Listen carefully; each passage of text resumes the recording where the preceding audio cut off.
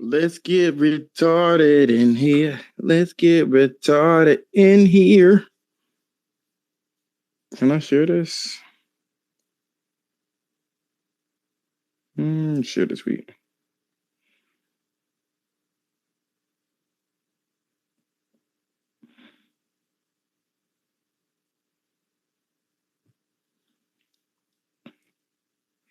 We are almost live. We're live now. We're almost ready.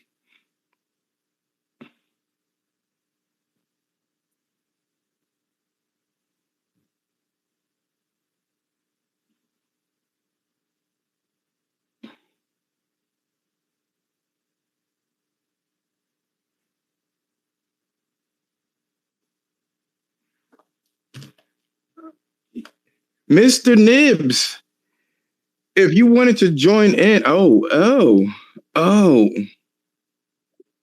You know, I was going to ask you, Mr. Nibs, what's going on, man?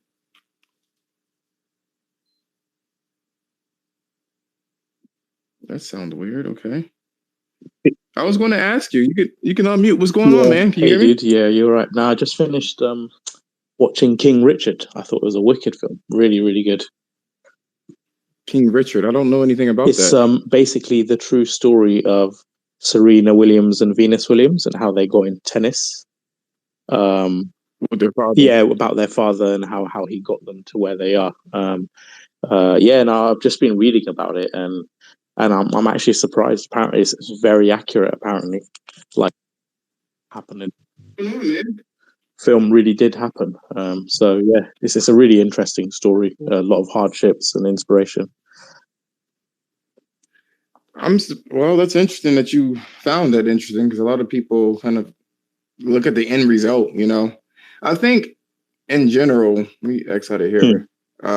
People undermine hard work. Yeah, they think that things are supposed to be just easy. Exactly. And that's the end. Well, I think this is why I found it so interesting because basically the film isn't necessarily because Richard Williams, his method of getting the girls to where they are, some might consider too harsh and too strict because he was so hard on them, and the film kind of it doesn't necessarily say his method is the good method. It just gives you the reality of the situation and you take from it what you do. And obviously in the end it was successful, but it wasn't exactly easy on the girls. But yeah, I just found it, it's a hard one because it's like if you come from, they come from what they refer to as the ghetto in Compton. For them, it's a completely different road to get to this level of success, bit like sort of Lewis Hamilton and Formula One or whatever. Like the shit they had to go through is just unreal, So yeah, really. The same thing could be said for like what do you call it? Martial artists and whatnot. Yeah, they go through hell and back too. But no one seems to say anything about them. You know what I mean? Like it's. Do you know what? Yeah. Do you know what? It's basically child abuse. Yeah, I mean, but if you want to call it that, I mean, I agree with you because martial artists, they, if anything, it's worse because they put their entire body through a level of abuse that maybe even a tennis player doesn't go through, right? Because it's physical contact. It's damaging to a different level. So yeah, 100%, I agree with that. I mean, there's a conversation at the moment about like UFC, for example, and how the payout is so shit for the amount of risk these people put themselves through, right? The amount of potential damage, potential permanent damage, and they don't get any sort of healthcare protection, insurance, nothing like that. And it's kind of crazy, really. A multi-billion-dollar organization, and unless you get to the top, you're kind of fucked.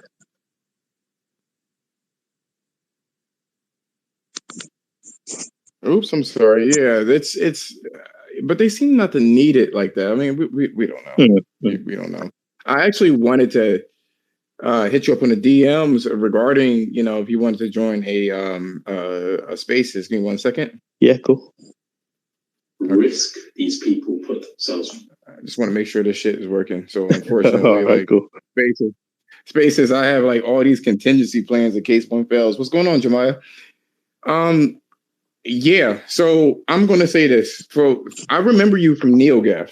Okay. And I Cool. remember you. You probably don't remember me because I barely Posted. I barely posted. After a Okay. while, I signed up for NeoGaf back in 2005, I believe. Okay. So I was there from the beginning, and I remember I used to be like you, would hit people up with the facts, and people didn't want to hear that shit. I remember saying about the 3DS. I said the 3D, it'd be lucky for the 3DS to get the PSP numbers because I already saw what was going on. They laughed me out of the fucking forum, basically. And look at it. You know what I mean? We were talking about how poorly the Vita did horrible. Can't sugarcoat it, but like for the PSP and the 3DS, we were like there. Well, at least for me, I was like they're in two different markets, and I already saw where the cell phones were going. What's going on, Devil Shooter? So I was like, it ain't going to happen. Even with the Switch, it wasn't that great. But I've seen you say, I can't remember off the top of my head, but I remember you getting a lot of flack for just pretty common sense takes. Yeah. Like very basic shit before it actually crumbled down to succumbed. It basically ate itself and then created a reset error. Then it ate itself. So yeah, I mean, I'll be honest. I don't post much on reset error anymore. I guess I just don't like the moderation style and the discussion style. I find it's very echo chambery. Like what moderation? Yeah, exactly. Yeah, because it honestly is. It is just strange, and I don't know. Yeah, it's like unless you kind of follow a certain type of with the gaming discourse, they don't really like too much challenge. And yeah, I don't know. Like the Nintendo guys like their Nintendo stuff, the Xbox guys, and what I kind of found after a while was like because I was not huge on the Xbox One generation, but I'm much more excited about the Xbox Series generation. But I remember like any negativity or anything you post in the sort of Xbox spaces, they like they would just complain and it would be like, oh, why are you adding negativity? And it's like, well, I can't have an opinion. I own an Xbox One. Do you know what I mean? Like they put themselves in a fucking, in a negative state. Yeah. They did it on their own. And it's like, I'm just calling out what they see. They're like, well, you got to be nice. You got to play nice. No, yeah, exactly. But I just remember like if I'd said, look, like what's going on with the development of this game or Halo Infinite or whatever, like I'm posting sort of reviews from the developers on Glassdoor and talking about the company, and they don't want to hear it. They're like, nah, it's just concern trolling. But it's like, but is it, or is it just the facts and information, the insight we're getting about the studio? But yeah, I guess there's kind of in echo chambers. It's very difficult to to get the It was rough with the PSP slash PS.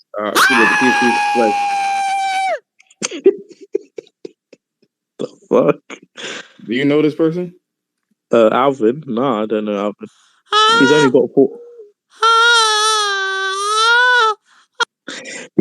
He's only got 4 followers, so I don't know. He's out.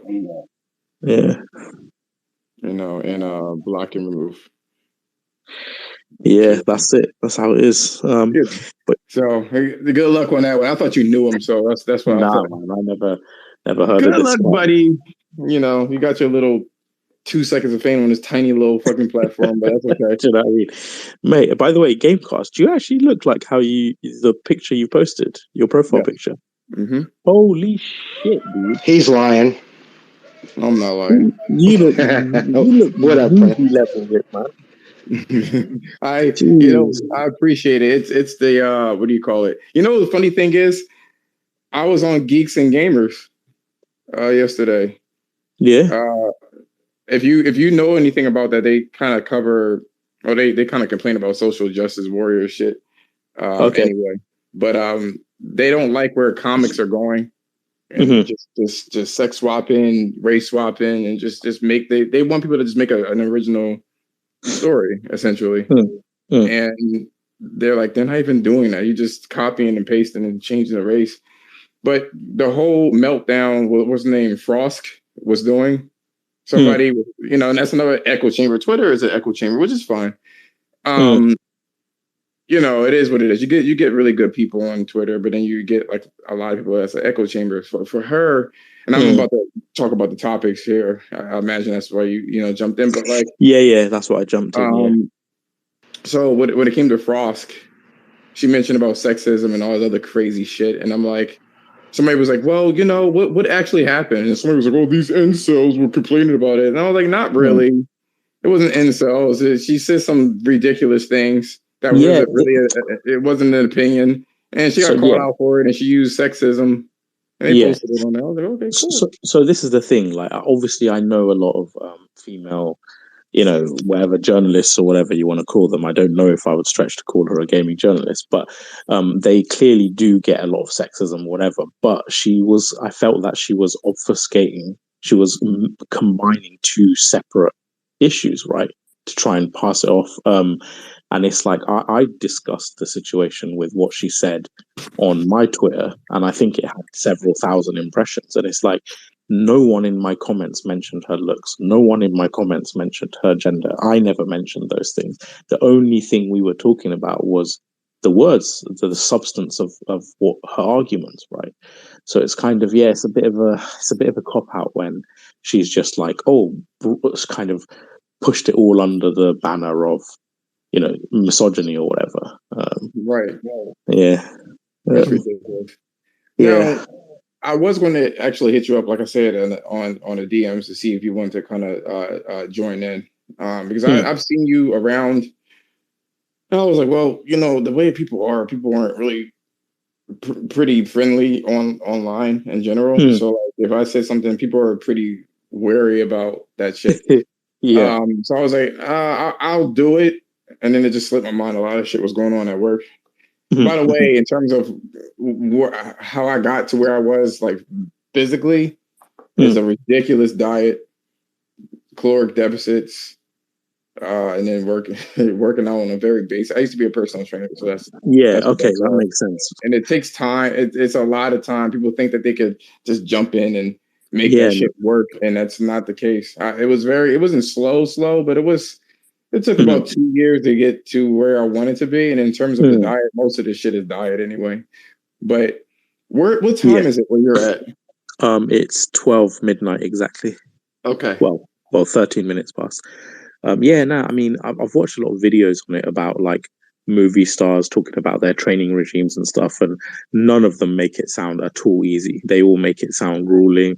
You need to have so much discipline, very controlled regiments and training and all this other stuff. So yeah, absolutely, I can imagine it's going to be very, very difficult. It's not difficult, but like, here's the thing. You ever talk to somebody that wants to make things sound more complicated than what it is because they just don't, it's either they don't want you to get there or they want to make it look like they don't want to invalidate their, you know, their path. So you know what I'm saying? So they'll say stuff like that. Okay. I'm going to tell you, it's the most ridiculous thing ever. I work on one muscle a day. Okay. So my gym workouts is 45 minutes, and that's including 15 minutes of cardio. I've done a lot of mistakes and found out this. So I work out biceps Monday, triceps Tuesday, Wednesday is shoulders, Thursday is legs, Friday is back, Saturday is just chest. It's just those things to keep me playing games. I don't like to be in the gym. I truthfully don't. And in terms of diet, you got to find a favorite food that fills you up, that doesn't have a lot of calories, and that you can continue to eat all the time. Okay, so on, like, from what I've watched, most people say like chicken or fish. So what would be? Like those. Oh, okay. So what do you eat then? Well, it's a combination of beef. Okay. Which is blasphemy. Beef and fruit. So I kid you not. Nice. 2 cups of chili, and I do intermittent fasting. 2 cups of chili, 2 cups of whatever fruit, and then I'll do 40 grams of protein. 2 shakes of 40 grams of protein. That's it for 5 days of the week. And then for the other 2. I can eat whatever I want. Now, I don't do 5 days of this diet because I can't sustain it. I have to cut the week in half so my mind can accept that. You know what I'm saying? So if I do 5 days straight, I'm not going to want to do it. But if I do like 2 days and then the diet, and then 2 days and then my cheat day, and 3 days and then the cheat day, it's not so bad. You know what I'm saying? Yeah. I like Makes it beef, more. but my Yeah, but calories, what I consume a day, including the protein shakes and everything, is literally like 1,600. okay. You So have, sixteen yeah, hundred is below way below below. the male average, right? For what you. So. For me personally, and and then on top of it, I'm working out. So like, but the actual food Mhm, consumption is literally it's literally it's 15, 1,600 calories a day. That's just what mhm, it is. I mhm, hate to say it like that, but the reason why it works is because fruits, one, your brain loves sugar. It always mhm, will. It will always love sugar. mhm, So the fruits are good because it doesn't give you that immediate sugar. mhm, It over time, and it tastes sweet. mhm, In terms of the beef, it takes a lot for your body to process. mhm. Let me ask you, what fruit do you actually have then? Same fruit that black people eat all the time. I'm playing. It's Watermelon, watermelon. I It guess. is Yeah, watermelon. It yeah, truthfully is. I've always liked that. But it's yeah. No, watermelon or honestly, pineapples or grapes or yeah. apples. I mean, to be fair, like watermelon, a lot of like gym videos and stuff I've watched, they say watermelon is like a superfood because it can sustain your like hunger, but it's Yep. very low in calories. It's. Yep. Um, yeah. So yeah, I can totally understand it. So that's what ended up happening. I tried to get my friend on board with it. He can't process chili like that. Mhm, But it's really literally like a chili diet. I'm lucky to not want to splurge on different foods. I don't really care too much for foods. I love mhm. food, but like I'm a very creature of habit type of person. But anyway, Gotcha. Yeah. I um, mean, I'm going to be honest with you. I couldn't do what you do because one of my businesses is a restaurant. So I oh kind of, shit. yeah, so I kind of need to be constantly eating, trying, making sure the quality is on par, making sure the different dishes and all of that stuff, the menu is on point. So yeah, it would be very difficult. You can. So one of the ways that you can do it, not my diet, the whole key is to make yourself more full than what you think. So Okay. drinking a lot of water before you eat or drinking a Okay. protein shake before you eat will it will make it'll make you feel full Hmm. when you're Hmm. really not full because your body will do everything in its power to make you eat. Gotcha. It's like a drug. So, so you're saying basically fill up on the low calorie so you don't have space for the high calorie stuff. Correct. And you get Yeah. Okay. the taste of it. You know what I'm saying? Yeah. Yeah. And Yeah. Gotcha. Gotcha. it tricked your brain because your brain is obviously intelligent. No, motherfucker, Jemiah, it's not a BBC interview. Get the fuck out of here. My nerves. If you want to join in here, you feel free. So we have 3 topics to talk about, right? And I don't want to waste your time and stuff like that. I know it's pretty late, and I Yeah. really did want to. I wanted to actually have a conversation with you, but with Neil Gaff or Reset Era, it was very difficult to have conversations with people and just out in the Yeah. public. Yeah. It Definitely. was just really ridiculous. I was like, I got banned. All right, I'll say this really quickly. I give me like 30 seconds. I got banned Hmm. on NeoGaf because Hmm. what's his name? Um PewDiePie said nigga. Hmm. And I'm like, they don't understand the concept of it in its entirety. And Hmm. America does. Yeah. You know what I'm saying? Because Yeah. it was built upon that type of slavery. And they were like, oh, what the hell? You don't know what it is. I was like, bro, Hmm. I'm black. Hmm. You can't just use that excuse. You can't like they were trying to Hmm. fight for me. I'm like, bro, don't fight for me. I don't really care what he says. Like this outrage is not going to do anything anyway. He has like 50 Yeah. million subscribers. So like Hmm. what's this Hmm. fighting? They move the hell on. Like that word gets used every time, every day, Hmm. and Hmm. used improperly. Yeah. Anyway, so anyway, Yeah, I mean those. Yeah, I mean those kind of discussions. Yeah, they don't work on forums like that with that no, format because I've been in spaces. I'll be honest. I just keep my mouth shut. I listen. But I've heard like some people in different parts of America say, others can use that word, especially Hispanics and stuff like that. That's kind of how they've been brought up, in the culture they've been brought up. Other people say nobody else should use it. And at the end of the day, there's all sorts of different viewpoints. And I always find it interesting hearing all the different perspectives, but you'll never get that on those kind of forums because, it's like, yeah, exactly. The echo chamber. It's like people want to look great. Yeah, under the best light, Yeah.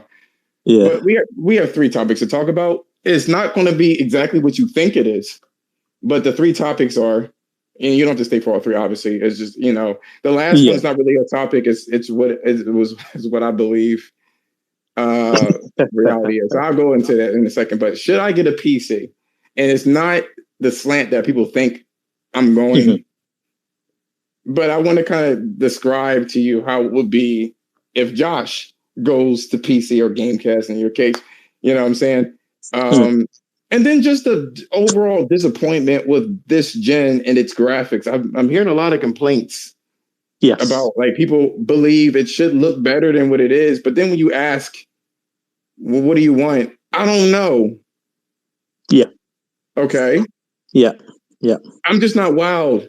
And I mean, we're getting to the point of diminishing returns, you know what I mean? Yes, and lastly, the last topic is are we in a simulation? And it's not any kind at first I used to do topics on like conspiracy theory stuff, and then that didn't really work out really well because people do not like to have that conversation. Then I used to talk about world news, and people still don't like to have that kind of conversation. So this is just what's on my mind. I'm just going to be basically ranting for like 10 minutes on that shit. And just little abnormalities. I can't say I'm going to stay here for that long, but certainly the first 2 topics.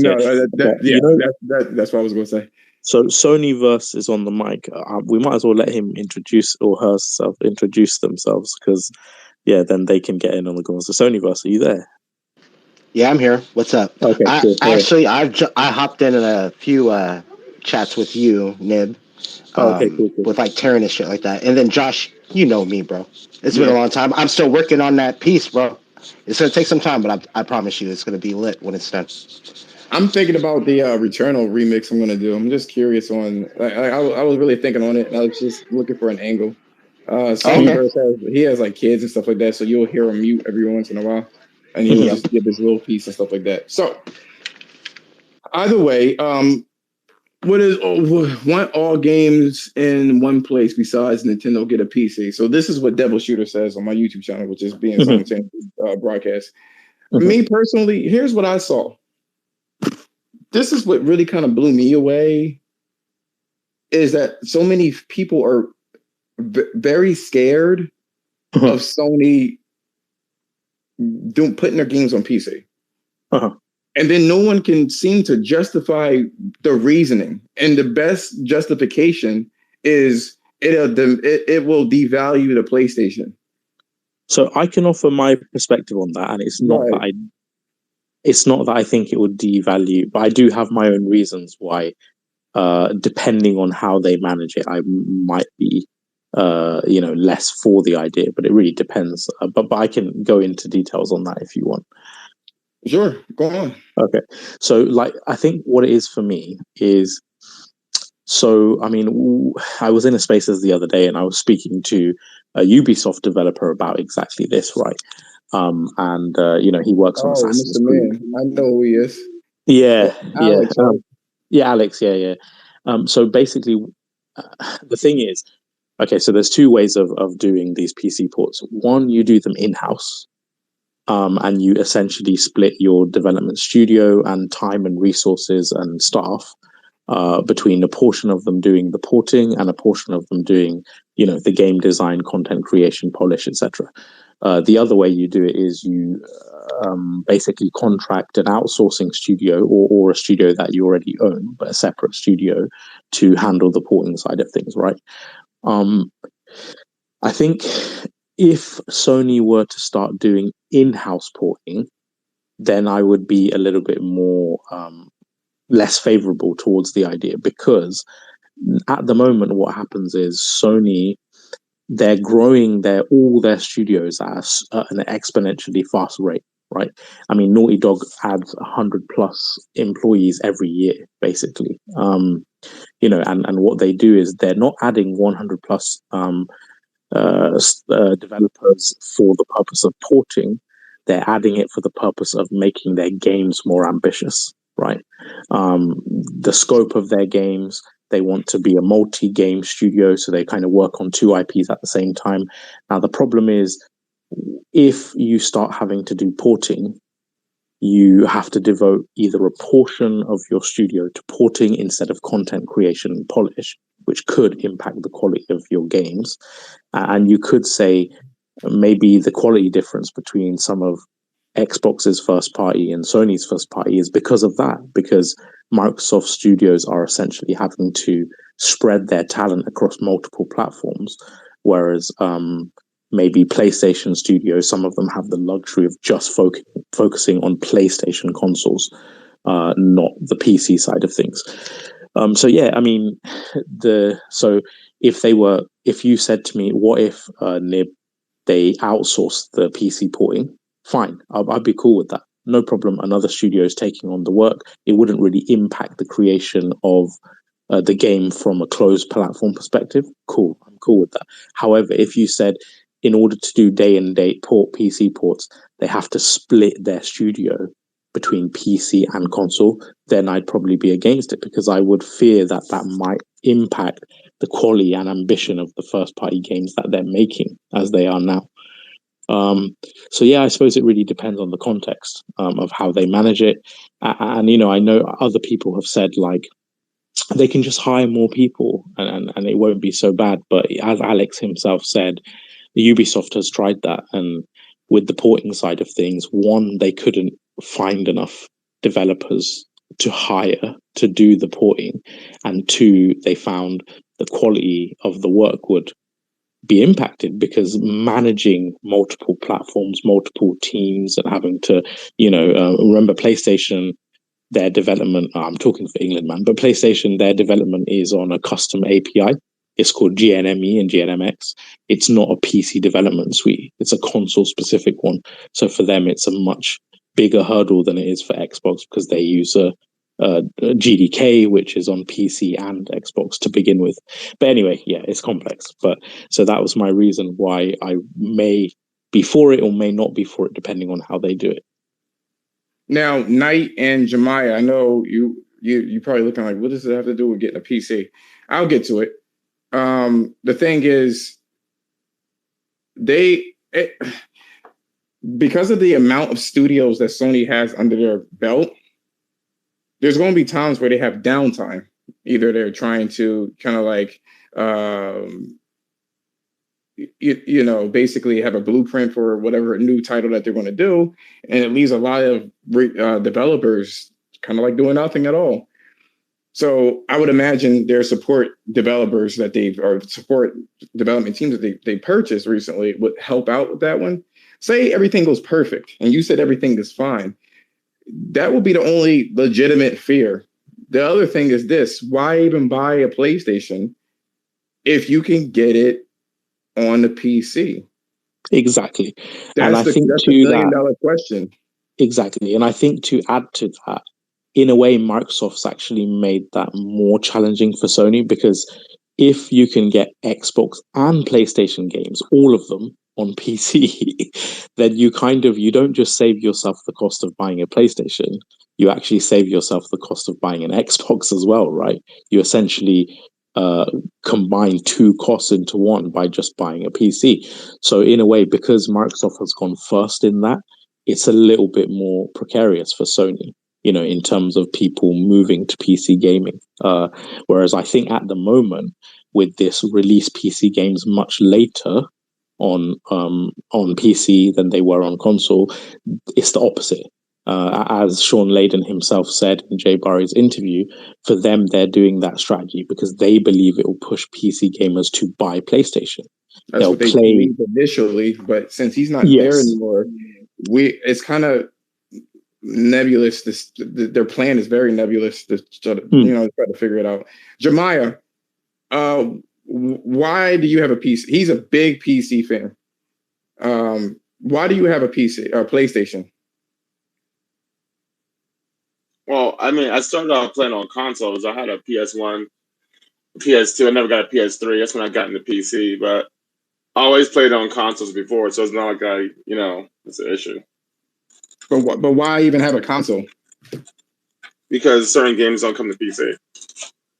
Now so if the games this is historically the games that are going to go on to the let's say it was day and date for PlayStation, then would you have a PlayStation? I would still have one. For me, like I said, like I always said, it depends on what type of game it is, if I'm gonna play it on PC or not.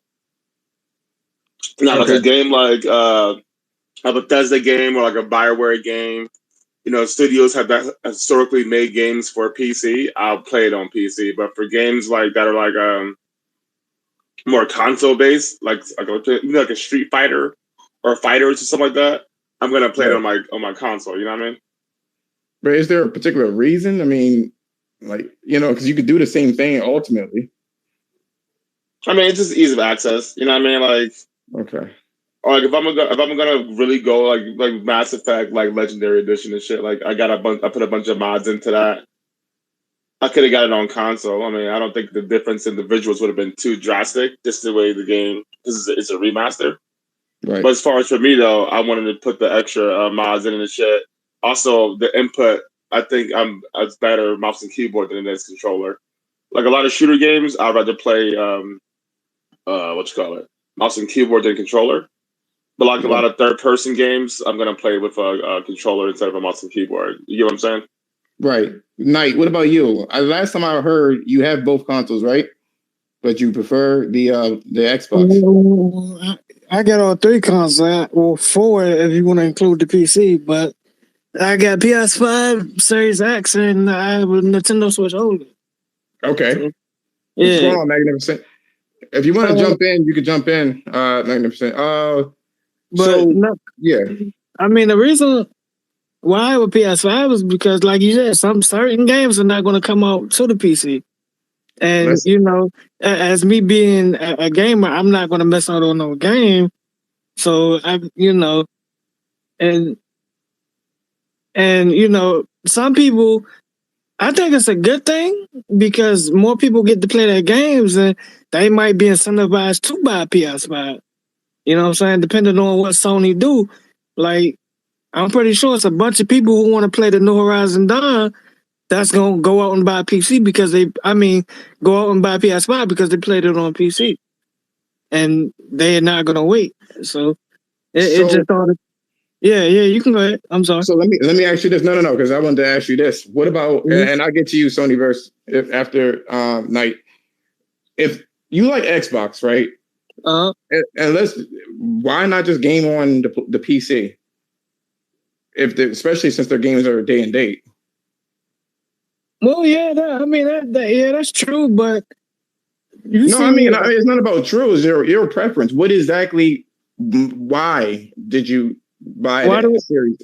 Why did you buy the Series X if you could do that? Well, yeah, that's because I have it in my bedroom, and I got my PC hooked up to my front room, living room TV, so I'm not gonna pick that motherfucker up to carry it in a room to play the game when I can just go back there and turn on the Xbox. You know what I mean? Okay. Nibs, what is your favorite? Oh shit! I'm sorry. Sonyverse, go on. No, I was just gonna say, like, between the two, like, and I have a PC, I have a PS5, and I also have a Switch as well. But when it comes to, like, I know DualSense works on PC, right? Mm-hmm. Are you getting the same type of haptics and everything on that particular? Like, I haven't connected my DualSense to my PC, so I'm just curious. Like, are you getting like the haptic feedback and all that good stuff that you get from the PlayStation? I mean on the PC?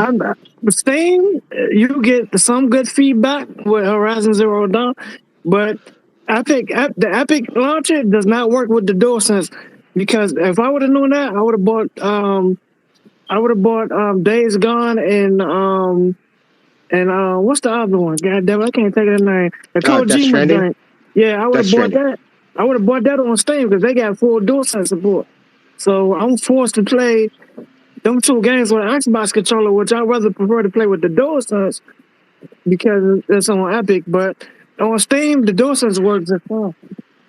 Okay. Yeah. So, like, when it comes, like, for me at least, right? Well, and then, again, I find myself playing more so on my PS5 than my my PC, which has Steam, Epic, and all that other stuff.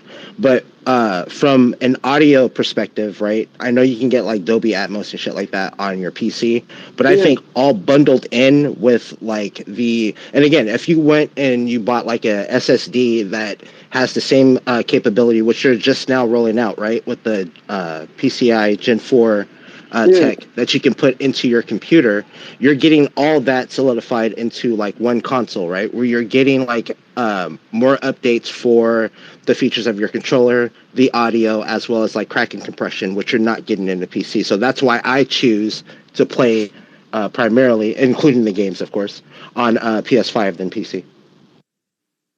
Yeah, but Xbox, I mean, PC got the direct storage though. They got that API, so I mean it. And plus that SSDs for the PC are eventually going to get faster than the PS5. They will eventually, but so this is basically why I came into the space. So I was actually talking with NX Gamer just yesterday, actually. Yeah. I was talking about his PC spec and discussing with him like what hardware does he find, what specification does he need to put his PC to in order to match the PS5 in certain games. And he gave me his specification that matched the PS5 in God of War and Death Stranding. And basically, I mean, I'll read the specs that he gave me. Actually, give me 1 second. Well, yeah, so you thinking about building a PC? Is that why you asking? No, so I used to be I've switched around a lot, man. I used to be a Nintendo primary gamer, then I used to be a PC primary gamer, and then I would say PlayStation for a long while. But I've always had every platform. I've always had every platform. But all I was going to say is I think the reason I moved away from PC gaming was one. Sorry. Yeah, that's all right. The kind of expensive upkeep of it, because you can have hardware that is much more powerful than the console, but you are paying a heavy premium for it, and it generally tails off much quicker. Like if you look at Halo Infinite and Forza Horizon 5. Well, if you think about it, the PC will never get fully utilized because for one, they have to optimize for different graphics cards. Yeah, you know what I mean? Course, like you know what I'm saying? Like I can have an RX Vega 56 and you got an RTX 3090. We're gonna get different experience. Yeah, and yours is better than mine. So exactly. You know, I mean, to that point, with the console, Forza Horizon 5 PC minimum specs, right?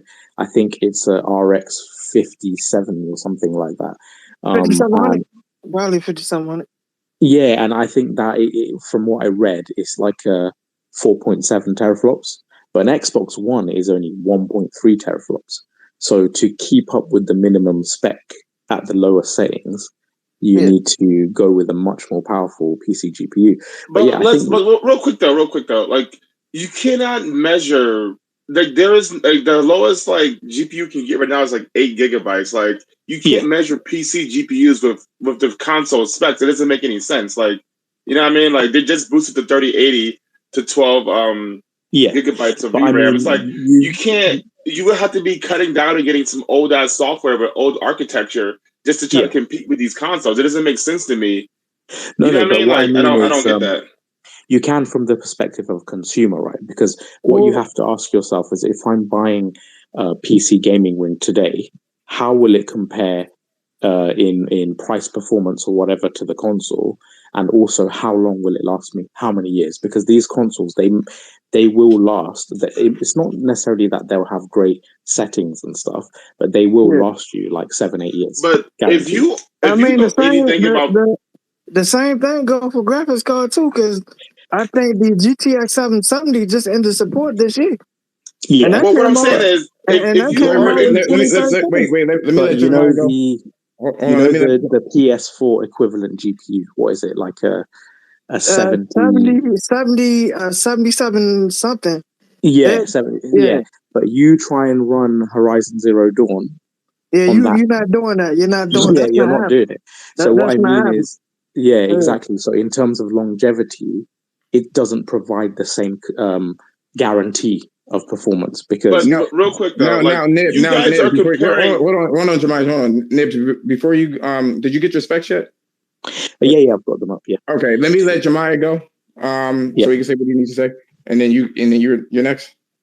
Mm-hmm. But what I'm saying is, people will be like a console equivalent GPU. You're comparing one GPU to an entire fucking console, like with RAM, CPU, everything in the console versus just a GPU by itself. That's not how computers work. You don't. No. I mean, the specs I've got have everything, so I'm going to give you the CPU as well as the RAM and everything.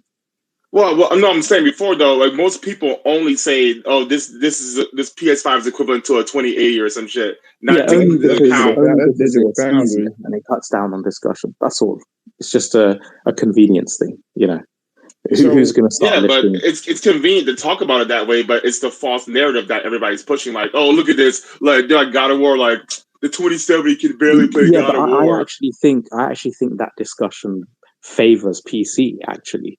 In a way, because basically when we say, like say God of War, right, you need DLSS 20 RTX 2070 OC to have equivalent performance to the PS5 version. But think about it though. But here's the thing, right? But that is a £650 GPU. But you're not giving the context that actually you need a really performant CPU as well. You need this much RAM as well. You need. That's what Jemai is saying. That's what Jemai is saying. It's like. But what I'm also saying is the consoles are also using checkerboard rendering. There isn't different things that the PC is not. That's not even capable of doing. So when you take the PC and you make it like some weird ass resolution, it's not gonna work well on those weird resolutions. Most PCs and games are being optimized for 4K, 1440p. They're not being optimized for 1800p. Yeah, but I'm saying both NX Gamer and the Digital Foundry, they said that in order to get the equivalent performance out of that GPU, they need to run DLSS in quality mode, right? So we're saying, you know, it's actually running at a low resolution, 15% lower resolution, but DLSS is better than checkerboard rendering. So actually the end result is slightly sharper. So what I'm saying is why go out your way and use old GPUs to try to convolute? Say 3080 is the standard, right? 3080 is the base for GPUs right now. Yeah.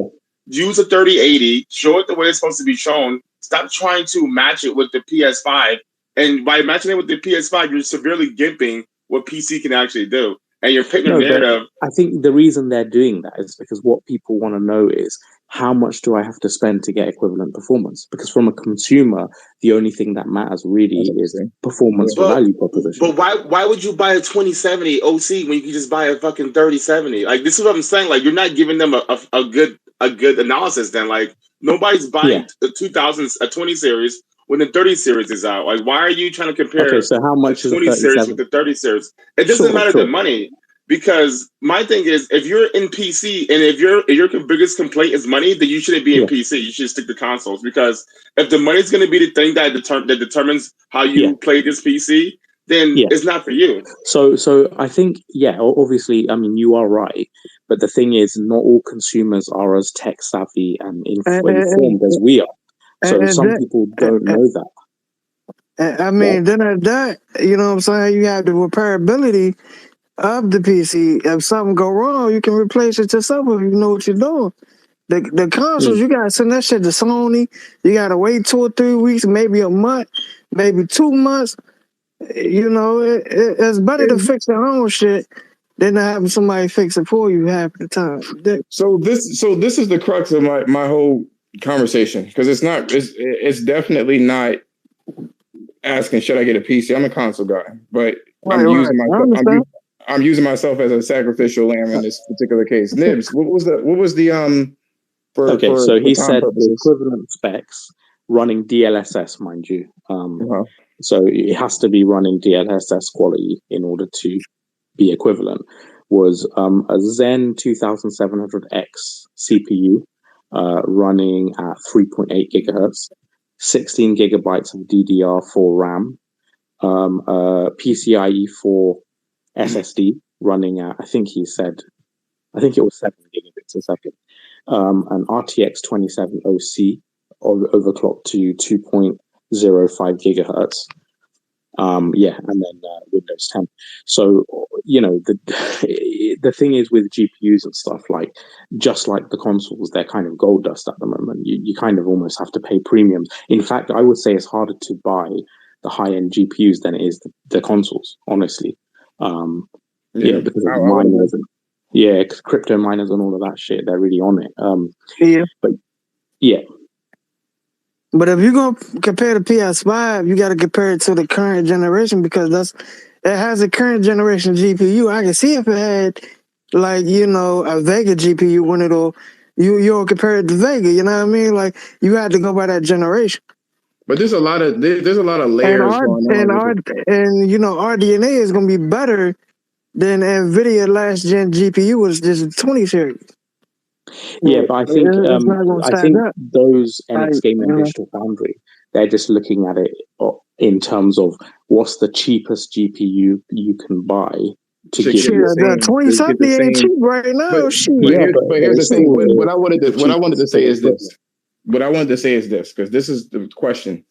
I've spoken to other than Jemiah, some of my other friends that have PCs and are fans. I didn't ask you, Black, how you feel, and I'll kind of wrap up this particular conversation.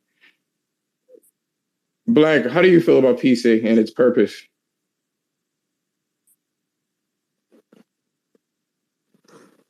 Is he here? Hello?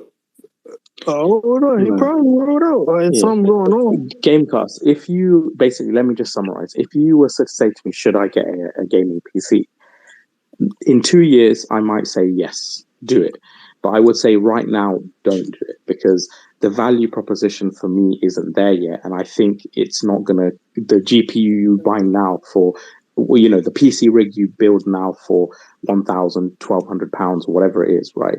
Is not going to keep up with these consoles because they're brand new. That's all it is, because they're brand new. I'm going to write down what you just said. Get it in 2 years. If I can find a fucking pen, because it's going to come into the second topic. Yeah, but let me just preface by saying one more thing, right? And you just have to look at the economics of it. These consoles, they were sold to begin with at loss, and now they're being sold basically cost price, right? Whereas every single component you buy on PC is being sold with a markup, right? Because these companies, everyone is in the business of making money, right? The difference is consoles, when they launch a new console, it's a loss leader. They want higher adoption, so they essentially take less margin on the console. So when you buy a console today, like in a Series X or a PS5, you're getting something that very few consumers in any industry can ever get, which is you're essentially buying something at cost price, which is an extreme rarity in any industry. You're not going to be buying mobile phones at cost price. You're not going to be buying clothes at cost price. You're not going to be buying TVs at cost price. So we are privileged in a sense to be able. So I would say while these consoles, the value proposition is so good because you are paying cost price, you're paying the manufacturing mass produced cost. I would say the consoles make more sense at this present time. But in 2 years, when their technology is aged slightly and there's GPU hardware that supersedes it, then the conversation will be different. What do you mean? The 3080 already supersedes the console's GPU quality. First of all, at what price premium though? But this is my thing. We have to take costs out of it. Like this is a luxury hobby. So I don't want to hear cost out of it, because that's a very privileged take. Because when people buy when people buy $12,000 model train cars, you think they care about price? No, only in gaming. No. My thing is, this is a crutch to make consoles look better all the time. No. It's people bring up costs.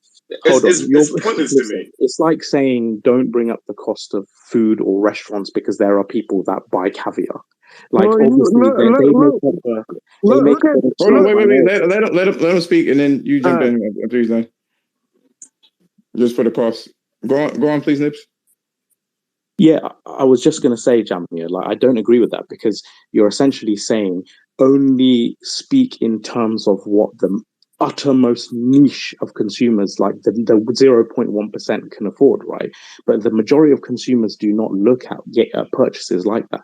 They're looking at value proposition, they're looking at bang for buck, they're looking at how much performance can I get for what I'm buying, right? They're factory, and this is why Digital Foundry and NX Gamer, they present the videos in that way because they know that's how the average consumer is deciding these things. If you look at the Steam hardware statistics, it's a tiny percentage of PC gamers that actually have the kind of GPUs that you're referring to. So the I don't Steam think survey itself is flawed in so many ways, okay. But yeah. But the point is, you're trying to narrow down the conversation to the most extreme, wealthiest. No, I'm not trying to narrow the conversation down. I'm trying to expand the conversation because like I said, if cost is your deterrence, then never get a PC ever. Don't even think about it. This makes no sense to me because you're basically saying if you don't want to pay a lot of money, then don't worry about getting the best quality. All right, Jemai, Knight, go on. What are you gonna say? Nah, I say look at it. Look at the market. You think the next PS5 or the Pro or whatever they gonna call it, and the PSX is not gonna cost more than the PS5 because they see people buying their consoles for $1,000, $1,300 from scalpers. You think they not gonna try to? That's a good. You think they not gonna try to bend you over and dick in your ass? They're not because the general consumer is not gonna. The general consumer is never gonna pay that price. There is. Hardcore, so now let me say everybody this. understands that. Let me mass consumers and early adopters are two different things. Let me say this. Okay, this is why the subject came about. I spoke to a couple of friends beyond Magnificent Black. I'm not sure what's going on with your mic and Jemiah. They are kind of in the middle. They're in the middle ground. But I spoke to a couple of people that were basically, the casuals that wanted something a little better and that have defected from console gaming or just altogether. They left. And a general consensus as to why they left, because now I'm going to flip the argument. Not why should you buy a console? Why should you buy a PC? And they told me a couple of different things. One, performance was always tip top. They always cared about the performance, not necessarily how the game looked, but frame rates is what they really cared about. They didn't want to play Apex or any of those particular games when the frames are dropping or stuck at 30 frames a second or anything of that nature. Or sometimes they didn't want the resolution to drop too low either. But it wasn't about throwing a ton of effects on the screen at once. They really cared about the performance. The second thing that they did like was the granular control that they had over the effects in the event that possibly they could have that kind of control and lower some things to get that game to get the best performance. So what do you guys think about it? Since Nibs is a first guest here, what do you think about that? Yeah, I mean, I 1000% agree with that. So what I was going to say is what PC offers you. I don't think it necessarily offers you the consistency of performance because unfortunately, bad PC ports are But it gives you the granular control. Yes. So what I was going to say is what it does give you is freedom of options, one. And also scalability 2, and 3, it gives you the ability to do like mods and things like that in games where you might not be able to on consoles. So let's kind of like broaden it. It's kind of like a, almost like an Android iOS type thing where on the PC side, you just have much more flexibility in the settings, in the unit, like you said, granular nature, because if you want 120 frames per second, you can get that. You can drop as many settings as you need to get your 120 frames. Whereas on the console side, because it's a closed platform, they're going to generally, on the whole, work to a closed set of, specifications or running frames or whatever. Like you might have a 60 frames option, you might have a 30 frames. Some games have a 120 frame option, but generally, most games, console games that have a 120 FPS, as in new games, they don't hold the 120 FPS very well. Whereas on PC, you could drop enough settings to where you could get to your locked 120. Now, Sonyverse, what were you going to say about that? Give your hand up.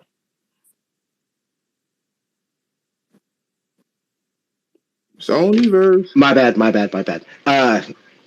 Never mind. You guys are hitting on what I was going to say. Like just the options on PC, right? Ultra wide to like, even up to what is it now on monitors? Like 360, I think it is, and what have you. So there's just a lot of variables that you could do. So I want to say this too. You know what I noticed too? And I want to let people know. People know me. If anybody knows me, they know I like the PlayStation. And it's in the way that it works. But by the way, Blessed, you jumped in. I'm sure you have something to say. Yeah, I haven't been here for long. I've just been listening for like the last 5 minutes or so. But I mean, yeah. In terms of PC gaming right now, literally, like everything is in a good spot except for the GPUs. The GPUs are worse to find than any console. Easily. Especially for MSRP, they're way worse to find than any console. And they've been like that since they like the 30 series came out. So like, yeah, that's a big problem. Like me, I got fucking lucky. Like I followed the drops when they were still doing. I followed a Discord that called Now in Stock, and I got lucky. Like they posted, and then like within a minute, I got a 3080. Yeah, Blessed. But that was because I was fucking following that shit. I was going to say one thing to add to your point. I have my brother-in-law the other day, right? He says to me, Nibs, like, that's my nickname in the family. They said, Nibs, do you think I should build a PC gaming ring? I'm like, PC gaming ring? You don't even game. Like, he doesn't even game at all. He goes, no, and I've heard that you can make between 20 and 40 pounds per day doing crypto mining. So he has no interest in gaming. And now he's talking to me about building a gaming rig just because of crypto mining. And it's like, that's the problem, is there's now an entire, I mean, it's not a problem, but there's essentially an entire different demographic consumer now who are also after GPUs, but not for gaming purposes, but for other purposes. At that point, it's not even a gaming PC. That PC is a mining PC. It's just, it has gaming, like you can game on it, but I mean, it's a mining PC at that point. You can do anything pretty much. The PC is whatever you want it to be. So, but yeah, I mean, yeah. But I say the PC for me is because I can get games cheaper than what I normally do. Not saying that money is an issue, but you save money in the long run because you don't have to pay for online, and you can go to places to get your games cheap. I got I got Far Cry 6 day one for like $40 versus some people playing $70 for it. Or so Night, I get what you're saying, but then for example, I bought Deathloop on PS5 for £39 and I sold it for £50 after I'd already beaten it. So even though console games are more expensive, if you're frugal and strategic with how you buy and sell games and stuff, it's actually not costly. But I don't like paying for online either half the time, because I don't understand why you got to pay to use your own damn internet. I hate that shit, but that's just me.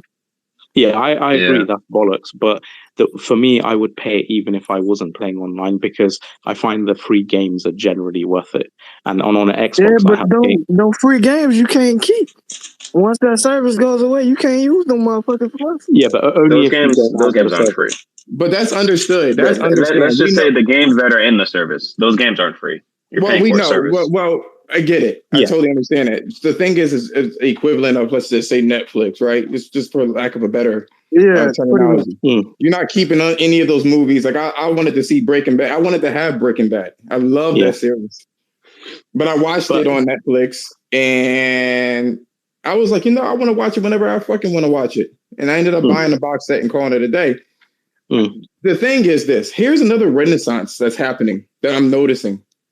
People are actually, how people say that building a computer is a pain in the ass, and you may need somebody for the casual people. You may need somebody to actually build it for you. Hold on. You may need somebody to build it for you, right? Laptops, gaming laptops. Becoming more popular, are really kind of the bridge gap between consoles and high-end PCs. You can get a decent amount of performance and then have the ease of the control and granular control for the effects. So if it's getting too much, you know what I'm saying? You can turn down shadows or anisotrophic filtering or bring down the transparency of grass or whatever the foliage.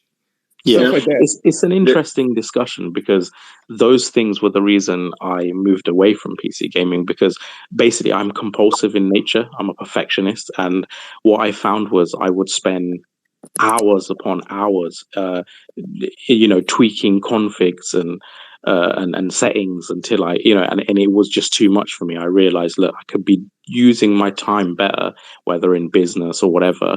And I should just be spending my time playing the games, not kind of tweaking. But obviously, for some people, that is the fun. Like, people enjoy doing that. Yeah, you didn't find any fun in it? Why did you continually do it? I mean, if you didn't find fun in it, just pick a preset, high or medium, and just but then I felt in the back of my head, I'm not maximizing my visual fidelity or my performance. I figured. I could do better. I could find a better balance between. You had a sickness in the back of your head. You're like, damn it. Yeah, exactly. But you didn't enjoy it though. That I enjoy it. So it's like, it doesn't matter to me. So it's like, damn. Yeah, definitely. I can understand that. That kind of sucks. No, here's the thing. Even though he said what he said, right? I'm hearing that too. There's a lot of, and Jemiah can speak for this, there's a lot of people that's like jumping into PC gaming. And then they realize the dark side of PC gaming. And even though you can kind of config and do all this other stuff, there is a lot of shit going on.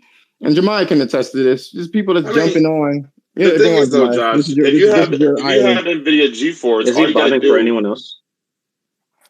Say again? My internet's trash. So it must be me. If you have an NVIDIA card, all you got to do is go to your GeForce Experience and click on Optimize, and it does it by itself. You know what I mean? Like, it scans your whole computer, it knows your whole rig, and then it adjusts it based on that. So you don't really even have to be in the settings doing crazy shit. I mean, if you don't want to. No, but that's the thing. There's a culture behind PC. There's a culture behind handhelds, and there's a culture behind consoles. I don't think that culture behind PC still exists. That's what I'm trying to say. Like the most of the people who are like old school PC gamers, we don't even have to do half the shit we had to do back in the day. You know what I mean? Everything is basically pointing. Jemiah is funny because I used to install cable. And I used to always want to buy a router with my modem. And I'm thinking to myself, like, let me see if I can DMS, whatever the case is, right? I go in there and there's a fucking pretty ass interface. And I'm like, where's the technical shit? It was just like you turn this on and off. And it was foreign to me because I had to get all the way into the router to make these particular changes. I would assume that's how it is when you game with PC. There's a customer facing side of the technical stuff that makes it, I'm sure you got some tinkerers and shit like that, but the dark side of PC gaming is not that. Yeah, like when you have Steam basically does everything for you. You don't have to do anything. You know what I mean? Like, I would say the dark side of PC gaming is that even if you have like a relatively decent rig, you can still have shitty PC ports. And like, I remember in the, Gamecast, in the Reset era Halo Infinite PC OT, I remember basically for the last few weeks, it's just been PC gamers complaining that shit doesn't work properly. And I've been playing on Series X without a hitch, Final Fantasy VII again. But Halo? That's not a dark side of PC though. That's a dark side of shitty ass devs. Like, but as a PC gamer, you still have to deal with issues. No, time out. When it comes to PC, it's always the PC's problem. When it came to Cyberpunk on consoles, everybody blamed CDPR. Nobody blamed the consoles. So I don't like. Oh yeah, that is true. That is true. That is true. Wait, hold on. Yeah, so what I would say you're mentioning. Wait, hold on, Nips, and I'll let you go. You're mentioning something that is typically rare on consoles. Exactly, it's outlier. I mean, to be fair, All right. Let me just throw on some points here. To be fair, people have different demands and different expectations when it comes to PC ports. People will call a PC port if it has like loading texture cache stuttering, or like stuttering when entering a new location, basically. Like, people call a port trash or bad off of different things, not necessarily everything. Like, obviously there's like some ports that are indisputably trash, like Batman Arkham Knight. That part, when it came out, it was indisputably bad on across all PCs in terms of performance. But I think Final Fantasy VII Remake is supposed to be really bad. Final Fantasy VII, it has like some stuttering. It has some stuttering. Hold on. Wait, hold on. Hold on. Let me talk. The Final Fantasy VII Remake port, it has some stuttering for sure. But if you switch it to DX11, what you can do, it completely lessens the stutter, because it's basically like it's what do you call it? It's DX12 / Unreal Engine 4 loading stutter, like texture stutter. What basically, like when you go through a sequence the first time, that's when it's most likely to stutter, and then when you go through it again, say if like you reload the save or something, it doesn't have that stutter anymore. But like with DX11, it actually gets rid of that. Mostly gets rid of that. That's like the performance problem, basically, for Final Fantasy VII Remake. But in terms of like settings, it has like maybe 3 settings that you can tweak as well. But people will call that trash because, there's something I have to physically do in order to like fix a stuttering problem. But like, I think it's more the case that basically there's like an inescapable stutter, and I know you said there's ways you can reduce it, but it's still there. And on top of that, the hardware demand for the performance is so high compared to equivalent console hardware. Now, let me say this too. I mean, not really. The stutter is just in there. The stutter is just Final Fantasy VII stutter problem, though. Like. Yeah, like I literally watched multiple videos on it. Like, I understand. Like, there is the DX12 part. It has stutter, but if you switch it to DX11, it's reduced significantly. And it's not like stutter. Some people may not even notice the stutter though.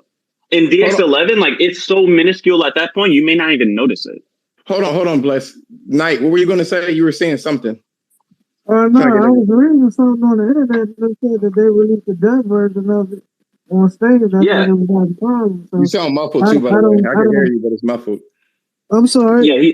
I was reading something on the internet that said that Square released a dev version on Steam. So I think that's where a lot of issues came from, because it wasn't the final version of it. And that's what I mean about the dark side of PC gaming. Most people think that it's just you could just tweak something and keep it moving, or you have the freedom of it. But then you get like these situations, whether it's it doesn't matter the severity, is why isn't it working properly, or why isn't it like curated? Alex Battaglia from Digital Foundry. He literally tweeted. He was like, "I'm running a 3090, right, 1080p." And I can't get fixed 60 frames per second on Final Fantasy VII Remake. Yeah, he was doing extra. He was doing the most. Yeah, but my thing is, because of the DX12 stutter. What does that have to do with the hardware? That's my issue, though. PC is just no. Real quick, though. PC is just hardware. It's always I have a $50,000 card. I can't get 1080p to 60. That has shit to do with your card, bro. That's so disingenuous and such a shitty ass way to explain something to your audience as a fucking so-called analysis and shit. Come on, bro. He knows it's not that fucking. No, he didn't say. But he didn't say it. No, but the way you explain things and the way you show things influences the way your audience receives that information. And doing shit like that is fucking stupid. Because then you have people running around. It's not stupid, bro. My God, it's not stupid at all. You have people running around on Twitter saying that Final Fantasy VII can't run at 1080p 60 on a 3090. How is that? Jemiah, that's not true though. Jemiah, you're conflating Alex Battaglia. That is Jemiah, undisputable fact for him. Hold on. Jamal, you're conflating the dumbass trolls that will try to use any ammo that they can find regardless, even if a casual person can see that. Hold on. You're using the dumbass trolls that will try to find any ammo they can find regardless and put it on Twitter. He made it clear that it's a problem with the engine. Like that Digital Foundry team, they have made it clear. They give the information to the devs themselves before even publishing the video. They have literally helped PC ports get better. Like, I don't know what you're talking about. He made a showcase of the 3090. They've literally helped. Listen. They have literally have been the reason that issues have been looked at by the devs, and they've highlighted issues about PC ports and have gotten updates based upon what they have released. You don't think that there's not millions of people also putting those bugs and those requests into the devs? Like, they're not special. First of all, they're not special. They have Second of all, look at this. Look at this. One at a time. Look at this, Jemiah. Who do you think they has more exposure? Me with a tweet, or Digital Foundry who reaches millions of people? What? Hold on. I don't know what he just said, but hold on, Jemiah. They have all right. Let's take an example. For example, Resident Evil Village. Capcom, they knew that game had DRM problems. They had anti-tamper DRM conflicting with whatever other software that they had. They knew that they had problems, but they didn't address it. They everyone felt those problems. It wasn't it wasn't literally just my PC or this PC. Literally, it happened every single time.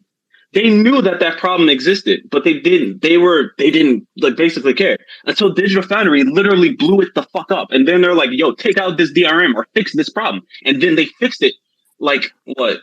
A month later, they were like, "Yo, this is unacceptable." They showed that it's literally time out. You're trying to tell me before Digital Foundry problems never got fixed?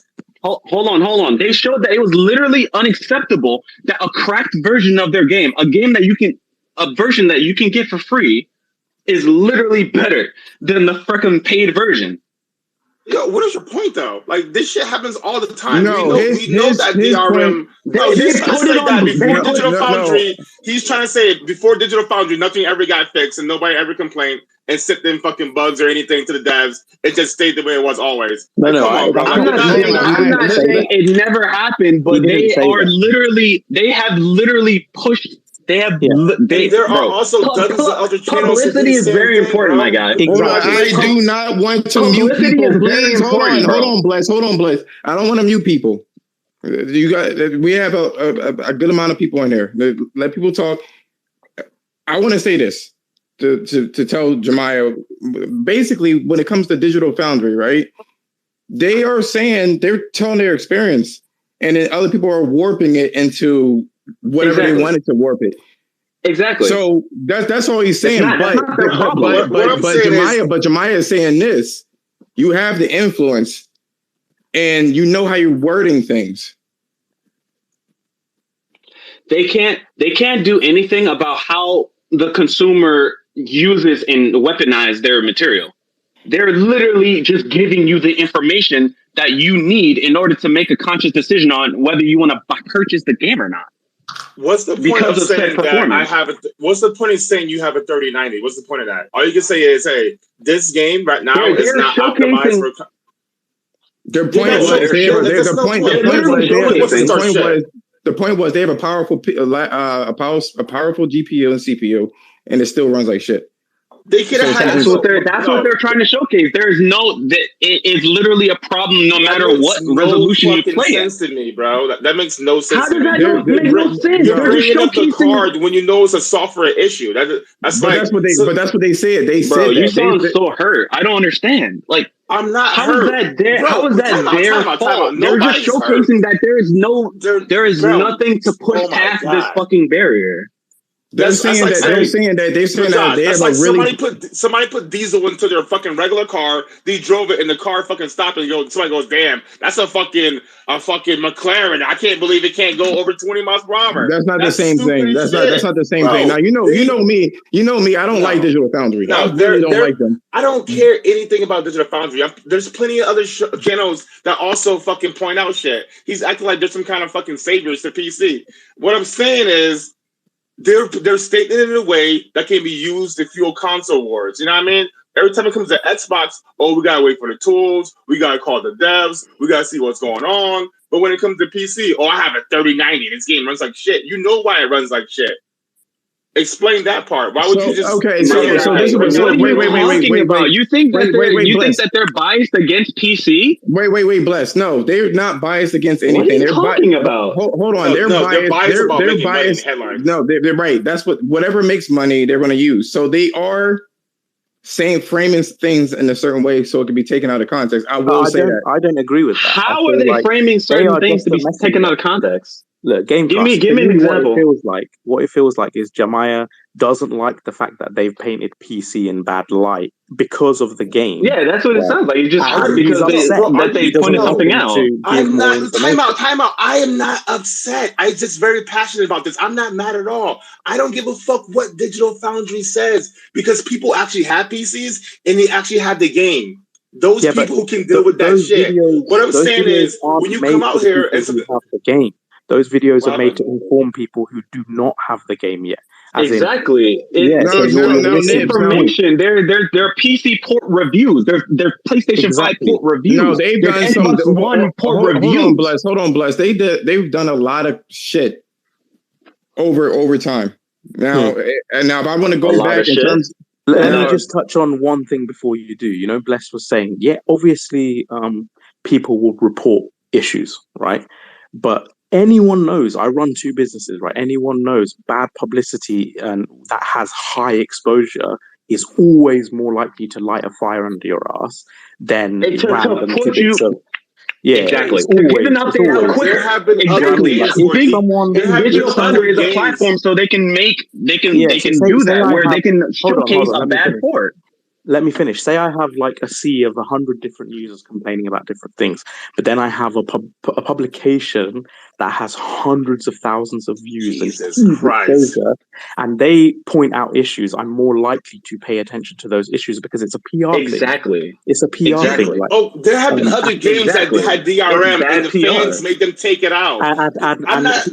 Hold on. What Bless is saying is not a matter of opinion; it's a matter of fact because there's been so many instances where the game, like Dirt 5, for example, right? It had an issue. There was a problem with Dirt 5. Yeah, and they immediately corrected it based on Digital Foundry's video. Right? You know that for a fact, though. You know that for a fact that Digital Foundry made a video. The devs saw that. They talked my guy. The devs didn't know these problems. You're telling me that the devs come on, bro. Like, they literally said that they were. They literally talked to the developer. Okay, mother. Bro, they literally talked to the developer all the time. Look, games come out with bugs all the time. They talk to the developer and they showcase bugs. So okay, I seen the same bug. I don't have the number to call fucking whatever games make that whatever studios make the game. What I'm saying is though, it still happens without them. Before them it happened, and after them it still happened. You guys are acting like these dudes are like the fucking end all be all when it comes to fucking analysis on games. You are though. You're like Digital Foundry said this. Digital Foundry said that. Yeah, come on, bro. Oh my god, this fucking guy, dude. Me and you and Digital Foundry. You're a fucking guy. Like, what are you talking about? You guys wait. Hold on. Wait. I'm sorry. I'm sorry. Hold on. Digital Foundry is a business, and what they are going to do is chase clicks for their advertisements. Now, they could have said that Final Fantasy is not optimized well. They could have led with that. It is on our most, well, they could on our most powerful they hardware. Should give specifics. No, I'm not saying not to give specifics. I'm talking about what you lead with. They could have said that this game has a lot of issues on our most powerful GPUs and CPUs. And they did say that. No, they said no. What Alex did, and even though that's his personal Twitter. He said that he said that I have X, Y, and Z. He led with what he had and said that the game is not doing X, Y, and Z. Yeah, even with the 3090, like this does not work correctly. But there's a way. There's a way to garner. There's a way of garner clicks. This is his tweet. Let me read it. Right. I think it's just because he was frustrated. I never really. Yeah, he was definitely frustrated about I never really do this since I usually cover this in video. But Ollie Mac is going to be on when I am away this holiday. But this is just one brief moment in the first 5 minutes of the game, spinning the camera, causing sustained drops and huge stutter. RTS does not see it. And then he carried on. He said, by the way, RTS does not seem to pick up the frame rate issues really in FFR as it seems. It is telling you that the game is running at 60 when it sure as hell is not. Present.mon is not reflecting what is on screen. I saw this before in the medium launch and No Man's Sky OGL. I don't see anything tremendously offensive in that. It's just him relaying information because he said he's going to be away on holiday. And I can't say that was Digital Foundry. That was a person from Digital Foundry on their own personal thing. Yeah. But Digital Foundry, Digital Foundry got a lot of stuff wrong. And what Jemiah is saying, stop taking these people as the be all end all. It seems like it's two different topics. Yeah, a lot of stuff wrong. Yes. In terms of what? There was a lot of there's some things that they get wrong, and it was a lot of them. That's why they make somebody got mad at us because it was one frame. We were one frame off and stuff like that. Or whatever the case is. NX I'm not sure what you're talking about, though. Here's the thing. You could say that you don't know what I'm talking about, but if you're in a gaming space and you know Digital Foundry, then you know the controversy, and I don't need to explain it. You already know what it is. That's being disingenuous. Hold on. Knowing what they do. All right. The only thing that I've ever heard is like the pixel counts are like slightly off, but you have to keep in mind they don't pixel count in the same exact area. And on top of that, like using like NX Gamer for example, I get like a slightly different pixel count. They pixel count in different areas. You already know if you follow them. Do you know what they are about? They sat there and went into a fucking photo mode and tried to extrapolate what kind of processing power when both of those systems don't operate the same way. It was a dumb. It was a dumb analysis in general to go to photo mode and try to find something. Hold on. I'll let you speak.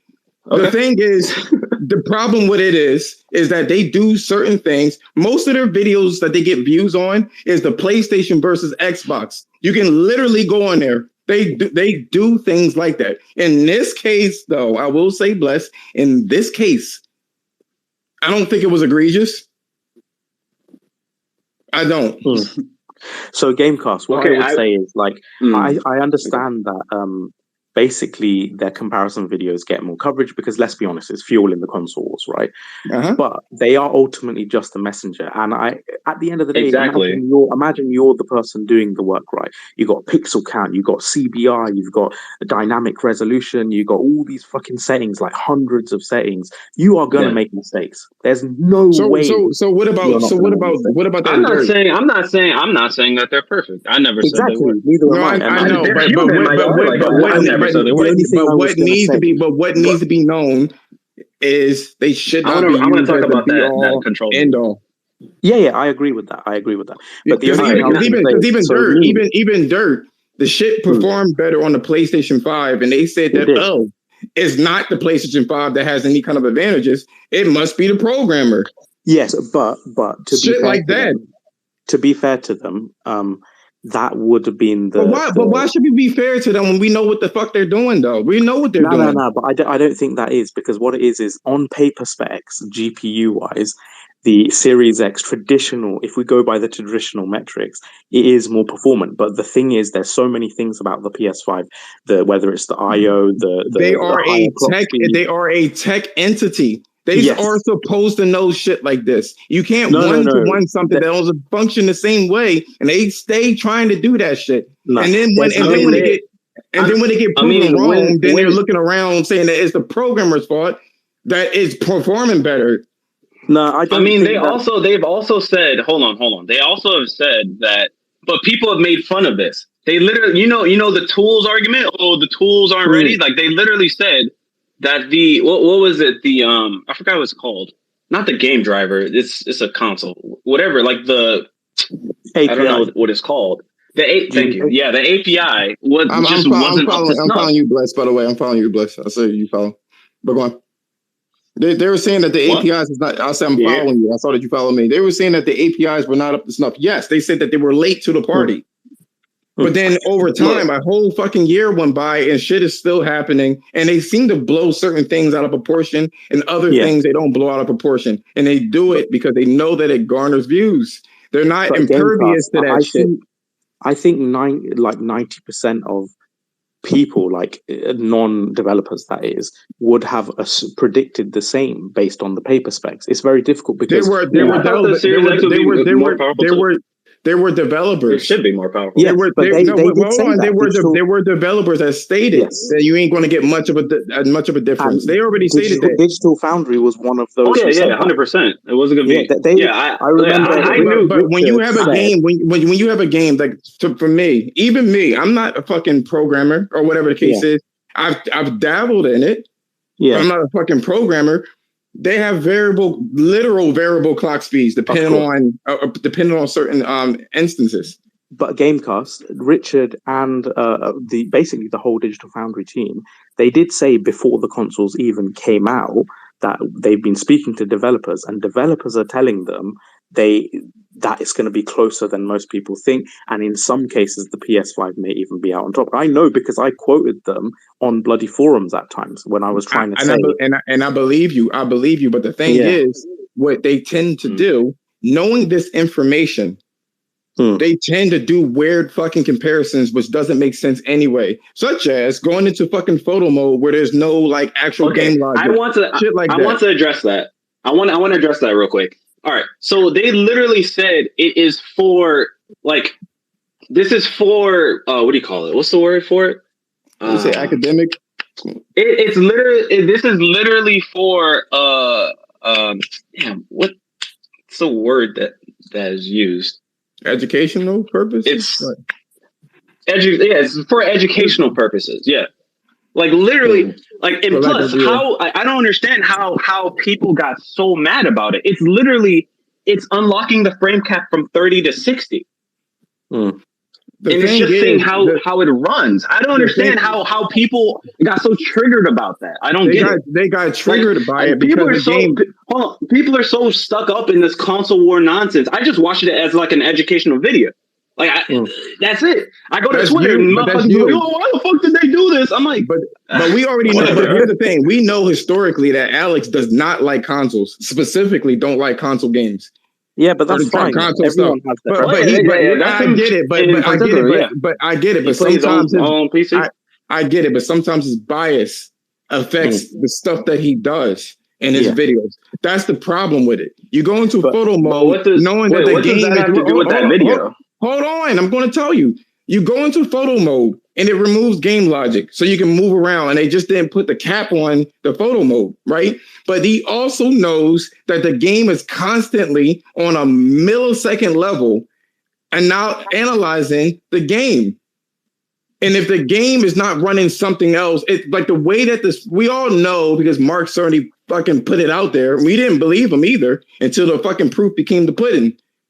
We already know about that. Now we're starting to see, okay, something's going on. Maybe he was correct about certain things, but the game is not going to put forth a lot of energy on something that is hampered in terms of the engine. It wasn't running anything really, so it didn't need to go full throttle on the shit.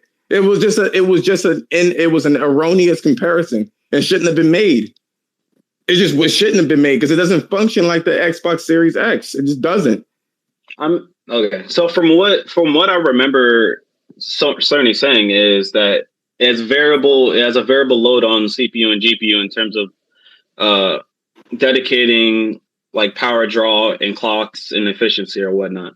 I mean in that particular case, at an unlocked frame rate, the GPU would be doing the highest workload it's capable of, because there's nothing really happening with the CPU. It's a system. I don't understand how the GPU wouldn't be. It's a system on a chip. That's what I'm saying. And again, Yes. A lot of that is intertwined. You're saying that basically when you unlock the frame rate, then the CPU is going to run crazy. Or not CPU, GPU is going to run crazy because it's unlocked. But it's only going to be unlocked to 60 frames. So that's the limitation. That's by the way, Game Pass, I want to say, like, okay, so I've actually, I DM Alex, like, I've had DM discussions because I remember I actually caught a ban on Reset Era for catching him out on one. And they said, you shouldn't be like trolling him or whatever. But, we DM'd afterwards. Like he said, that's fair enough. I put my hands up to that because he said, I think his message to in the thread was, show me where something I've said has been inconsistent. So I responded and I had a quote from Cerny that basically said that the GPU and CPU clock can be they can both be at the maximum simultaneously, whereas on a video he said he didn't think that was the case. But I think it was just a misunderstanding, and loads of people had this because you got to understand the PS5 is doing things that have not been done before, because people think that what the PS5 is doing I mean, no, but what I mean is, so people assume you're talking about variable clock. No. So this is the misconception, right? So the variable clocks, the way it's happened historically and with PC GPUs or whatever, is thermal clocking. So it's thermally dependent. So if the temperatures are too high, it might throttle down. And if it's cool enough, it can throttle up and sustain that speed. It's basically temperature based. The PS5 does not have a variable clock based on thermal temperature. It's purely based on power load. Right, and I think some people the same thing on for PC too. No. PC, I know what he's talking about because that's thermal. That's thermal. PC is not based on power load. It's based on thermal dynamics. Whereas PS5 is actually based on how much power it's using. I know what you're going to say next. It's a PC, or I'm just going to throw this out there. A GPU, for example, it's limited. Like it's how far it clocks is limited either by power. Hold on. It's either limited by power, voltage, or temperature. There's three things. Yeah. So basically, generally, what it happens is they design the GPU, heatsink or whatever, and the fans and whatever. They will push that and the chips there as far as it will go on the clock speed, and then they will cap the voltage. Right. Then after that point, the maximum clock speed and the lower clock speed that it runs at is not based on that voltage anymore, even though the voltage does fluctuate based on power demand. It is based on the thermal dynamics. The PS5 does not do that. It's nothing to do with thermal dynamics. It doesn't matter how hot, how cold, that is not determining what the variable clock speeds are. The only thing that is determining it is the power load. Now, it does have something else, AMD Smart Shift, which has been used in CPUs and whatever, not very commonly, but it has been used. And in laptops. In laptops, and that's completely separate. Even Cerny himself, he said it's separate to the variable power clock.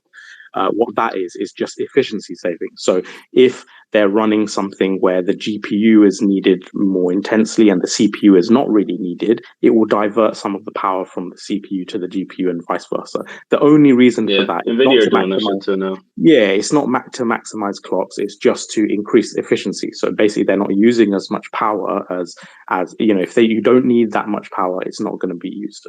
So I think there is some confusion as to how the PS5's hardware differs, and that's where Alex basically misunderstood. He thought he was confusing AMD Smart Shift with their variable clocks, whereas they're actually two distinctly different things. So anyway. So what you were saying, what you were saying, Bless, is you were focusing on the Smart Shift portion when this is not the case. So what they ended up doing by putting that shit on photo mode is they kind of knocked it off its keel in terms of how the system is supposed to work, in terms of how it's supposed to use power, because there's no CPU really used in that particular regard. Like I said before, it's erroneous to think that. And the reason why it was erroneous is because they thought Smart Shift was what was going on as well. There's other factors as well. I'm not saying that it's beastie, because I'm just stating it just functions differently. And you can't compare it to the Series X. They don't function the same. Yeah, but this is why you can have 36 CUs and 52 CUs it still gets similar, thing. Like, I don't know the logistics of it, but I can understand if you look at what Mark's already said and compare it to what's happening in the real world, what we're playing, you can see what's going on. I'm sorry, Bless. What were you gonna say? No, I was just gonna say fair enough. What I was gonna say, but that's why they said that it's completely. The word I was looking for is academic, but yeah, educational, academic. Like they made it clear to be like this. You shouldn't. This is academic. This isn't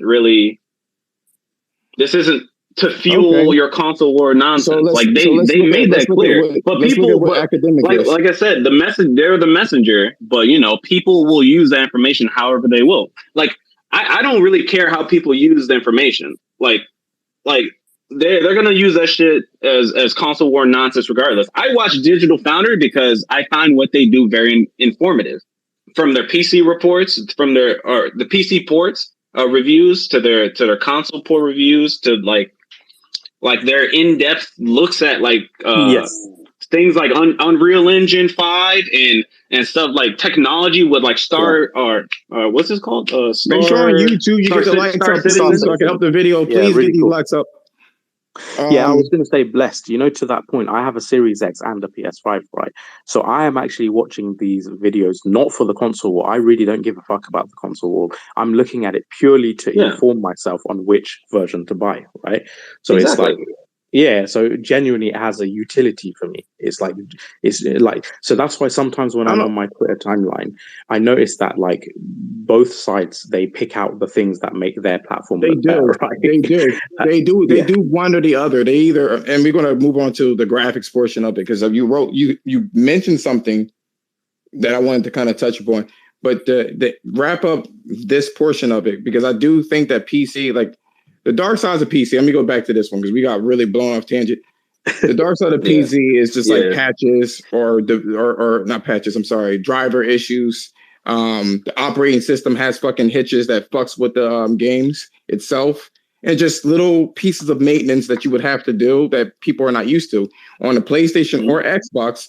That experience for the most part is curated. So you just pop in the game and call it a day. If it does what it does, frame rate wise, it's whatever. The people that I spoke to when it came to why they game on consoles, he brought up something. I asked him, I said, well, what do you think would make a console better? And he was saying more granular controls. Yeah, and I was thinking to myself, like, you know what I mean? Like, if you have a graphics setting, not just expand more on a 120 frame rate or the 30 or 60 or the fidelity, make it still easy. But like, let me be able to have low shadows or turn them bitches off. You know what I'm saying?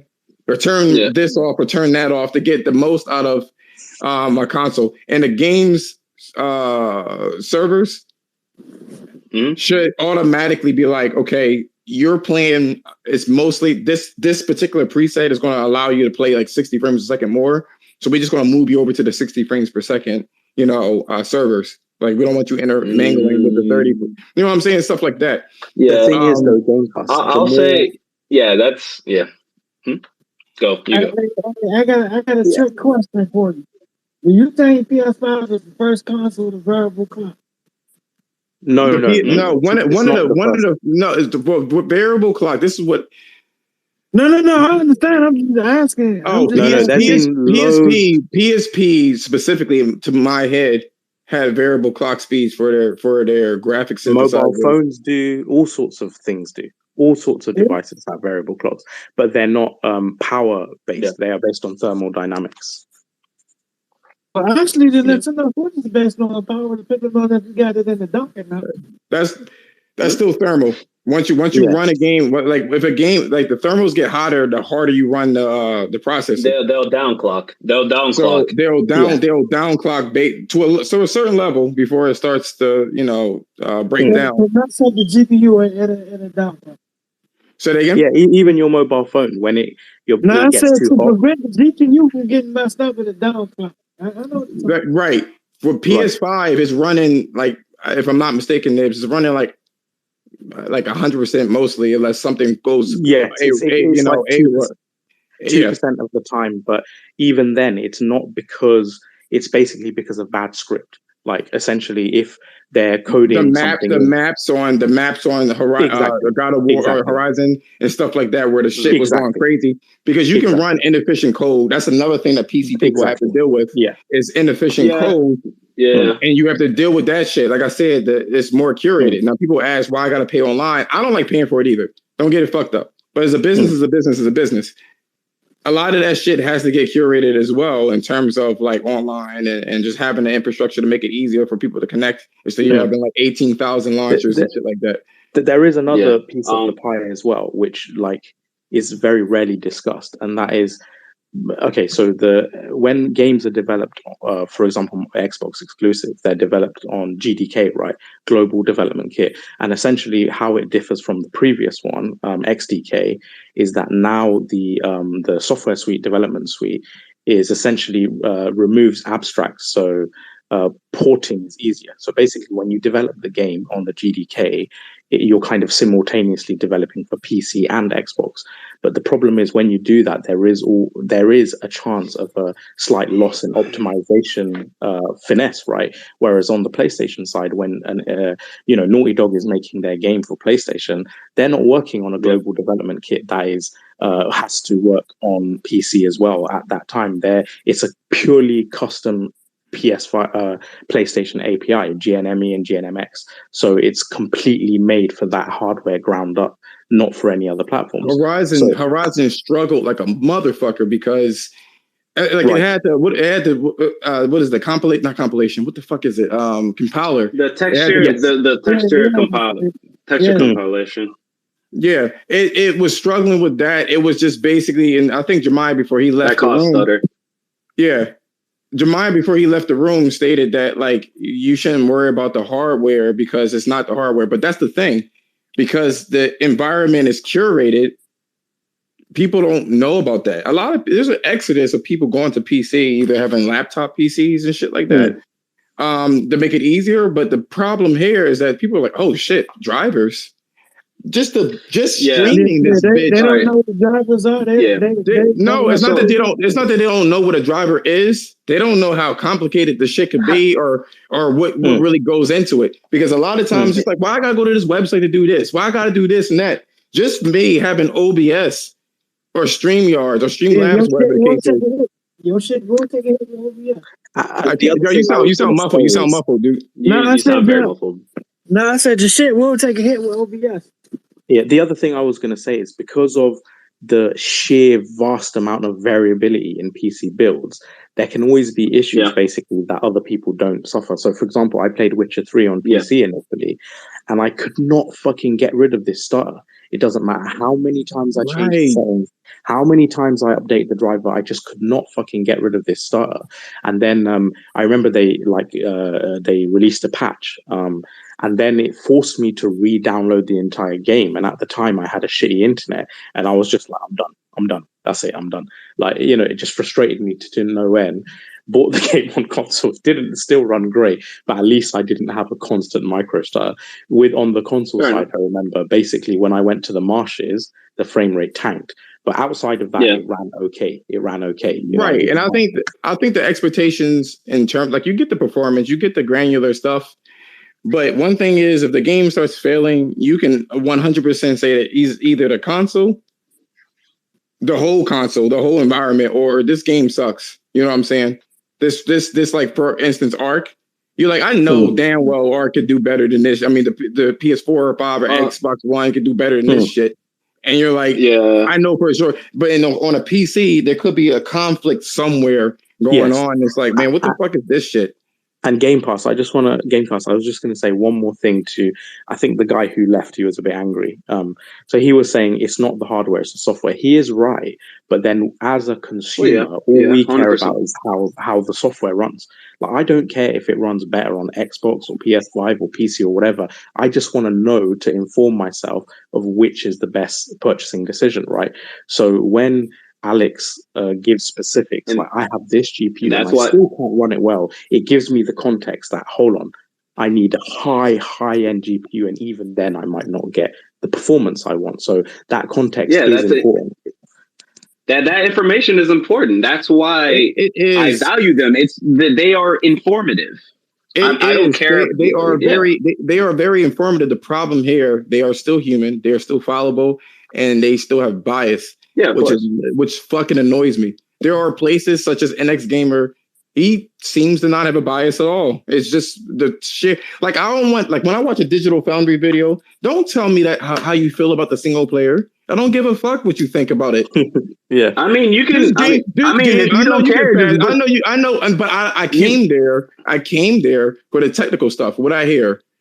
This is John. I mean, you can mute it. You can mute it when that happens. This is John from Digital Foundry. And I'm gonna, you know what? I'm gonna push back on that. And here's the thing, right? I know, like, this work is mind numbing. Sometimes it's fucking mind numbing, and I guess sometimes they just want to speak do something to a more personal level. You know, it's like. It's so automated to just regurgitate specs and frame rates and this and that. Sometimes they want to expand their own personality. And I understand that. I would do the same if I was in their job. I'd be so fucking depressed if I just had to, to only do the hardware side sometimes. And that's why I think John, for example, he does his retro shows. He does reviews of games. But here's the thing. Here's the thing, Nibs. There's a time and place for that shit. You know what I'm saying? And they're branching out as well because they hit stagnation on their shit too. I get it. But like I said before, they tend to say certain things. There was other YouTubers that kind of called them out and they kind of corrected it over time or whatever the case is. They have a lot of shit that's behind them that's not that pretty. But for the most part, they do serve a purpose. You know what I'm saying? And for the most part, NX Gamer balanced the fuck out of that too. He may not have that many subscribers, but him and Alex got into it. And he actually crushed fucking Alex. He was like, hold the fuck up. Yeah, that was funny. I saw that. Yeah. You know what I'm saying? So it's cool to not have your head up your own fucking ass or you smelling your own farts. You know what I'm saying? But no, I will say about Alex, having spoken to him personally, right? We've had so many disagreements. I can show you DMs where he said, look, we don't disagree on everything. But I will say he does take on information, and it's not like he's one of those who are like, I'm above all correction. Like, he's not like that. No. Oh, no. You haven't seen him on Beyond 3D. You don't know this dude. Back in 2003 and 4, he was on fucking, what do you call it? He was the fucking dictator. He was a fucking dick the whole fucking time. Yeah. And I remember people those threads, man. Go to those threads, and it's me responding. Bro, people had to shut him down over time because people learned themselves. But unchecked, he was a pompous prick. Yeah, but I think he's matured a lot since then. He did. I can't. As much as I want to say, as much as I want to. How long is that? When did that happen? When did that happen? This shit happened in 2008. 2009. He was in them PC Master Race swarms, huh? Yes, bro. He couldn't stand. Yo, it was so bad. They would talk about the PlayStation 3 and just certain things the cell processor would do because of what it was. It was specialized. It had a lot of flaws, but the stuff that it did, it specialized in. Fine. Basically, back in the day, he used to be very anti-console. Anti-console. That is an understatement. The way that he acts. On there, he was showing his whole ass. But wouldn't you say? I mean, look at his best graphics of 2021. Like, Returnal and stuff is up there. Rift Apart was his number one. Oh no, he changed. Returnal. He did change. And as much as I want to be like everybody else on social media, where you can make a mistake 4 years ago and then you never could change, or 10 years ago, you like, I can't hold him because he is changing slowly, but he is changing. You know what I'm saying? And I get it. I'll say, like, it's wild. It's kind of not to deal with what we're talking about a little bit, but it's kind of wild how, like, people will just in this console war mentality just like believe anything. Like, I've seen there have been people that have said, "Oh, this guy's an Xbox fanboy," and like he has literally said on DF Direct and stuff that he literally he doesn't. And John has said it to him as well. Like or talked about him as well. Like, he literally doesn't beat any games on console. Like, he's literally PC mostly. Even Returnal. He said in his graphics list, he said he didn't beat Returnal. He said he put it down because he didn't like the controller. he wants mouse and keyboard, which I agree with. I think mouse and keyboard in that game will be lit. But it's like literally, he's not a console person, but people in these console war shenanigans, they're like, oh, he console fanboy. It's like, yeah, this is why I don't take what people say about like. This is why I don't take what like people say like in this community seriously sometimes, because these console war mind numbing. So I don't even know the word for it. You know, the funny thing is, I've heard both Alex and John be called Xbox fanboys and PlayStation fanboys. Yeah, exactly. I'm going to say this. I see Alex in here, not that Alex, and I know your history, Alex. Me? What do you have to say? Yes. My question is, why do you want to buy a PC? Oh, why do I want to buy a PC? This was a like that. We're not even talking about the topic, I guess, right? But no, we were. It just got off topic. All right. I was gonna also say some stuff. People say, should I get a PC? My first question to you is, why do you want one? Yeah, I'm going to say this, right? I am using this as I'm being a sacrificial lamb for the people on the fence. I have a gaming PC. So it was kind of like a question for the people who wants to ask but don't want to say it really. Wait, so you have already? Or is this? Oh, okay. I see what you're saying. So for me, I have a gaming laptop, and I wanted to show people because everybody knows me as I like PlayStation. I like my console. I like Returnal to be on controller because of what the DualSense has. I like the way that it feels, the controller. Mouse and keyboard give a different feel to it, but I like how Returnal is. All right, fine. We spoke about your question. Okay, so you asked the question, why should you get a PC? Well, my question to like anybody is like, really, my answer is going to be no, don't. I say so too. There's a lot of people that don't understand. There's a lot more nuance to what they think. But why would you say don't? Right now, the market is just not right. GPUs are 10 times the price right now. What you're going to pay for to what you get performance-wise doesn't make any sense, even in CPU size. RAM is getting out of control. You're going to be spending. The CPU side is good. Sure, yeah, but you're going to be spending. Intel is really good right now. Like Persona spent like what $3,000 or something like that, and I was like, why would you spend that money? It's like, oh, I want a gaming PC. I was like, you're never going to use it. That's not what you game on, right? Like, if you have to ask, should I get a PC? Then the answer is no. People need to understand this. The PC now is not the PC 10 years ago. It's not. Where, like Crisis, there was no way in fucking hell you were able to get anything close to that shit. I don't give a... Yeah, it was on PS3 and Xbox 360. That shit was horrible. But also... Yeah, that was a PC game. Yeah, that was a PC game. Yeah. The driver things weren't here. Like, we don't have the same driver issues like we used to have. You don't need a GPU every 6 months. You don't need a CPU every 6 months. Like, I was using a 2600K up until like 2 years ago. An i7 2600. We're in 11th gen. And I was using a 2600K CPU for that long, for a couple of years ago. And I was running games at 144 FPS. But what GPU were you using? I went from a 780 to a 1070. And now I went to a 2070 Super for NVENC. I mean, the only reason I upgraded from a 1070 to a 2070 Super was for NVENC. That's it. So, Alex, your preferred platform is Series X, right? I'm sorry? Is this your preferred platform, Series X or PC? I don't have any consoles. I mean, the only console I have is a PS3. Okay. Because it's a Blu-ray player. He likes. He's a real PC guy. I mean, I saw all the shit that was going on online. But keep it a stack. He's a PC guy. I'm a console guy, and I'm a PlayStation console guy. I'm not biased. I mean, I'm sorry. I'm not a fanboy. Yeah. I know I have the money to get a monster fucking PC easily, but there are a lot of things that people need to understand about PCs. It is easier now, but it's also like a whole bunch of there's maintenance to be had.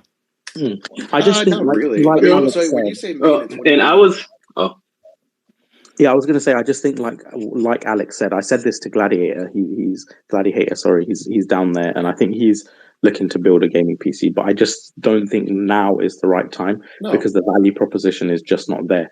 Maybe wait a few years, wait till GPUs are like even mid-range GPUs are ousting these consoles. But for the time being, the premium you're paying for the equivalent performance, it's just, I don't think it justifies the cost unless you really want the freedom of options and stuff like that. If you really want that, that's fair enough.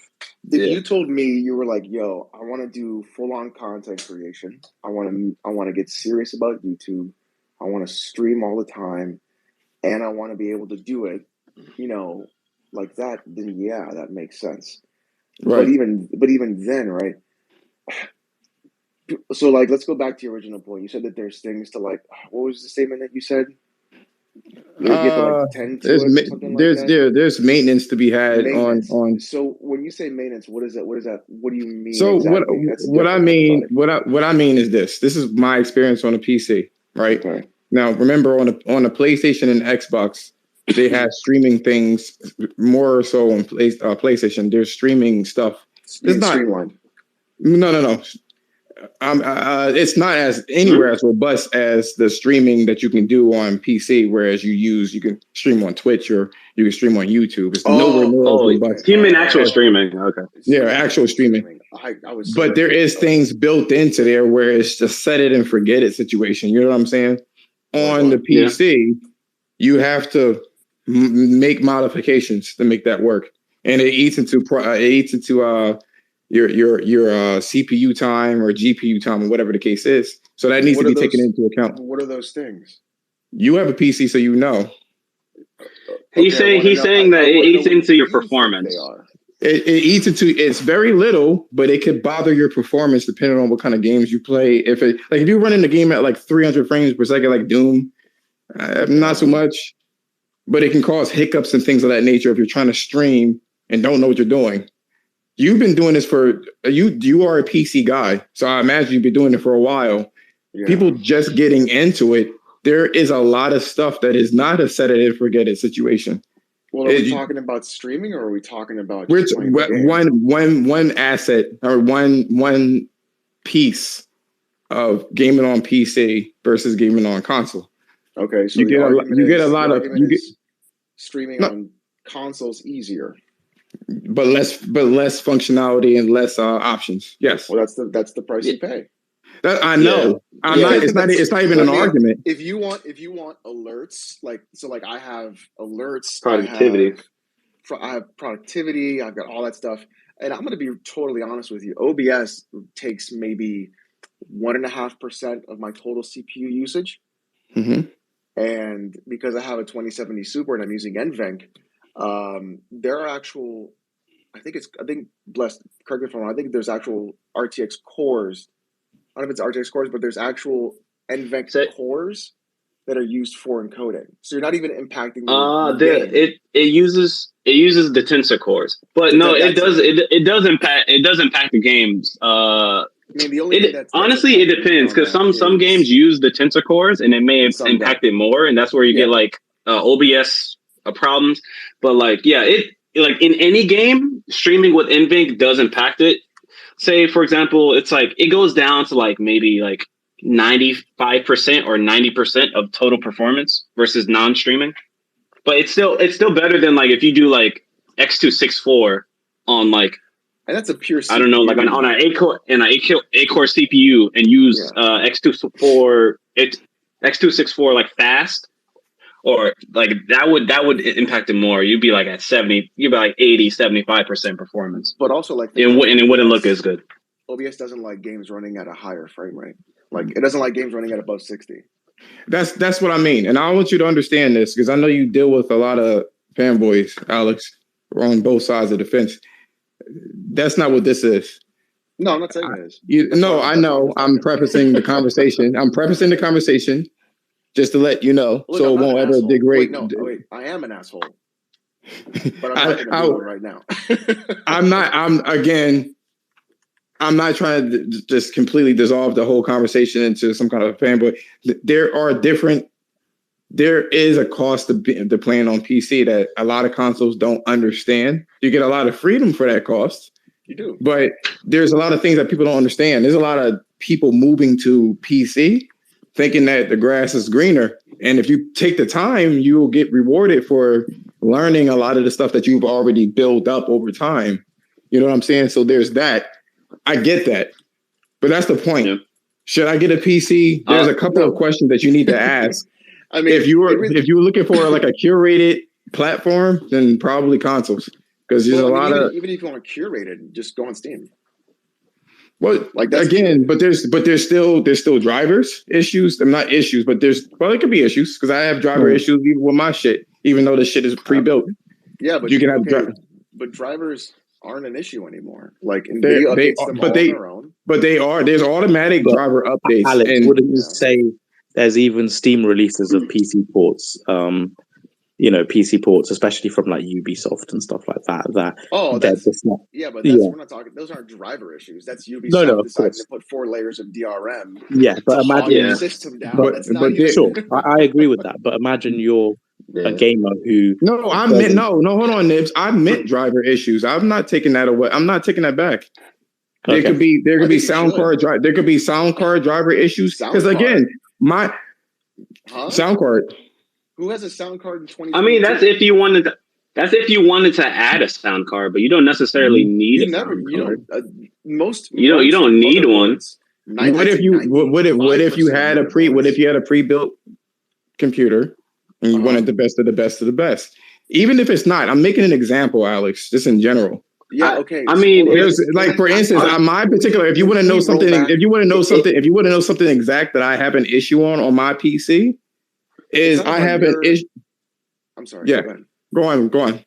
So can we roll back? There's a lot going on, and there's like a lot of different conversations happening with like a couple of statements. People who go to PC gaming, and this is what people know.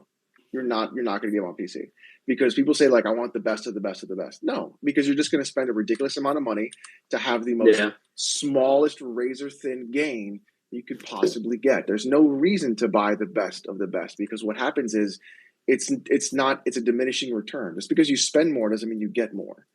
Like that's why people like are huge into budget PCs because it's like, okay, here is the ability for me to get this amount of performance with this low price.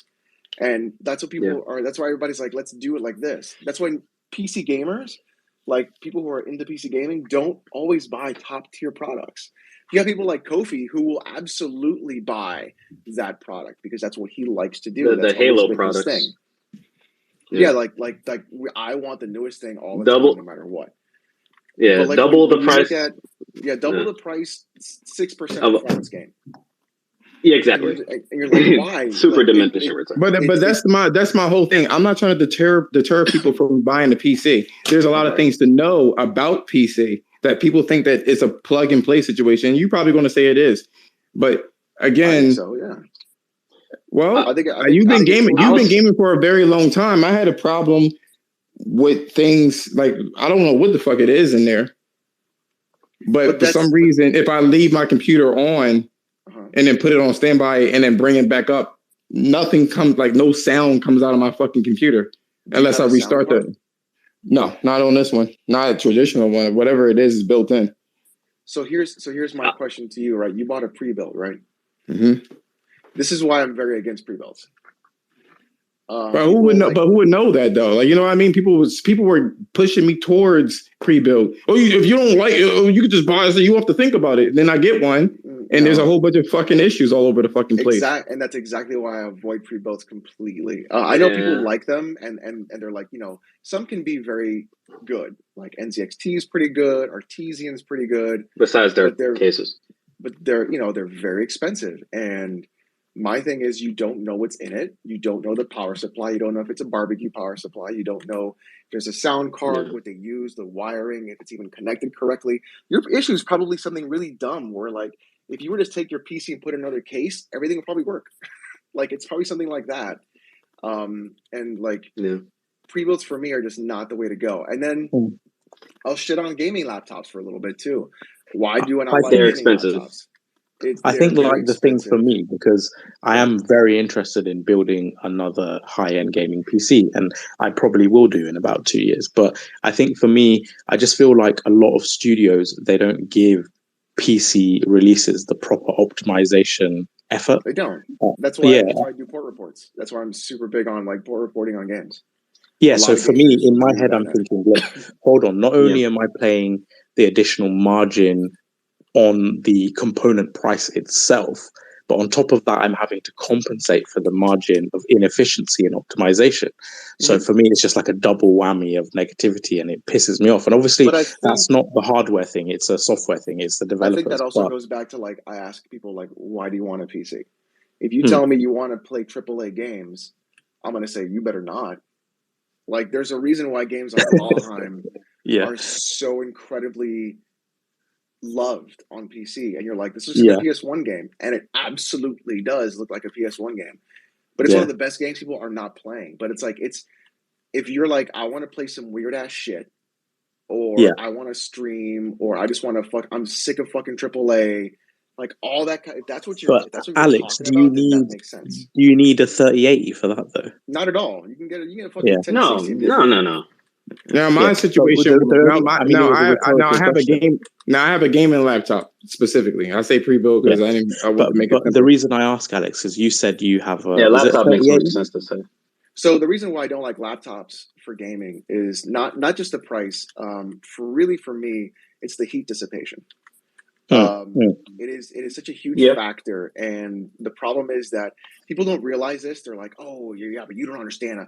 The gaming laptops now are way better." Yes, they are better, 100%. They're not desktop replacements anymore, sure, but the problem is you have a lot of parts that get very hot very quickly in a very small, closed, contained case that will definitely have issues in the future. So, like for me, the reason why I'm just against it is just you just Alex, lose. Let me just ask you a question. I was just gonna add a little bit onto that as well. Like another reasons I don't like him specifically as well. So like price and heat dissipation. Like things will just run at the CPU will happily run at 90 degrees, and that's how it's supposed to run. But that's really hot. That's not comfortable if you're like having on your lap or something like that. But there's other things like the way that these, or one part is lack of upgradability. Like the great thing about PCs, personal PCs, is you can upgrade them. But laptops, it's like, can you update the upgrade the SSD? You maybe can. Can you upgrade the RAM? You maybe can. But what about the GPU? What about the CPU? Especially for me, you can do those things. But here's the thing. The motherboard and shit like that. It's a lot of things. Like for Alex, for me, they said to update my drivers for that sound issue, stuff like that. So what you probably have is, so I wouldn't say update your GPU drivers. That makes no sense. No, I say update drivers. I just say drivers. You probably have audio drivers, which there's audio drivers. Yep. Easy to do. Everybody's got audio drivers. Like I've got mine at Realtek, right? A lot of that is just managed through just Windows itself. Like it isn't really a major thing to do. You can just easily find that and just get that done. Like you shouldn't have a problem with that. But my thing is, it's just that's what begs my question. Like, why would you want to buy even a PC? Because if you're not like, if I may ask, Alex, can I just ask you? I was just going to ask you for my own personal interest. So you gave a really interesting answer. You said if you're interested in AAA games, which I have to admit is 85% of the games I play. So you said you have a 2070 Super, right? Yeah. So let me ask you, do you play AAA games? And on the wider spectrum of popular games and whatever, because you're a PC gamer, I think you said you don't game on console at all. So presumably you're still playing those big budget console sort of tentpole titles. How are you finding your experience in terms of optimization, performance, etc.? It depends on the game. It's on a game-by-game basis. Right now, I'm actually, while we're doing this, I am playing God of War on PC just to do the port report for later tonight because I'm exhausted. It's a very good port. I'm very happy with it. Some issues here and there. But it's good. Did you play Halo Infinite and Forza Horizon 5? Forza Horizon 5 is actually a phenomenal port. Okay. And Halo Infinite? Halo Infinite is not a good port. Okay. Okay. And what really concerns me is people were, they have a whole PC team. They did all these things, and I had the videos on my channel, shameless plug, if you want to check it out. But I think that there's going to be companies like Square Enix that are just going to completely butcher so many other games. FF7 Remake, I completely shit on for about 24 minutes, like straight. I was just dogging them for 24 minutes straight. I would actually say one of the biggest problems. Look at this fucking guy. Yeah. Hey, Alex. I would say one of the biggest with AAA games on PC right now isn't that they're super bad ports; it's that they're too close to the console. The hell, Paris is in there. They're like they have too much close. Their parity is too close to the console ports right now. Very few of them out there actually are like leagues above. Like I still think Red Dead Redemption 2 is an insanely like well done port. Its fidelity is off the charts on PC. It's insane how much customization is there. But there are ports like the Final Fantasy VII one it's basically the console port.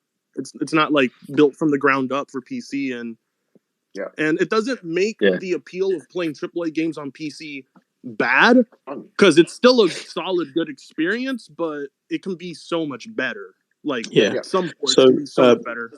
Jay, I don't know if you. I see you, Knight. By the way, I just wanted to say, like, keep in mind, Nib, when he says like Halo Infinite is a bad port, that's not necessarily talking about performance. It could also mean like optimism or like option menu stuff and stuff like that. Like performance wise, it's pretty good as long as you put the minimum to like 120, right? Like performance wise, it's good. It's like it's a lot of things around the settings and whatnot. If we're gonna get into Halo Infinite, it has a stutter every 10 seconds, which I was talking to Battaglia about it on Twitter a couple of times, and we were just looking at it together, and I was like, "This is a garbage game," and he was like, "Stop! Don't be so mean."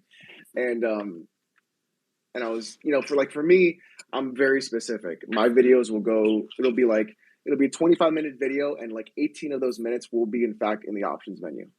Yo, Alex, just going over that stuff. So before you go on, Jay, Knight, what did you want to say? I'm sorry. Oh, sorry.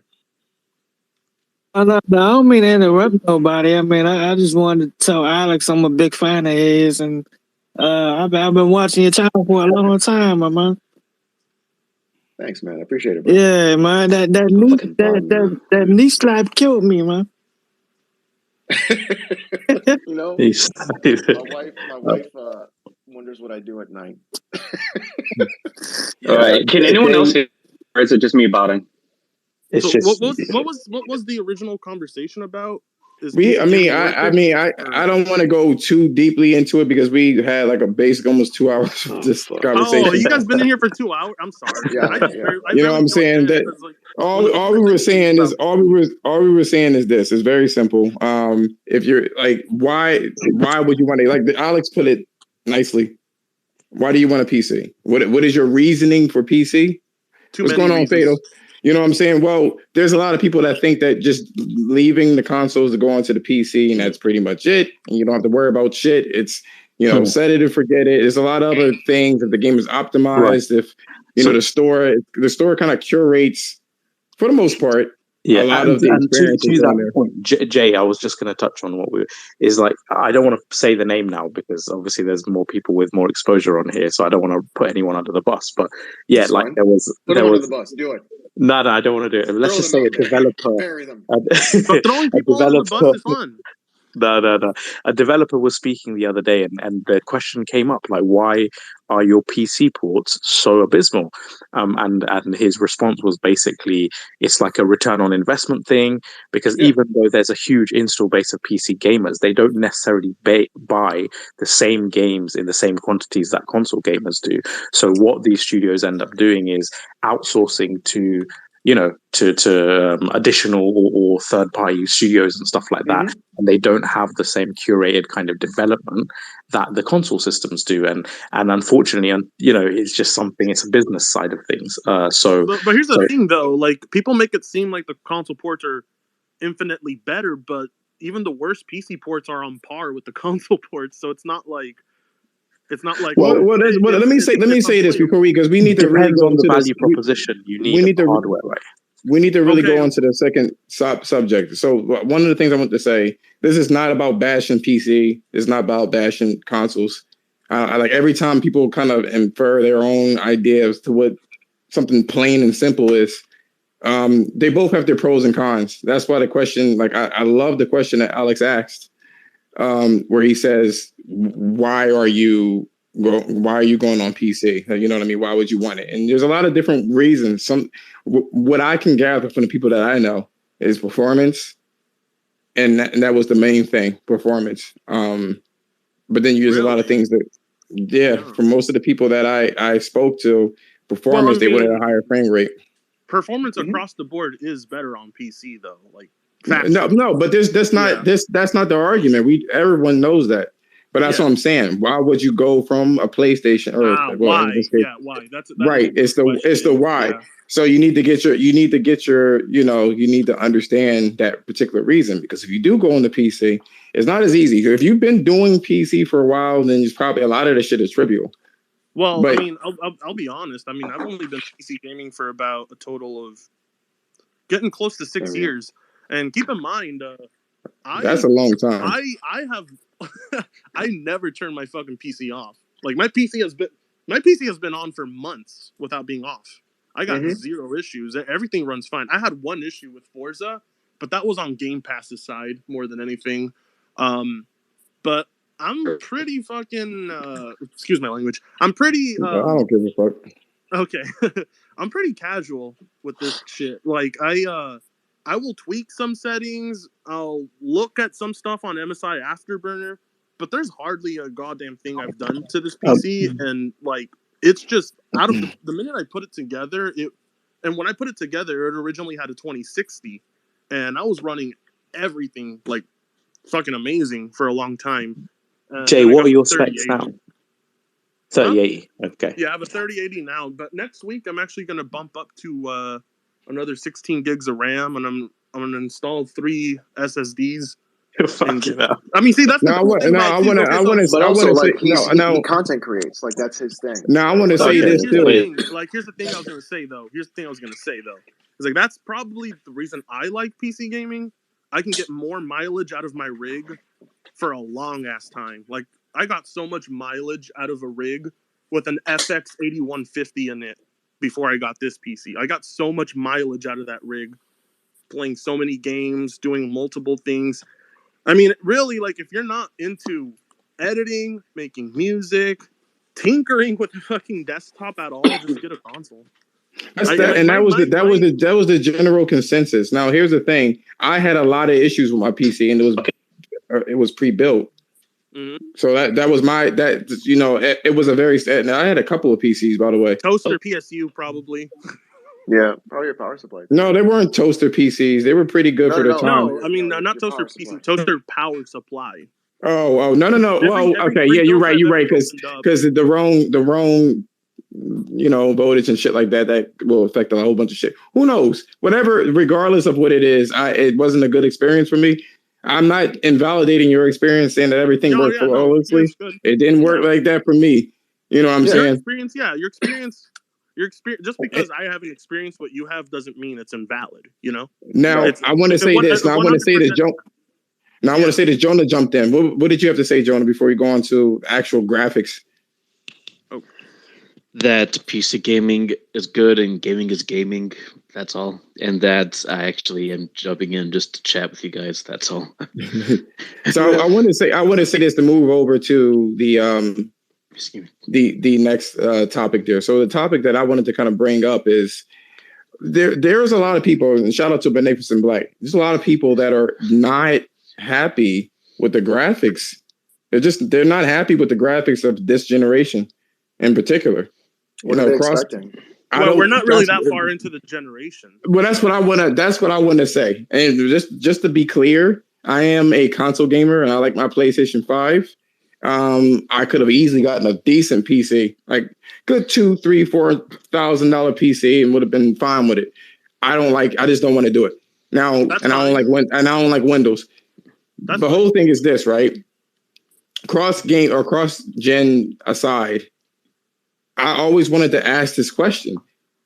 People seem to be under some impression, and it's invisible. Like, I don't know what you were expecting this generation. I had this conversation with Magnificent Black, which is in here. I'm not sure what's going on with his microphone or anything like that. But I had this conversation with him, and he was disappointed with Gran Turismo. I was disappointed with Gran Turismo, to be fair. The trailer before the one that was recent. And one of the things that we were looking at is like, man, like you still got pop in, you still got draw in, you still, you know what I mean? Like the assets don't look. It's all PR stuff because a lot of what was under the hood of these consoles, like every console generation, is kind of it's PR marketing. You know, they want to make it seem like it's going to revolutionize the way we play games, but the only way to really revolutionize the way we play games is to play fucking VR. To be honest, like. That really is the only way. I've noticed a lot of pop out myself in a lot of games I've been playing recently as well. And it's strange to see that because I thought we'd be optimized for NVMe drives by now, but not even that's happening. So, well, because everybody is kind of focused, like the way that they used to develop games, never, especially on PC, it never optimized for that. And now with the consoles kind of setting the standards because they make the most sales in those AAA games to get their investment back. Now they're starting to kind of use it, but at the same time, like my whole thing is this: I don't want to make this into like a who does what better, but the question here is what's disappointing? What is the disappointment? That's what I want to know. So my disappointment is last year. No, not last year. 2 years ago, actually. I played Half-Life Alyx VR, and everything after that just didn't do it for me. It was like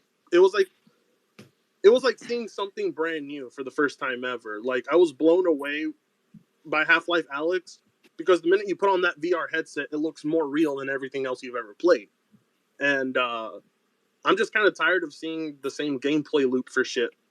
And I don't believe in this notion that all the big stuff happens on consoles because like Half-Life Alyx isn't on consoles. And it's like that one game that still left an impression on me. Like that's where games need to go.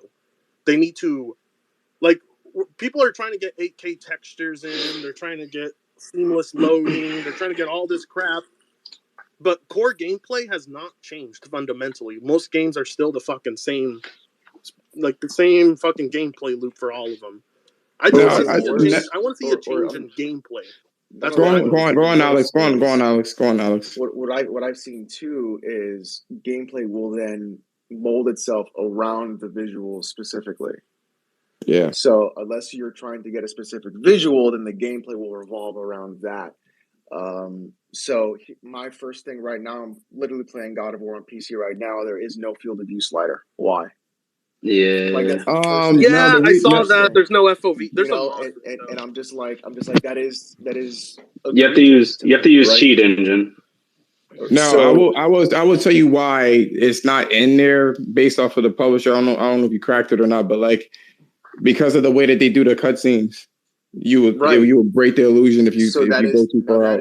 That is what I'm talking about. Visuals are now like gameplay and things like that are being revolved around the visuals. So I think you guys might want to cue me in on what makes FOV such a big deal, because I see reviewers and people like you, Alex, that make FOV such a big deal. What's the big deal with FOV? What I get is I have a wider space to view things. That's number one. If I have Batman, the Arkham Asylum series is a perfect example.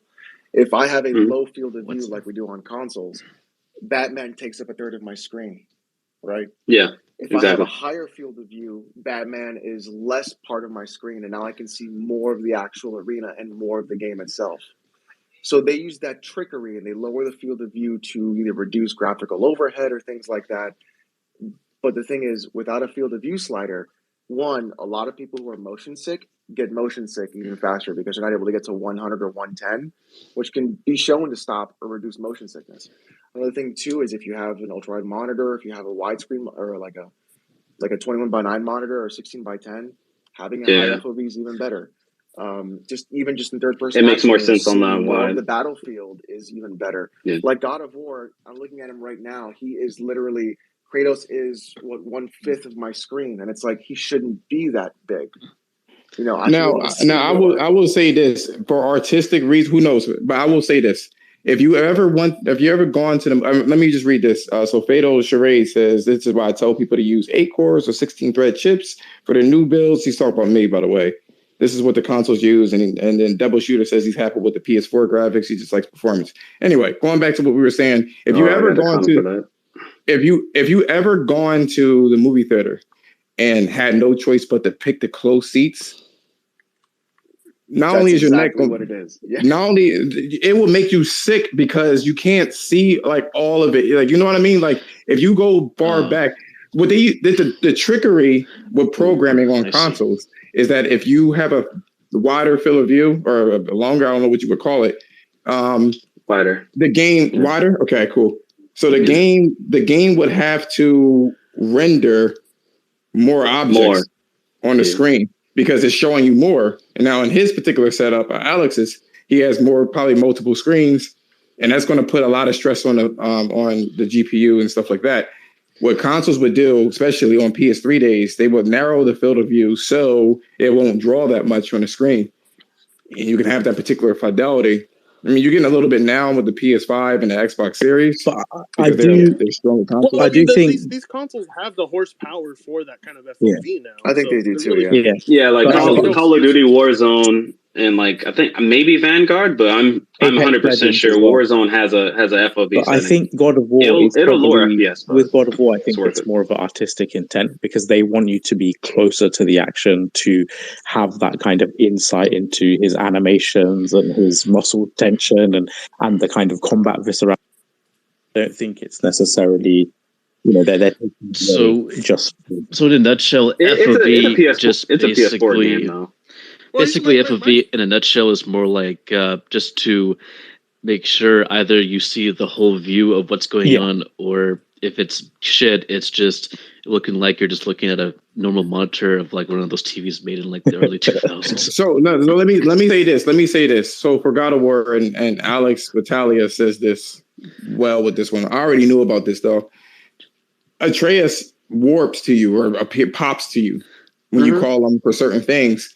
If you have a wide field of view, exactly, you may see him pop. You know what I'm saying? That's number one. Number two, for the artistic reasonings that Nibs was talking about, it's for marketing. So you can see the character clearly in all of the details. So when someone takes a screenshot of anybody happens by, man, look at all the fucking details on Kratos. Like, that's crazy. It's kind of like what Samsung used to do a long time ago with their phones. They used to pump up the fucking contrast. It's visually, it's for the visuals. I think it's for both though, performance wise. Because keep in mind, God of War is a PS4 game. Yeah, and remember when that game came out and like, wait, hold on. Remember when the God of War came out and people were complaining like, "Yo, the PS4 is so fucking loud because of the fucking strain that it was putting on the console." And remember, Mark Cerny had a scale of like how loud the PS4 would get, and God of War was at the end of that scale because it was the most loudest, and it was most strained at that given time. Like I know you're about to say Horizon, but like God of War. I'm going to say the reason, because Horizon really didn't. The reason why, and he said this too, and I've known this: small polygons are not efficient on graphics cards. Kratos is made with a lot of fucking small polygons, and he's most of the fucking screen. So it's not going to be efficient, and that's why it runs loud. That's why the map in Horizon and in God of War runs loud, because it's generating simpler shit. That's another thing too. Generate simpler shit. It's not efficient either. You want to try to get more bang for your buck. Yeah, that's a little weird to me because Horizon Zero Dawn is a much more taxing game because it's open world and a dynamic. And I believe God of War relies on a lot of backdrops and actually a lot of what's in the background is not even rendered in God of War, if I'm correct, right? I mean, it is. I don't know. It is, but when you have a linear game, you have to make sure that everything that you see has the most detail. Yeah, when you have an open world game, you can have a whole bunch of LODs. You can even have 2D fucking trees all the way in the fucking distance, and it won't look like it because it's so far. Yeah. So it's not really rendering a whole bunch of crazy shit either. Yeah, because I've been playing Guardians of the Galaxy, and that's pretty fucking. It's a linear game, and its optimization is a lot better than a lot of the linear games that have been released on PC. A lot of the AAA ones, like fucking. I haven't even played the Guardians 57 remake, but I have no idea why. I don't know what the excuse for how poor that game's poor optimization is, because it's really not that pretty either. It's bad. It's bad optimization. Just I don't know if it's lack of time, lack of knowledge of the engine or whatnot, or just lack of staff. I don't know. But you know what it is?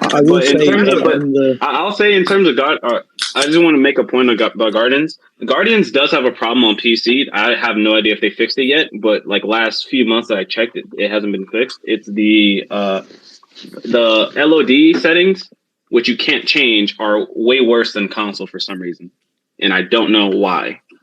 There's no option to change it, and they never fixed it. And I think Nibs touched on it.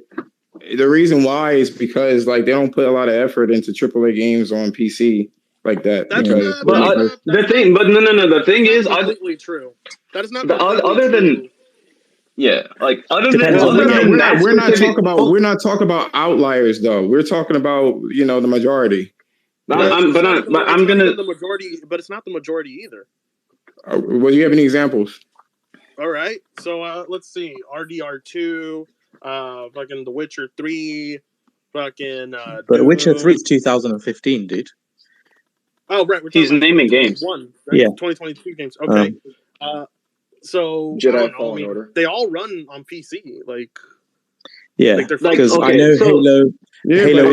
Usually they'll take a console game and brute force the shit on PC. That's not really utilizing the fucking PC either. I mean. It's not great. My point is, it's not great optimization. These consoles for PS4 and Xbox One, they were released in 2013. It better brute force it. And with effects. But so here's the thing, though. But you said that the majority of AAA games. Yeah, you said the majority of them are bad ports. You mentioned. I didn't say that. I said majority. Okay. No. I'm sorry. I didn't say they were bad ports. Actually, I never said bad ports at all. What I did say is that. Their focus is not on PC gaming. I didn't say they were bad. They're not optimized as the operative phrase. I don't really think that's because that's because consoles are to the extent consoles are the bare minimum. That's how it usually is. Like consoles are the bare. They're the lowest common denominator usually. PS5 and Xbox Series X are great consoles. They're better than They're better than like a lot of PCs out there. They're not high end PCs. They're not high end, but they're better than a significant amount of PCs. But I'm saying that they're usually the lowest common denominator.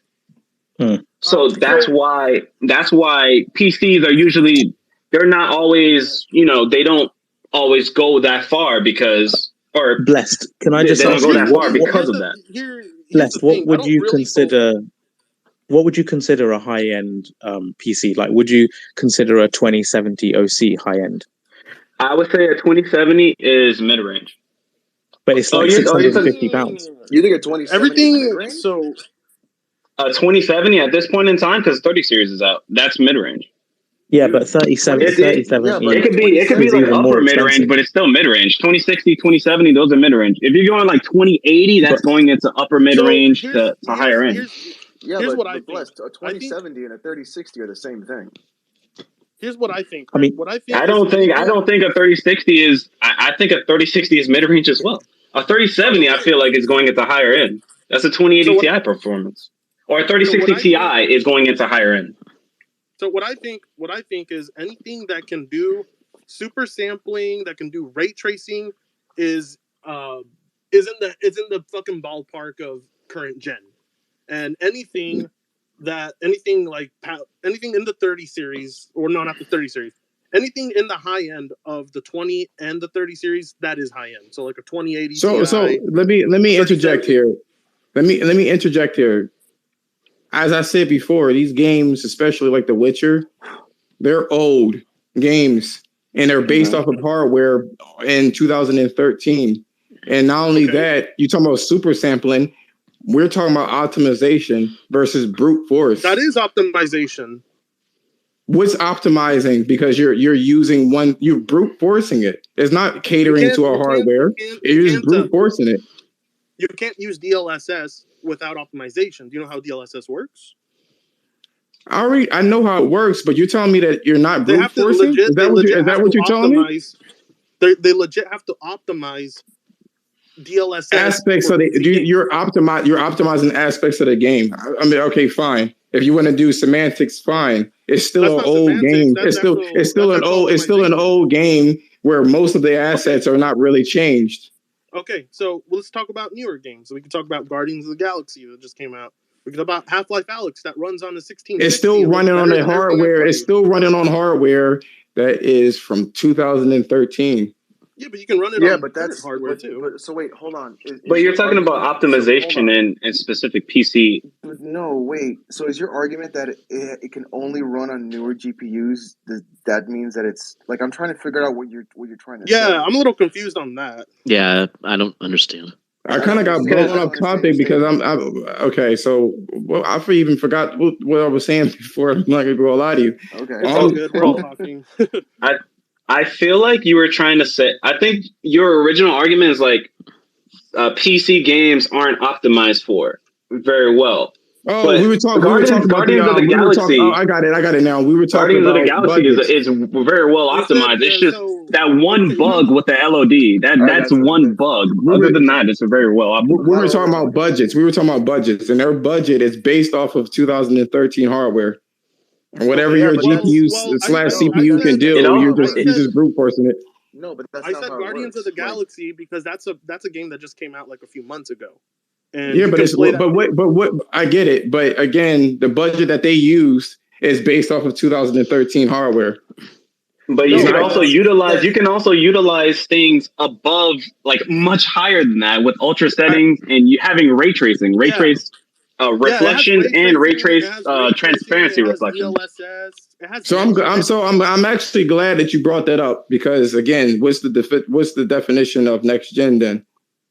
Well, the definition of next gen. I don't know what the definition would be. I don't know, just better. I guess. This is what my definition of that's a console problem to worry about. Like if it can't run on last gen, it's next gen. That's all I can say. What does that exactly mean if it can't run? Because I mean, Cyberpunk can't really run on Xbox One, but yeah, it's running not well. Well, but in that case, nothing is truly next gen. So we can't really call anything next gen. I mean, we're in you can boot up a game that has ray tracing and try to use software version of ray tracing on like a PS4. It'll run like shit, like 5 FPS maybe, but it'll run. So I mean, you said something, Alex. You said something like it doesn't work that way. So what did you mean? So the thing is, PC game. Okay, so from a PC player perspective, generations don't exist. Exactly, don't exist. It doesn't matter. Yeah. Like next gen, that doesn't mean shit to me, because what happens is there's this in PC gaming. It's called scaling, right? So Crysis was the de facto for scaling. The meme was, can you run Crysis, right, for a very long time, because even then, Crysis, when it came out. Even today, right, there are a lot of things that Crysis does that many PC games still don't do. And so by doing that, just the way that game is designed, it still takes advantage of newer hardware even today, even though it was made, a decade ago, more plus? 2007. 15 years ago, right? It still takes advantage of hardware for today. It was built to be scaled. Right. So PC games, like games that are developed for PC, can scale between very old hardware and bleeding edge hardware. So this idea of like generation makes no sense to us. To PC players, yes. It's irrelevant to us because we're just like, we don't care, because what we're going to do is we're going to take, so you can go back, and Witcher 2 is a perfect example. That game, when did Witcher 2 came out? Somebody hit me with a wiki. I have no idea. I think it was like I played it, but it was like 2009 or some shit. Witcher 2 came out in 2009. If you take a 2070 right now, right, or a 3080, and you pop Witcher 2 in that thing, it's going to look nothing like it did back when it came out. Even if performance-wise, 4K ultra settings. Performance-wise, just look at the Red Engine that they used at the time, right? There are things that game does, there are things that engine does that people still don't do today. So what you're looking at is just scaling. That's why, like, when people was like, that's why PC gamers look at the minimum specs. We're just like, you've got to be kidding me, because what we're seeing is a lot of game developers are footing us the bill, basically, in terms of running the game. So instead of actually scaling the game properly, having good optimization, good testing, running the game properly, checking drivers, doing the things on their end, they're footing us the bill by raising the minimum spec in order to have the game run a specific way and making us brute force it because of their, I don't want to be mean, but I'm going to be mean, because of their laziness. Yeah, I was going to say, Alex, you said you don't think of things generationally, but would you accept that because of console generations, the lowest common denominator does invariably change? Because I would say because of the PS5 and Series X now, essentially... I would say no to that.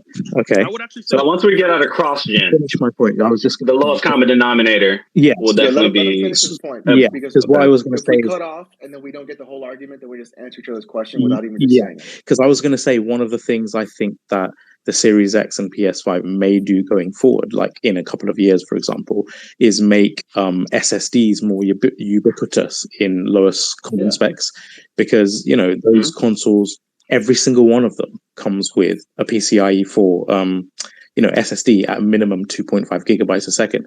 So I think the expectation for PC, because they're going to bring down the mass manufacture cost of those things as well, especially the PS5, the expansion is already happening right now. You can buy SN 850 for what I bought mine for £130 for 1 terabyte, and 6 months ago it was 250 or whatever. So I think they'll speed up adoption rate and the confidence of developers to have an SSD as the minimum spec instead of, say, a mechanical hard drive. And I think in that sense, the consoles do kind of shift, even for people. So what I was going to say to that is the console hardware market is different entirely. So PC market is constantly changing and adapting, right, and always coming up with new stuff. SSD's prices were dropping long before the new current gen consoles even had them. Here's the thing that it got pushed because of the mass 1000. I saw it in real time, like literally. So it got pushed. I understand that you and Alex like the computer or the PC. I'm just going to listen. I do console gaming, and there's some truths to certain things, and there's a symbiotic relationship between consoles and PCs. Well, there is now. No, there has always been. Now. there have always been. No, Pretengo's right. Stop. So hold on. When a console comes out, it changes the paradigm and it changes the way that people are programming things. So I say no, because last gen we saw the opposite. Last gen consoles actually adapted to match PCs, and it wasn't the other way around. But hold on, let me explain what I mean by that, because they are still basing their game off of a 2013 hardware even to this day. When a generation comes about, that new generation, I'm sorry. Go ahead. No, I said let them go for it. No, yeah. When a generation comes out and they introduce whatever it is that they introduce, whatever new thing that they feel like is going to be new, then the industry they adapt to it. And this has been going on for a while, for generations. Okay, so I get what you're saying is that consoles form a new baseline for everyone to adapt to, right? Like NVMe SSD, ray tracing, upscaling techniques, right?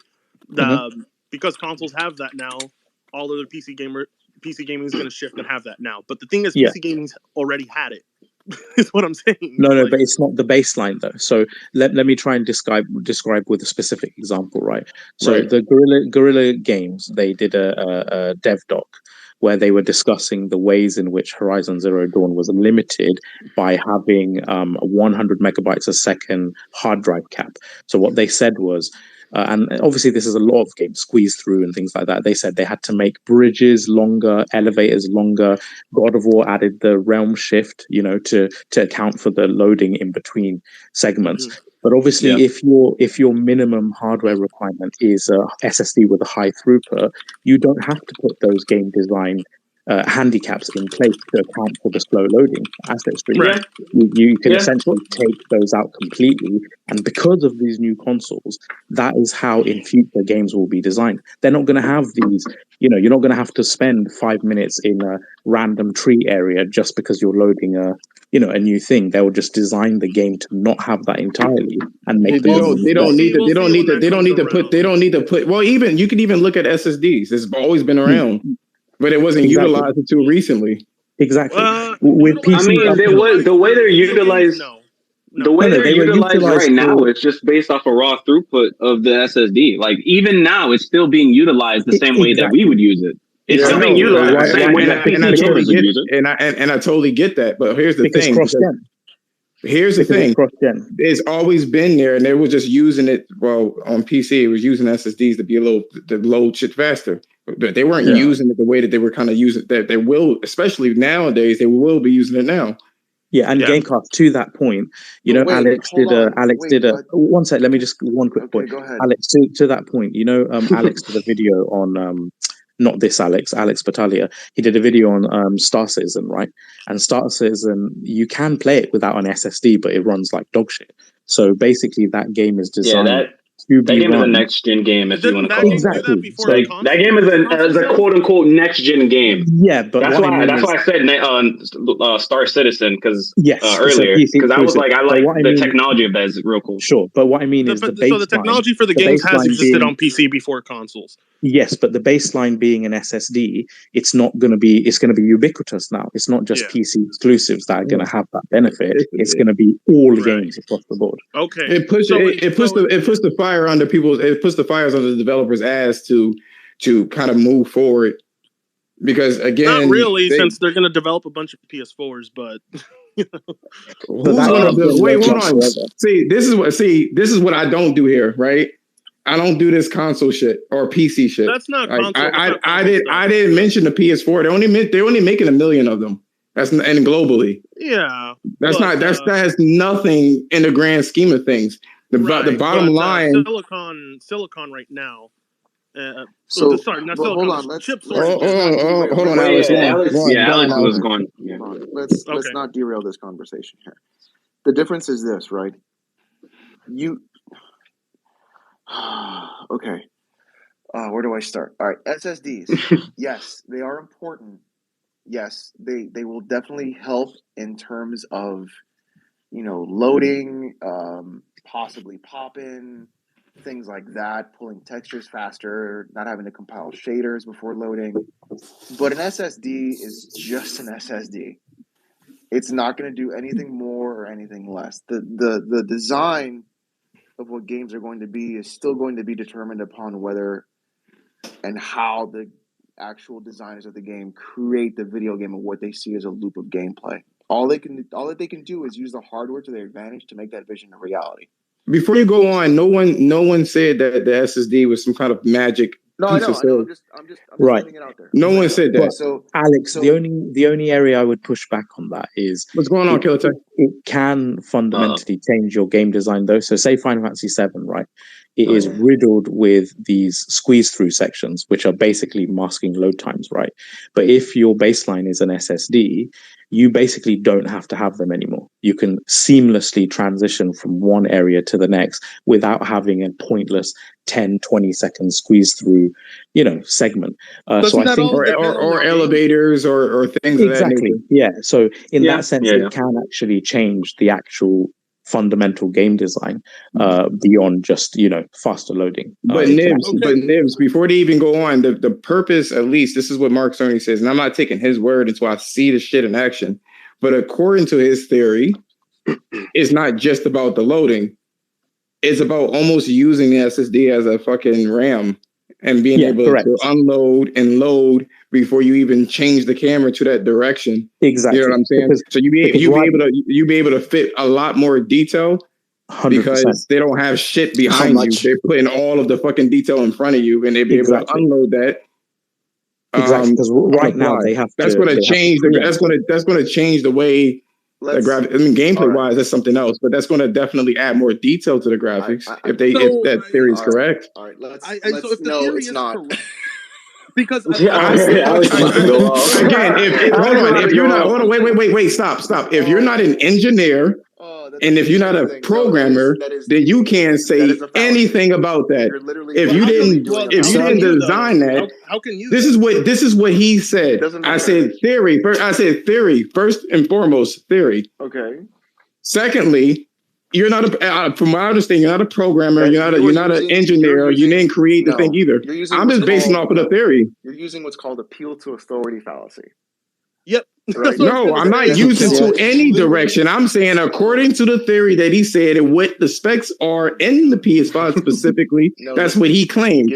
That's all I said. You're saying that it's not. You're saying that it's not going to happen at all without any basis. So I want to insert something here. Okay, so the Matrix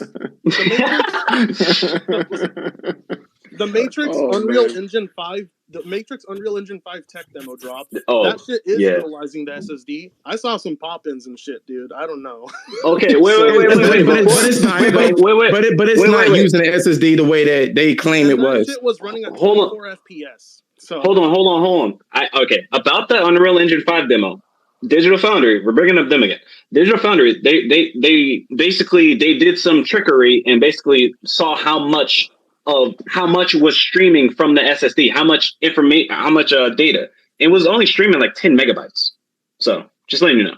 Yeah, 10 megabytes. A hard drive can do 10 megabytes easy. So but I think that's because the data was on system RAM, basically. So that's the game. SSDs to get those. It's only a demo. No, that's the whole thing.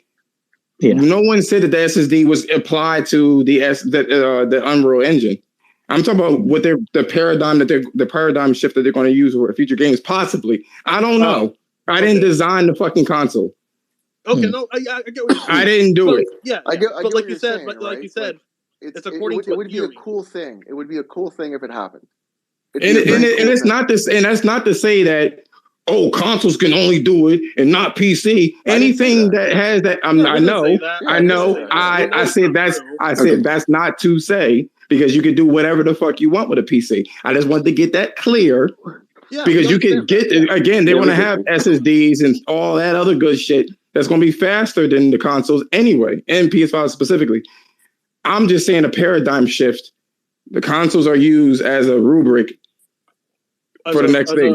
As a baseline. So let me go back to my statement. In that case, I guess I do agree with you then. Yeah, so here's what happened, right? So you can make the argument that yes, consoles drive forward, let's say, the next set of hardware for whatever reason. And it's mostly because of just their ubiquity and being available to the natural masses, right?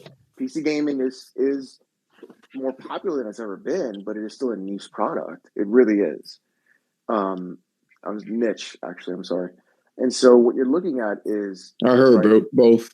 Yeah, I hear both too. I say niche, but I like the way niche sounds better. In the UK, it's niche sounds good. I like niche. Niche sounds better. I like niche. Niche is weird. Yeah. So what we're looking at is, right? You do have the ability to say, okay, look, this is the new box every 5 to 8 years, and that's how we're going to look at it, right?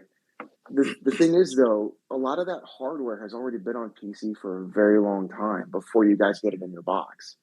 So to say that it drives everything forward, sure, it drives the developers forward to use that hardware. That's exactly what we were saying. We're not saying that it created new technology. These consoles are PCs. Technology. Yeah. Right. So what we're saying is like I'm saying is I can agree to your statement that developers then are saying like, okay, here's our new standard.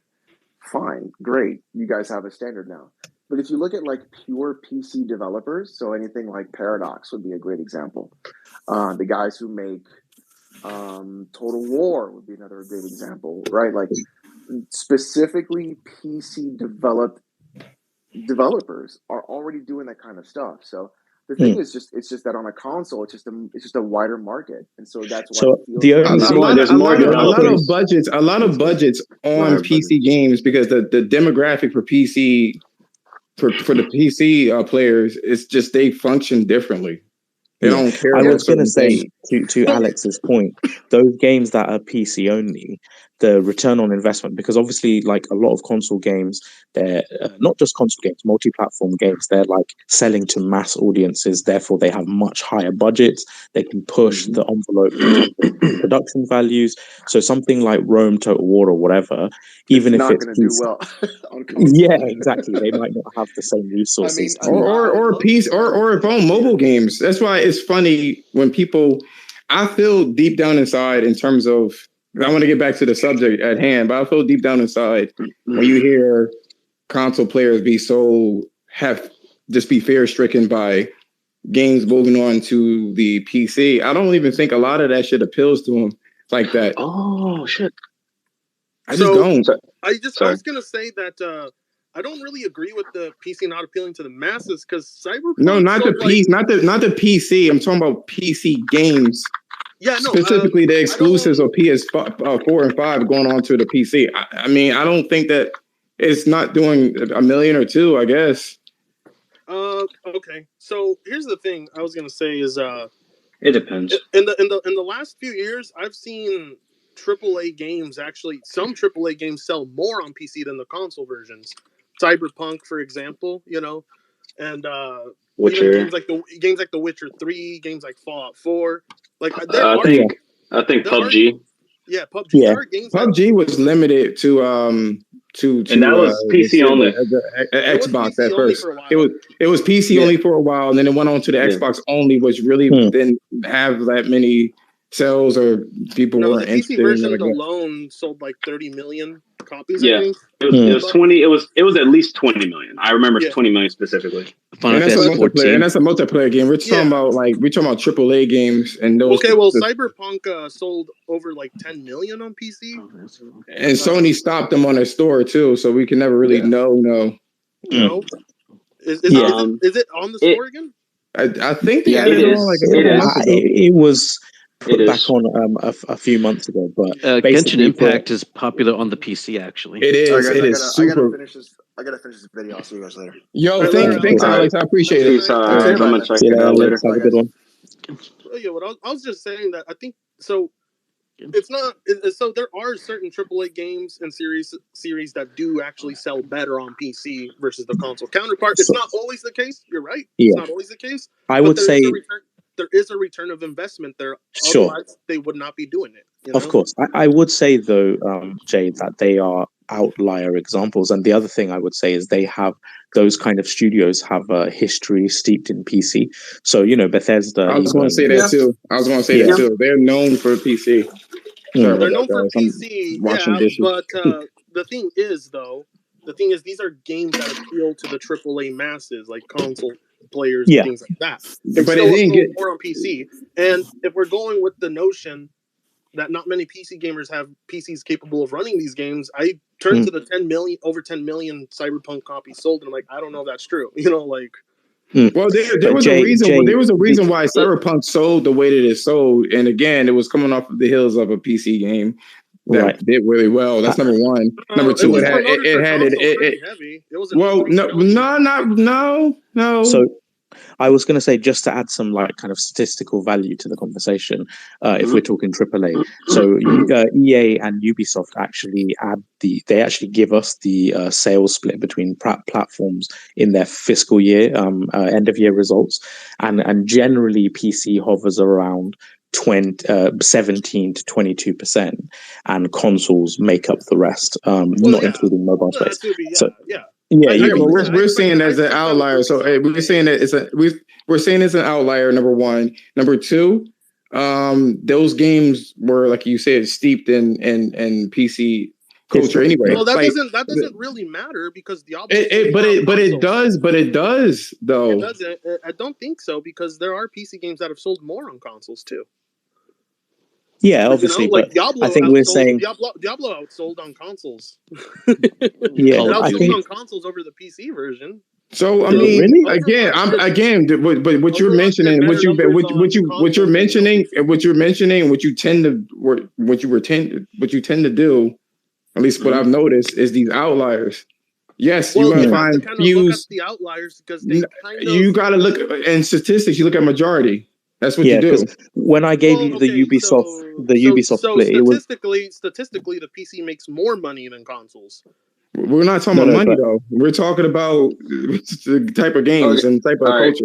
For Tenga, all right. To be fair, consoles, I'll say the majority of AAA games that are released by EA, Ubisoft, yada yada yada, sell better on specifically PlayStation's platform than PC. Yeah. Yes, that is basically a fact. I don't want those ones, but I think that's I think that's all that they're trying to say. Yeah. That's. I don't know if you were like, and just involved in other console war. I don't do that shit. No, I listen to what I know, but what we're saying is I have to keep correcting myself, even though I'm speaking plain English.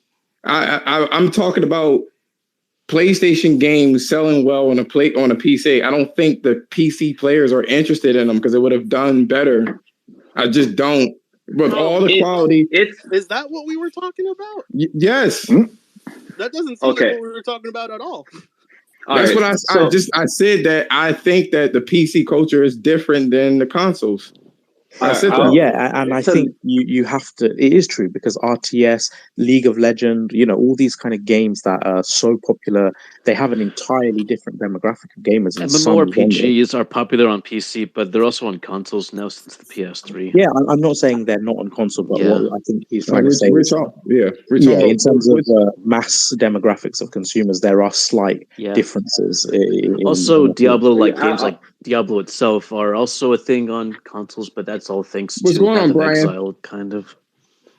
Yeah, I think that there's certain things that could overlap. You're gonna have some cross pollination or pollinate. Pollination. I guess it's getting late, but you're gonna have situations like that where you're gonna have games that do well on both, relatively well on both, but then like League of Legends would never do well on a console. I wouldn't say that. I wouldn't say League of Legends wouldn't do good on console. I think it would, but it needs keyboard. It would need it. But it should be on consoles at this point, though. 100%. There's actual MOBAs. There's MOBAs on console. If you don't know that, there's MOBAs on console. No, we know. Yeah, there is. Yeah, there is. I'll just say that there's a multitude of factors as to why like AAA games aren't as bought on PC. Like all right, let me say some of the factors that I believe. So maybe they're not as interested. The population, like you said, the population in terms of like the games that they play. There's other things like it may be bad ports.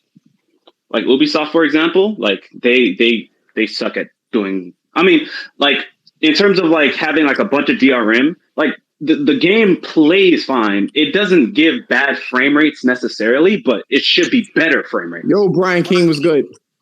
So there's stuff like that, like bad or unoptimization in terms of ports. Other things, as in like because of PC's free landscape, people can play whatever they want. They may not necessarily.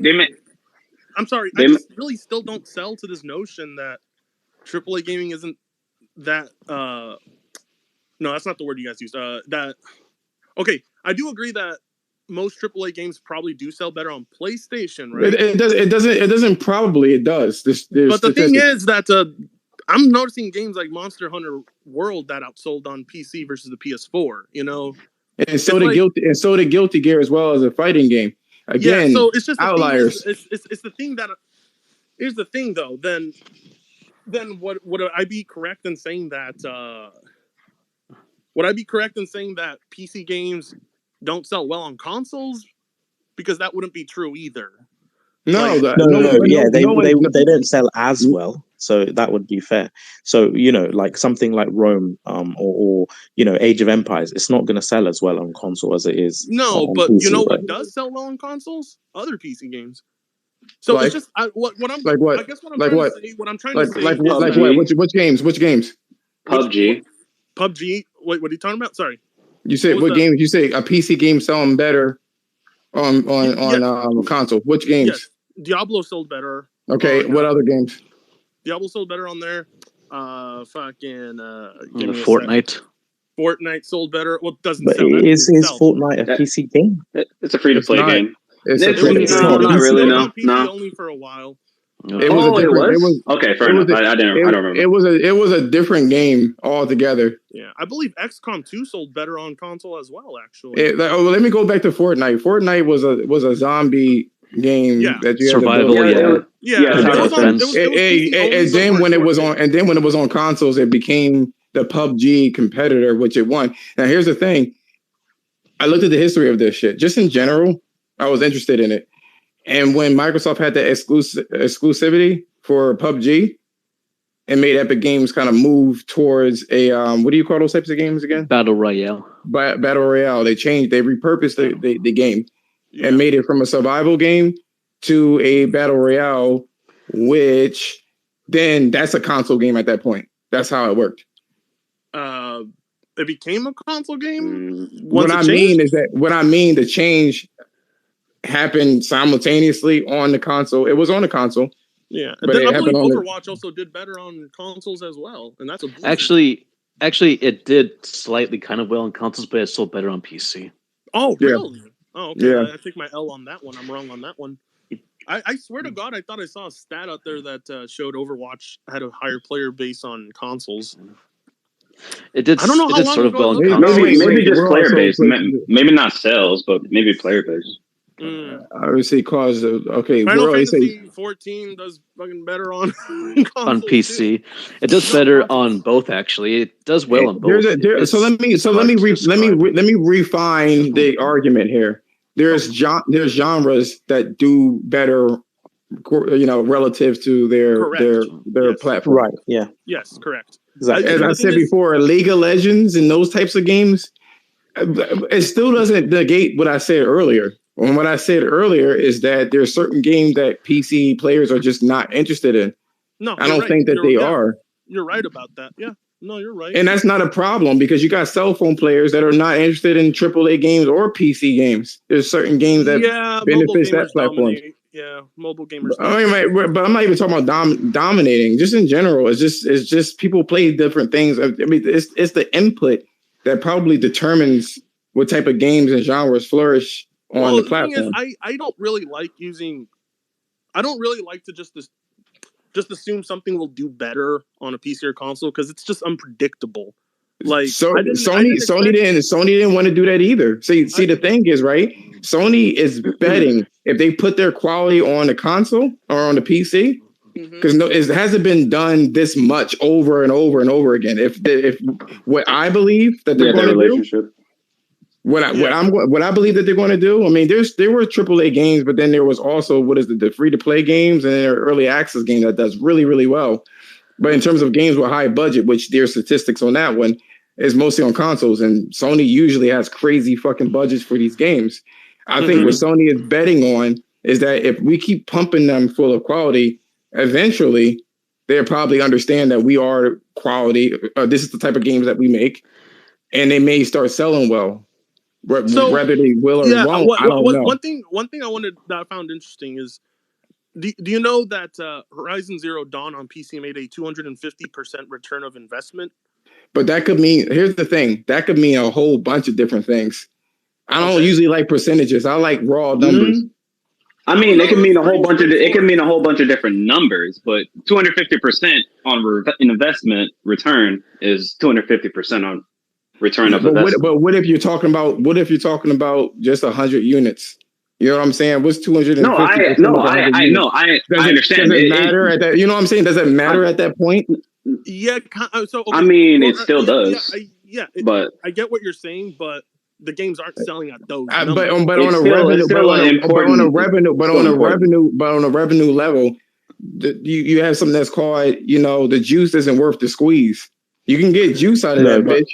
I would say though that return of investment is. We don't know. We don't know how much money they made, and that's why I mean it's invalid. No, but Gamecast, if the return on investment is that percentage, it doesn't matter how many units, you've still made money on your investment. Yeah, exactly. They made a lot of money off. They made money off of what do you call it? PS Now, but then it didn't do shit really.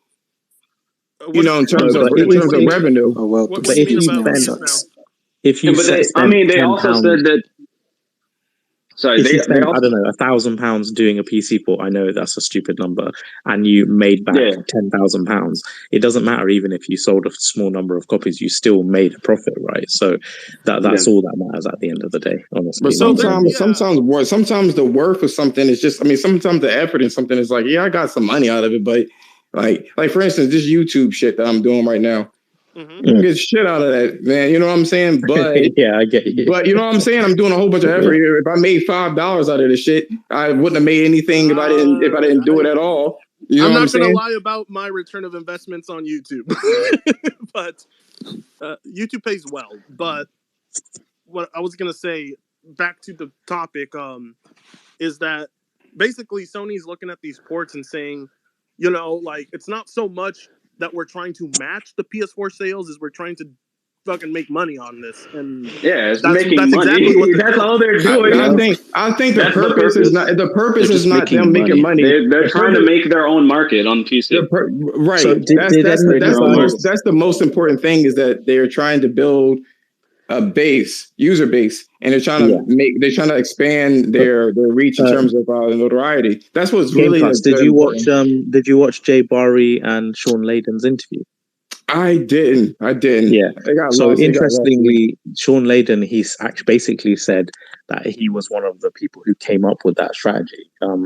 And what his sort of explanation of their strategy was that if they release these games years later on PC, and PC gamers test them out and they really like them, his strategy was actually completely different. It was that they hope to entice PC gamers to buying a PlayStation so they can enjoy these games day and day. Now, I'm not saying that's the strategy they will always, go with, because you never know, they might pursue a day and date strategy for PC in future. But his explanation of the strategy they employed was actually to get PC games, not just to sell PC games, but to actually entice them. And it makes sense. If you look at the landscape of releases, God of War's come out now, right?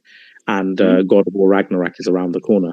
Horizon Zero Dawn came out last year, and Horizon Forbidden West is around the corner. So it does line up with what he said about their strategy, which is trying to release these games late when the tail end of the sales are gone, when they're already on heavy discounts, so the revenue isn't great.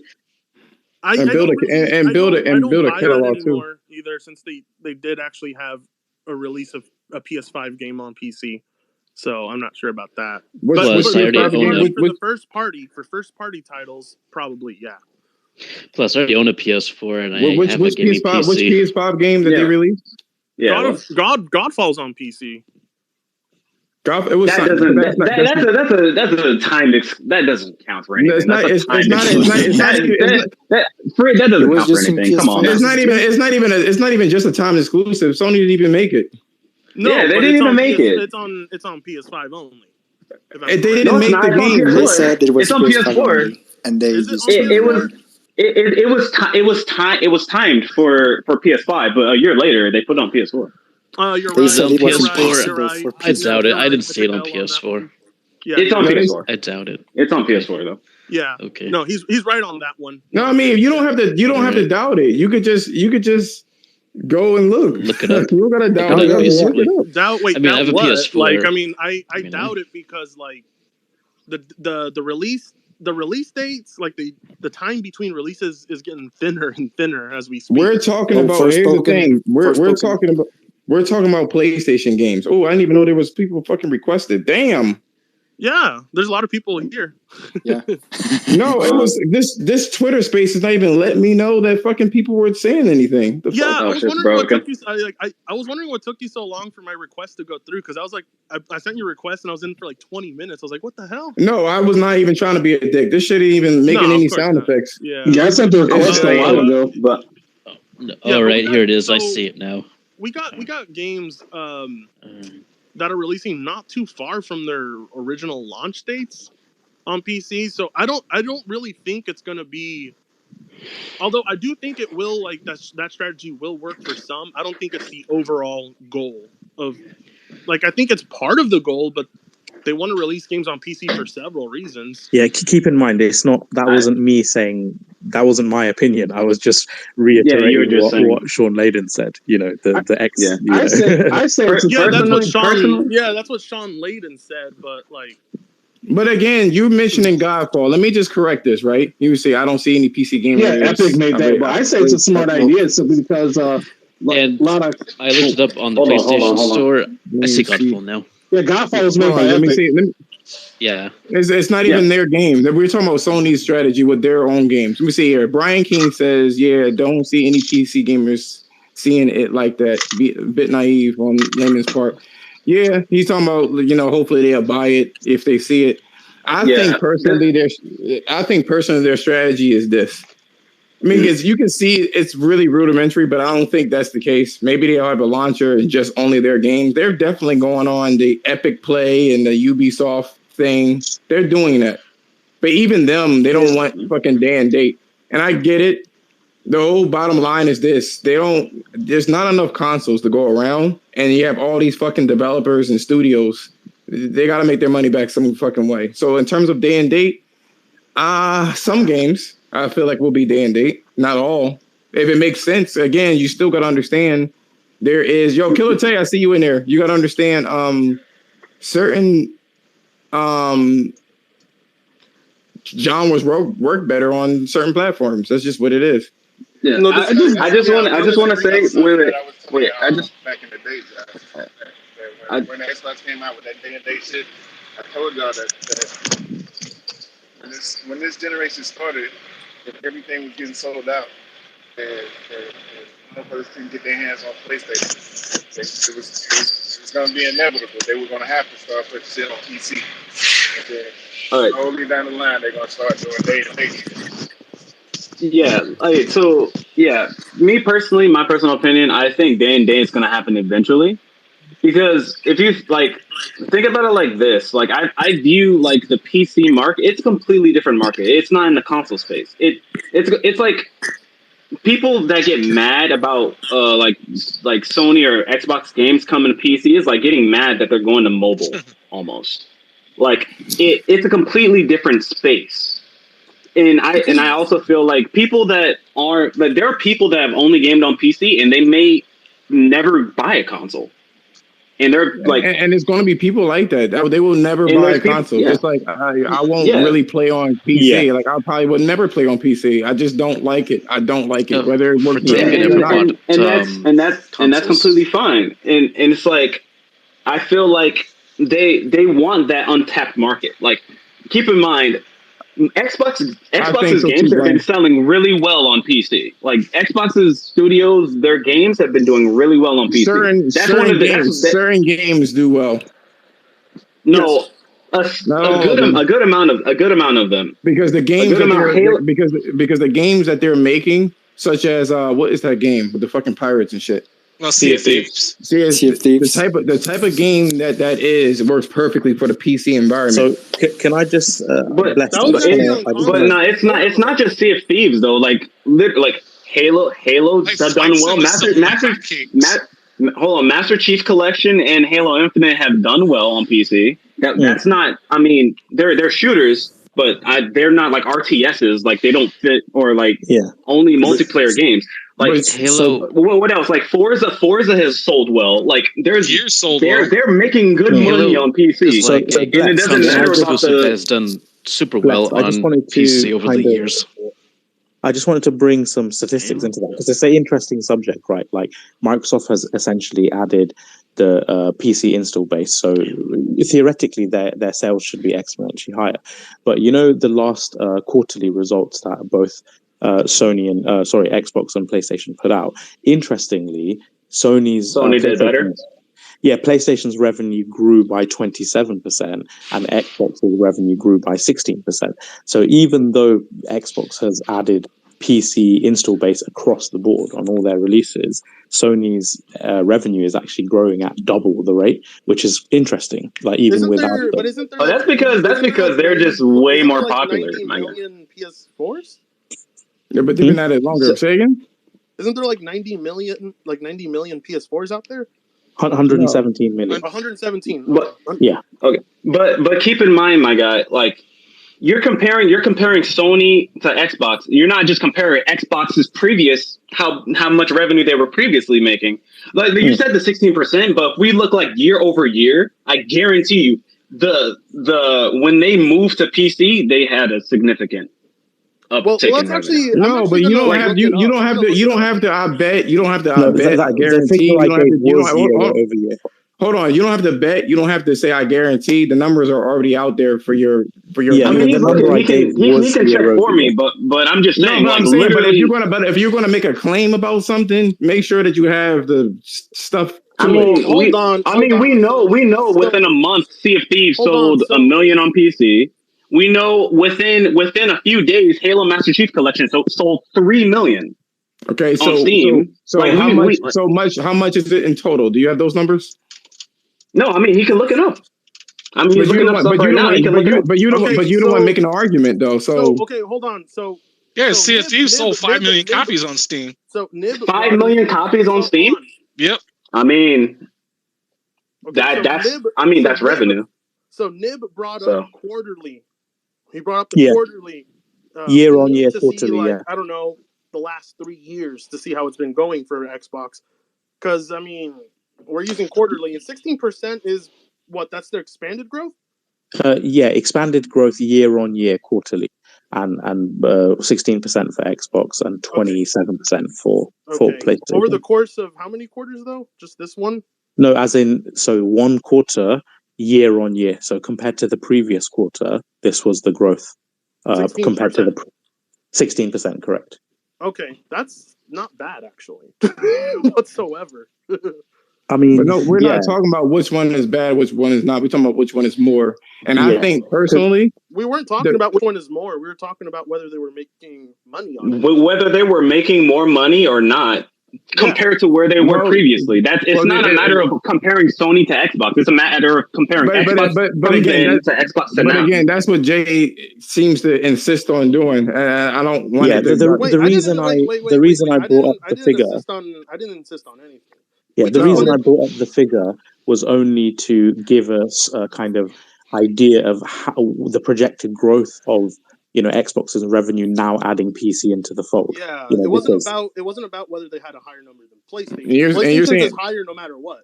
But we wanted to see if whether Xbox expanding to PC helped them grow, and it seems that it has. Now, whether you feel that growth is worth it or not is something else. Yeah, no, whether you feel, But the point I was making is PlayStation is having much more significant growth with a single platform than Xbox is having on PC and console. Well, they have a PS4 and a PS5 and a PS4 Pro. But but it's still console only, right? Yeah, but on the PlayStation brand itself, yes, it is bigger. Yes. Yeah. But also Microsoft had PC and they had PC for much longer. Yeah, but we know that the PC market is bigger without a doubt, but that's not the point, though. No, it is, though, because you mentioned that they have the PS4 and the PS Pro and the PS5, and they have the PC, which is bigger than those. Exactly. So, that's the point. It's absolutely the point. So I think. But I don't understand why you keep comparing Sony to Xbox when when the comparison should be made from Xbox then to Xbox now. Yeah. It's how much money they are making versus what they were making previously by adding PC into the fold. What does that have to do with Sony? And also, but Nib, you keep bringing it up like it's a. So let me clarify that. Wait, hold on, Nib. In your quarterly thing right there, does it show the PC market added to the PlayStation 1 or not? No, I mean that will include PC. I mean, even then, that still would not matter. That still wouldn't matter. So that could include the PC in there. So there is some. No, but it will only include it because it's including their whole money. So they only have Horizon Zero Dawn. One at a time. Sorry, Nib. What was that? Yeah, so they only have a limited number of PC releases. So yes, it would include Horizon Zero Dawn and Death Stranding, but in the grand scheme of Sony's revenue and software sales, Sony didn't publish Death Stranding on PC. That was 505 Games. So so that would they didn't make any money off that. They own the IP. I would assume. Okay, then they would make, I guess, some, but not like the full amount. I guess. So basically, the only game. The only release that we have included in that quarterly earnings for PlayStation would be Horizon Zero Dawn, correct? On the PC side, yeah. Okay, so we're gonna have to wait and see. Unfortunately, we won't know which percentage of that growth is from PC until like next fucking year when more releases are but out. I think the thing is like what I guess the implication is if adding the PC install base to Xbox made such a significant difference, those growth percentages would be much higher. We have to be honest, they would be much higher. So what the data shows is that even though, of course, some games are selling very well on PC, there's no arguing that. But I think in terms of the grand size of the install base, a lot of PC gamers are just still not buying adding to the revenue in the way that maybe console gamers, the same number of console gamers would. And I think that goes back to the whole thing as a lot of PC gamers, they just, it's not saying they don't like the same games as console games, but there are certain genres that appeal more and less, etc. And that's why the PlayStation was brought up, Bless. It's not because it was console war. It was you said I brought up the PlayStation. No, I'm talking about what Bless said to him. He was like, why you keep bringing up these statistics? And he was trying to get a good understanding as to if it was on PC, how much better would it be? So I guess. That's okay. So 16%. Of what though? 16% of what? So 16%. Yeah, we don't have a. It's not like what Brian King says this because this is on YouTube too. He says Xbox doesn't give a lot of numbers or figures, and that's the problem. But it's like 16 of what? But keep in mind, another thing to keep in mind is Sony makes a lot. I think most of their money from microtransactions. Yeah, not even. But you don't have to say I don't know about that. You can just check it. No, that makes no sense, dude. I remember that pie chart. There's a pie chart, and it is. Yeah. So it is microtransactions. Okay. It's not even PSN. That doesn't even make that much, really. Like how you pay for PS Plus. I mean, it's not even that. It's like $1 billion. It's like they make a billion off of like PSN. But Bless, that is a good point because basically the thing is, when you attract console-specific gamers, Xbox and PlayStation, they're stuck into the ecosystem, the store. Sony get their 30% cut, Microsoft get their 30% cut. When you're talking PC gamers, they might be using Steam, they might be not using the same store. So there is other potential lost revenue depending on the Steam takes 30%, just like everyone else. Steam takes 30%. What was Epic Game Store takes like 12%. I think that was temporary. I think that was temporary. Actually, I don't think they kept that. No, the 12%. They said it was temporary. That they're going to go to the traditional 30 as well. Yeah, they only did that for people to go over there. Yeah, that's not normal. Oh wow! I mean, shit. And it's still with all of that, people are still stuck with fucking Steam and shit like that because I mean, you know what it is. Steam is just fucking OD. Like Epic Games, like I'll take my free games. Thank you. But I will not install Epic Games on my PC. No thanks. I did once. I got a bunch of spyware a long time ago. Yeah, that's annoying too. The same thing with the Xbox thing too, yo. Like I would only use the Epic Game Store just for free games, but that said, I'd uninstall it afterwards after I play my free games. But it's pretty much not worth it for. No, I think like free games. Anybody is lying to themselves if they say Steam isn't the best storefront. Exactly. Steam and GOG, in my opinion. Steam and GOG, yeah. The only thing I still don't like is that it's still DRM, but yeah, you get some Steam has offline you get mode, some though. outrageous fucking deals on Steam, like and GOG, yeah. It's just really ridiculous. I mean, it'd be curious to see what they're going to do, but.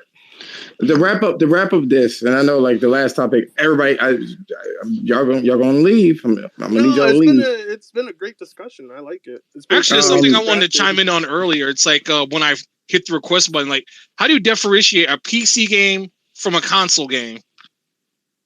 That is. I guess it depends on which one it was built for first. If it was built for PC first, that's what I was thinking. If it was built for console first, it's a console. That's how I would For example, I'll say, all right, I'll say, for example, 4A, for example, 4A with 4A, Metro Exodus and stuff like that.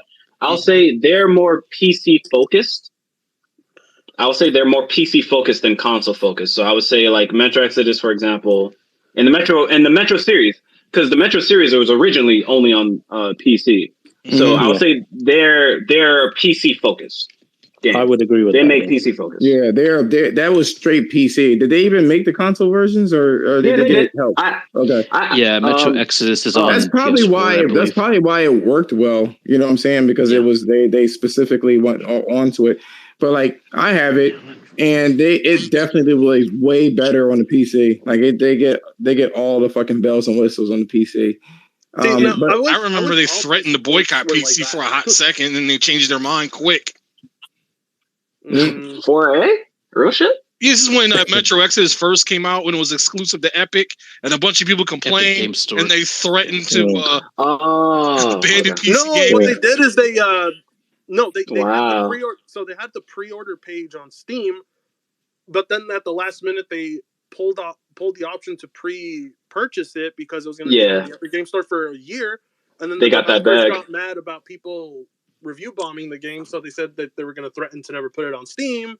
Damn, that was fucking hilarious. Game Pass, all the money they was going to miss out on. Game Pass, I have to go now. I've enjoyed the conversation a lot. Not a problem. Not a problem. There's Jay Tanga, Bless, Night, Fate to all of you guys. It's Jonah is a good civil conversation. Hey Nib, it was a good conversation. Let me follow you. Cool, dude. I like this conversation today. It's been keeping me distracted because I got some stuff. Got some more pony salt for us. Well, see, I don't know. There's this video by the amazing Lucas that blew my mind away. I don't know how to respond to it. Like the amazing doofus. Gents and ladies, have a good one. Take care. Amazing Lucas, is that the black dude? Yeah, the light-skinned black dude. Yeah, so the derp guy. That dude is retarded. Something wrong with him, man. That dude. Something wrong with dude. Did you're talking about Amaziago? Yeah, he tried contacting random employee contacting some random employee from PlayStation to try and get a refund for Returnal.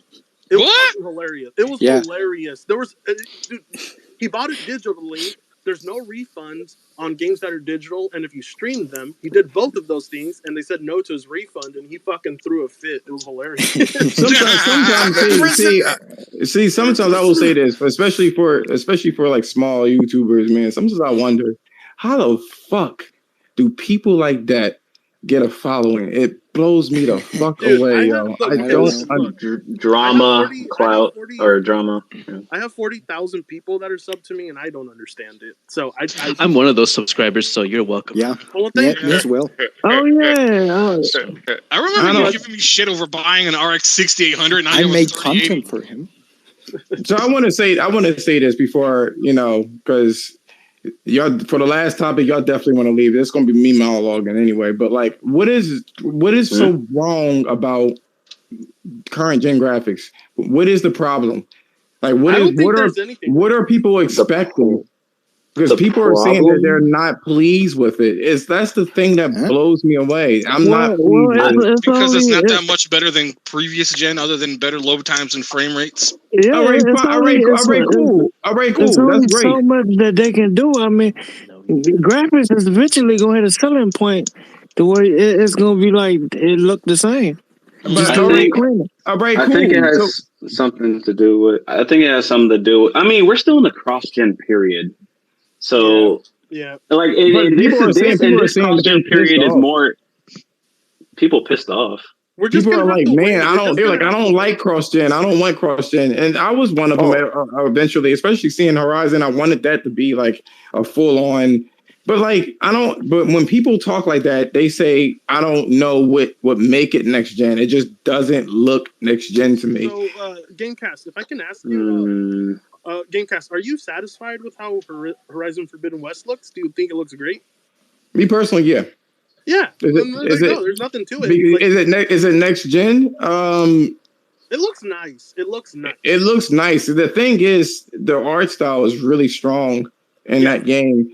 But the technical prowess in that game, like they have the biometric clouds and all other stuff. It looks beautiful for me. Yeah. No, it does. But could it be better looking if it was a true next generation game? But what would it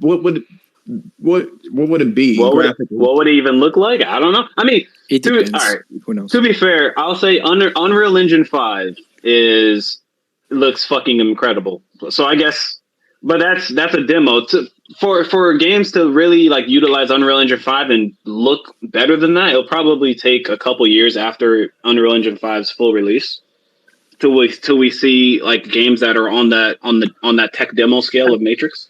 I mean, take a look at the Hellblade 2. That looks amazing. Mm-hmm. To me personally, you're gonna have to do better. You're gonna have to do better than Rocks and a big ass bald guy, because we all know that hair. To stick forward. It was hard to see Hellblade 2. I ain't gonna hold you. It was kind of hard. I'm not saying that it's a bad looking game or anything like that, because it's not. But we don't like. Like Stalker 2 is. Stalker 2 looks crazy. It's probably the only thing I've seen that looks close to next gen. But honestly, I'm kind of pleased with how games look already. I'm just like, I am too. That's the thing. I am. This is the question for shout out to Magnificent Black. That's the question for that. I don't understand, and people have a similar sentimentality for that. Like, I don't understand. What are you looking for? If you can't tell me what it is that you're looking for, then I guess they're saying that it doesn't look like it progressed further. Like, for instance, GT7 versus GT Sport. We had this conversation. I'm like, GT Sport is Christian. Well, here's the thing. Here's the thing. People don't realize that Ragnarok and Forbidden West were probably already in development not that long after their first games. They were PS4 games for sure. They're PS4 games. Both those are going to be PS4 games. Do you guys want to hear my opinion? People just need to. Yeah. I want to hear your. I want to hear your opinion. Okay, this is kind of a hot take, and it makes me sound like I'm the odd one out here. But, well, first of all, I'm actually almost near Alex's age. I'm like 29 years old, which makes me almost a boomer. But that's besides almost the a point. Boomer. Bro, you're 20 years off, man. Stop. Yeah, but here's the thing, though. I'm a boomer. I'm almost 40. Here's the thing, though. I do not care about graphics. I just care about fun and gameplay. Like, fuck, I still own my PS2, and I still play that, so that's how much I don't care about graphics, really. Me and you, dude, on the same page. Everybody else You seem like a Nintendo. You seem like a Nintendo guy. I'm actually Nintendo and PlayStation and PC. I'm 3 of those. With my Xbox, I just play 360, and that's all it is with Xbox for me is 360. But, yeah, I'm actually most platforms. I just game on whatever platform I like that interests me. I don't prefer one platform. Now, people will say this, right? People will say this. I paid X amount of dollars for a console, and I want to see the graphics. I'm like, I'm going to sound like a straight hood-ass motherfucker. Bitch, you paid $500. Those PCs is $2,000 for those type of graphics that you're looking for. You didn't make that much of an investment. You didn't make that much of an investment. Yeah. Let's be honest. If you love graphics, you gonna automatically go towards PC. So that's what I find funny. It's because honestly, I feel like most PC gamers don't care that much about graphics. I feel like the graphics argument is really like console guys that are just like. Well, at least in this community, like the graphics argument is definitely about console guys. Like me, graphics. I think graphics are definitely important. I think graphics are important, but like it's also it's not an end all be all. It's not number one on my list on important things. So it's like console guys, they want the uttermost best in terms of graphics out of their $500 console, but they don't want to go to for the AAA your statement multiplayer multiplayer games. Your statement would be 100% correct if PC guys never chimed in on any console war conversation or any like normal conversations outside of console wars. Yo, you tell him, Tay. You tell him. If you was worried about graphics, graphics, you'll get a PC. Kill. I'm gonna be honest though. I'm gonna be honest with you, Kill. Like these console dudes are zooming in 400% on each other's images. I don't know, man. PC guys don't do that. Stay out, but y'all keep bringing this up. Honestly, the thing is a tit for tat thing. You know what I'm saying? You can thank Digital Foundry for this bullshit. Yeah. Because I'm gonna tell you right now, back in the day was PlayStation and N64. The only thing I realized that I see nothing but fucking checkerboards all over my fucking walls and shit like that for PlayStation. I didn't see that shit on N64. But I also seen more of a more objects on the screen when it came to PlayStation 1. Yeah. You know what I'm saying? Yeah. So here's the thing, Magnificent Black is getting heated. He mentions about GT7, and what I was trying to explain to him is that there are things in GT Sport. If I say GTA 7, I didn't mean to say that. I meant to say GT Gran Turismo. Yeah. If GT Sport is so fucking static, there's no real time lighting, or you can't change the weather. It's shit like that. Those particular things are way harder to do in real time. He's like, I don't want to hear that shit. You know, it's supposed to look better. I'm like, okay, cool. What are you looking for? I don't know. It's supposed to look good. And I'm like, that's the thing. The layman person has no idea how to explain what they want. Magnificent Black. I'm just fucking. I'm fucking with you because I know you can't get in there. Your ass, the next I know. To the guy there, be like, yo, what the fuck? But it's only for content, man. You gotta be the sacrificial lamb, man. It's only for content. You know what I'm saying? But he low-key, high-key, he did say that. But he was he makes a good point though, because visually it didn't look. I'm like, bro, it is 1800p checkerboarded, and it's 4K on the PS5. I don't care about clarity. All right, there's 60 frames. Well, it still looked the same. That grass looked dry. I'm like, man. Wait, is he only talking about GT Sport, or are you talking about the comparison between GT7? Because GT7 is not out yet. Right? GT7 and GT Sport is what he was comparing those to. He said he was fine with Horizon and Ratchet and Clank. He was fine with those. I have Gran Turismo Sport on my PS4 digitally. It's a great game. Oh, okay.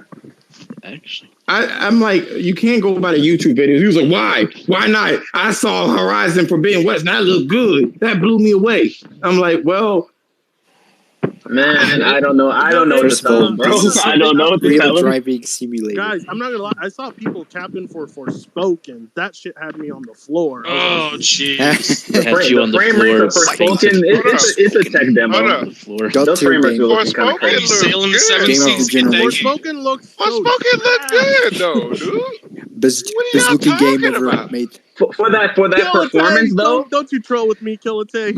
I swear to God, Forspoken look good. I'm hyped for Forspoken, but I'm gonna tell you this. And people, I just don't see where people see the fucking bad side of it. People are going to be so angry with me.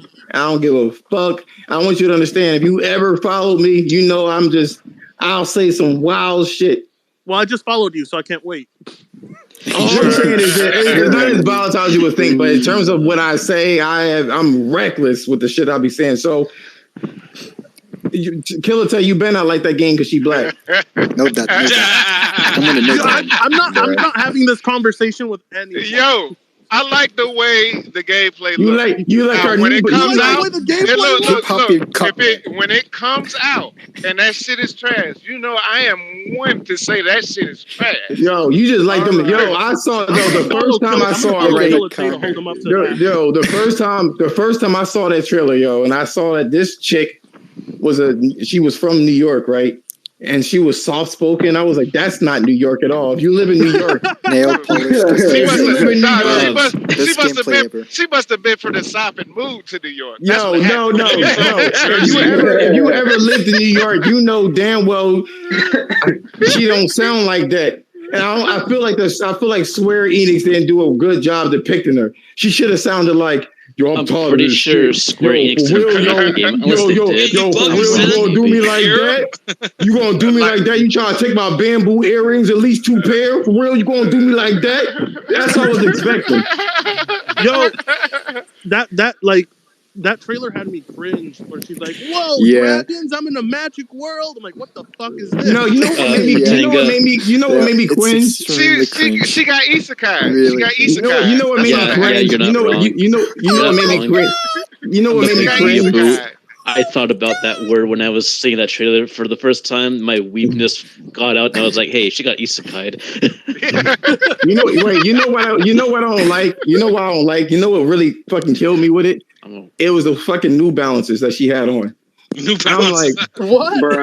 Bro, y'all really all right. Hey man, y'all were psychoanalyzing this shit. I saw that shit, yo, and then the fingernails. It would have been better if she had a rock the K-Swiss, son. The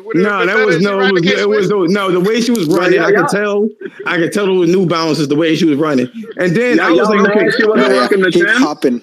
K-pop and company. Yeah, you know that's what the y'all mad y'all she wasn't rocking the Tim. That's crazy. Air Force One. No, I mean if she was from I'm just saying this is not a black and white thing. If she was from New York, I'm expecting the New York culture. That's all I'm saying. Yeah. Timbs and some booty shorts. You know what I'm saying? You bugging. I did like the thing. Look, they got the fingernails. I was like, they got it. They gonna have me paint this chick's fingernails. Yo, I was like, stop. Just wait for the toenail polish expansion. You can't wait. She gonna have them long ass fingernails and shit. That's gonna mean that her spells is gonna be stronger. The longer her fingernails, the stronger the spells. Like raptor claws and shit like that. What is this conversation right now? This shit cursed. Obviously, like the game. I'm just fucking with you. What I didn't like about it is Square Enix is known for like really big bombastic magic spells, and it just looked kind of weak. Yeah, and they're well known for RPGs. Yeah, but JRPGs is what Square is well known for. I know, but I was expecting more of a explode. Like I was expecting more better looking magic, but then okay, fine. Then the frame rate was tanking, and I'm like, all she's doing is. I'm like, all she's doing is running, though. I don't know. That's why I'm like, that's why I'm sketchy about that game. Man, y'all bugging. But I don't know. I'd rather just wait until Returnal comes. The game looked fun. The game looked like it's gonna be fun. I can't wait for it to come out. If that shit come out, if it come out and that shit trash, I'm gonna be upset and I'm gonna be blasting that shit all over Twitter. You can tell. Just like I did Death Stranding. They're putting all of their budget. You can tell that they're putting their whole budget into Final Fantasy 16. Yeah, you could tell this is like a extra little free money and shit like that. It's a tech demo, man. It's basically Final Fantasy. Ain't that? Hold up, that Final game, Fantasy 16 deleted map. Forspoken is running off of Unreal 5, right? No, it's running off of the Lumen engine, the same engine with Final Fantasy 15. It's the same team. I'm sorry. Not the Lumen engine. Whatever the name of their engine. They didn't even change the fucking animation. Like some of the animations and movement are the same as for some of the characters in Final Fantasy 15. It's like just let you know, as a Final Fantasy fanboy, I'm actually very excited for Final Fantasy 16 as a Final Fantasy fanboy myself, actually. Yeah, you want to know something? I went back. I was disappointed. To Magnificent Black's complaint, I was actually disappointed. Like when I first saw Final Fantasy and they had like the blood squirt on her face or something, I was like, "Ooh, this is dark." But like, I saw it again. I'm like, "Yo, this doesn't look that good graphically." Final Fantasy being dark is good. It's not the first time the graphics were fine. It's just the graphics didn't look that good. I was like, I don't know if I just got pampered into this shit. Dude, I thought I was the only one that thought Final Fantasy VII Remake didn't look that good. People were like, "You're nuts!" I was like, "It really doesn't look that good." No, okay. in some areas, Final Fantasy VII look really good. In some areas, it look fucking awful. Yeah, and Final Fantasy 15 had Final Fantasy 15 had the worst pop-in I'd ever seen. When you would fly the car, shit would just pop in on the map. Final pop-in 15. That's all I'm saying. So it looked like that was the biggest complaint. PS4 fucking run like a fucking spaceship, son. That was the biggest complaints that I had graphically. Like Gran Turismo is doing a lot of shit that is real time, like the biometric clouds, and you know you can go from day to night, and then the weather, and then the extra physics with the car and stuff like that. And I get it, you know what I mean? But we just hit a year. Like, nigga, let that shit stew a little bit. Yeah, they need to wait. We're still in cross, and that game's gonna be cross-gen. They're like, I want it now, like that fucking Cash commercial and shit. I want my graphics, I want it now. Jay-Z, Wentworth, 877 Cash now. Stop it. But I'll say, things that should improve this generation is things like hair rendering. Hair rendering, I feel like can be improved significantly. Object clipping needs to be fixed. Object clipping. All right, object clipping should be a thing of the past. Yes. No, that ain't going nowhere. Because you have to make a collision body for every strand of fucking hair, and if that fucking ponytail go through the body, people go, I saw a strand of hair go through her shoulder. It should have cut her shoulder off. Bro, but you have to understand, the fruit, when I shoot it, it doesn't explode. How the fuck is and you get it?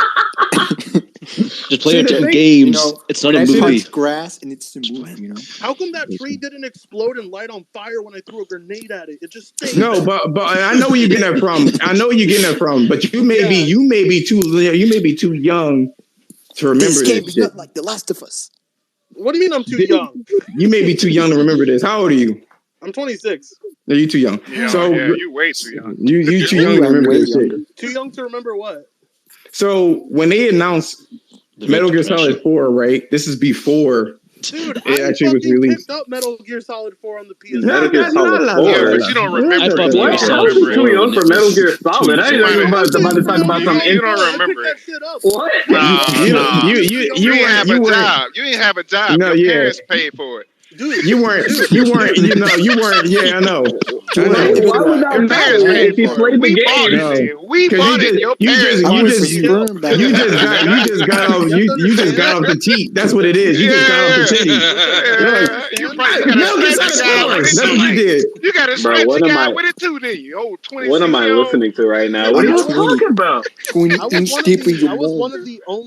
I was one of the only PS3 owners on my fucking block.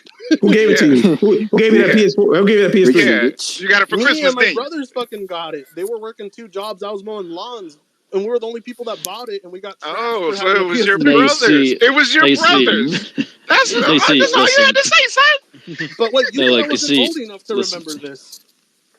All I'm saying is this: Kojima. What were you going to? Kojima did this. Exactly? No, this is what I was going to say. Kojima said this, right? This is the console war shit from back then. He said that you could burn down a tree and the seedlings would fall on the dirt and they would make more trees with his new engine. Oh my God. He was saying some outrageous shit. Only on cell processor. If it wasn't for the cell processor, what we do is that if a glass rolls on a throw rug, it's not different sound bites. It actually would manipulate the sound effect and change it from the carpet sound. Bro, that's what he said. He said that all the environments were destructible too. He said all of the environments were destructible. You can throw a grenade anywhere. I remember that. This dude was that shit, Kojima. Damn, I actually do not remember Kojima saying that. I just remember he was wild. He was wild. He was like only on the cell processor because you have this monitor on this little gecko machine thing, right? And then have them all the way over there in another country. He was acting like his game was as big as a country. and it was filming it right then and there. I was like, oh shit, the PS3 doing all that? I was, oh my god! Isn't it? What's funny to me is that nobody has fucking given Metal Gear Solid 4 more ports or anything like that. That's the best Metal Gear Solid game, and it's just fucking still down stuck on PS3 unless you emulate it. I doubt it, but I hope that they put some kind of emulator. I want that so bad. I know it's very, very unlikely. I know it is, but I want them to so bad. Did they ever even do like a PS4 port for Metal Gear Solid 4? No. Nah. Stuck on PS3. Fuck? No. That game is literally stuck on PS3 unless you emulate it on PC. Yeah. That is the best Metal Gear Solid game. God damn it! One of the best. Yeah. No, I hate that game. You hate that game? Yeah. And this is the reason why everything should just be on PC. It's time for you to die. 4 was the most linear one out of all of them. Yes, it was linear as fuck. Yeah. When you played Metal Gear Solid 3 and you were able to like those graphics.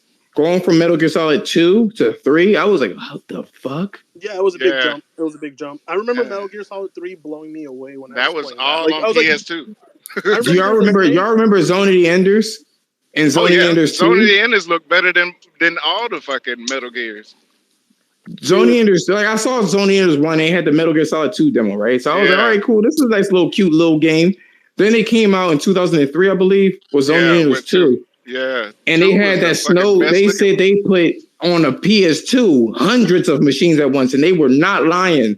Yeah.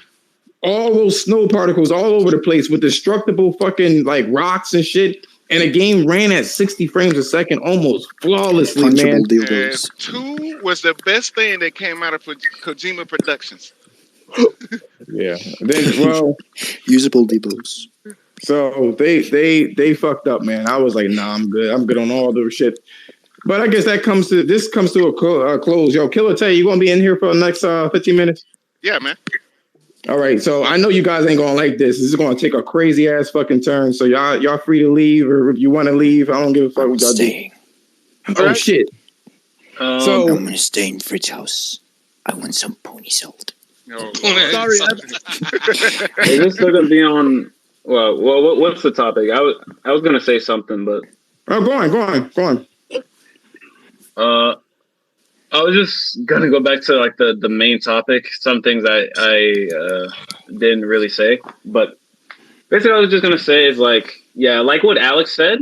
Like you have to know what you're looking for in terms of getting into PC gaming, and right now it's just the GPU market's fucked. But also, like you have to be willing to troubleshoot some things.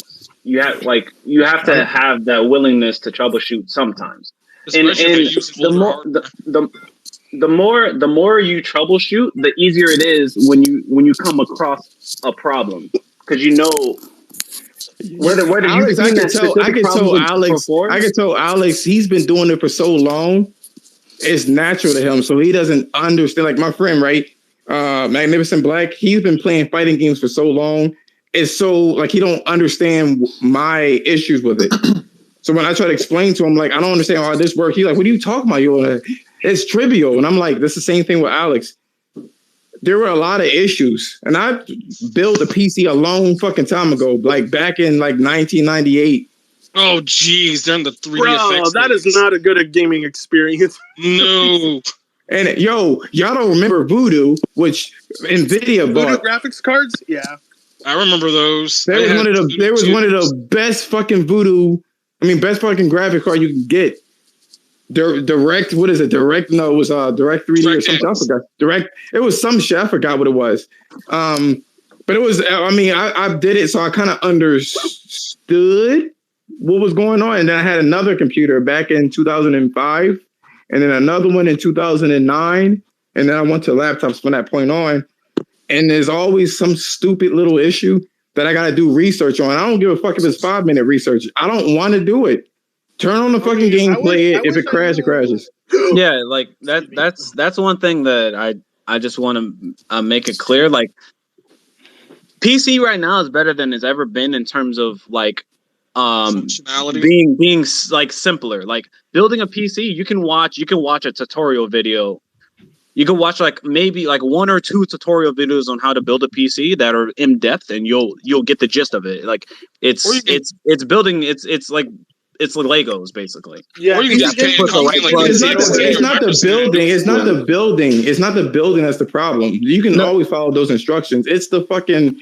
There's the driver incompatibilities. Those are non-existent. Wait, hold on. They're not existent. I'm tired of y'all PC niggas saying that shit's not existent. Come on, GeForce Experience updates your drivers. It's just constantly swapping hardware. How are you having these driver issues? All right, stop saying that there's no driver issues. There's still drivers. Okay. You have driver issues if you don't play on PC that much. Hold on for a second. I just want to ask how are you having to do manual driver shit in 2022? Hold on. Before he answers that question, I just want to say, like, for example, in the last day since the God of War NVIDIA driver came out, my PC has been doing some weird stuff, like with artifacting. It looks like either memory artifacting or just graphics artifacting in general. So what I did was I had to use DDU. I went into safe mode and had to uninstall, and I reinstalled the graphics driver.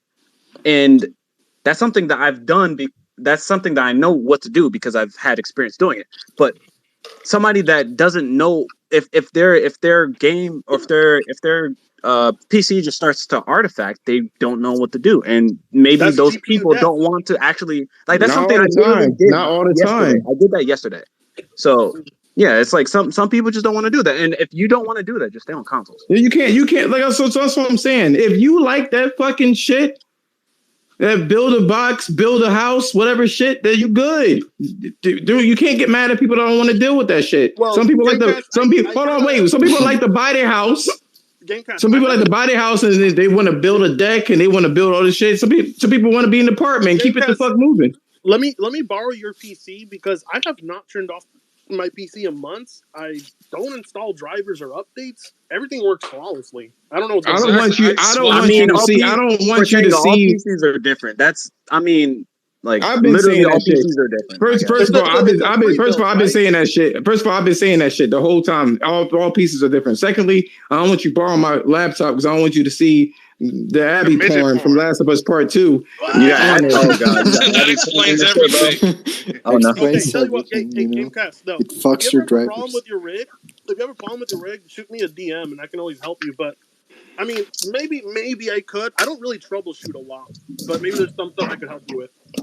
Like I don't mind taking it too. I don't mind taking it too. Like I mean, if I see something for me personally, if I see something, and if it becomes so egregious, then I'll definitely like DM and say what's going on. But like, yeah, but what it sounds like to me is PC is just not for you. And that's it has never been. That's what I'm saying. There's a lot. The argument was this. The argument was this. There's a lot of people from PC. There's a lot of PC motherfuckers, right?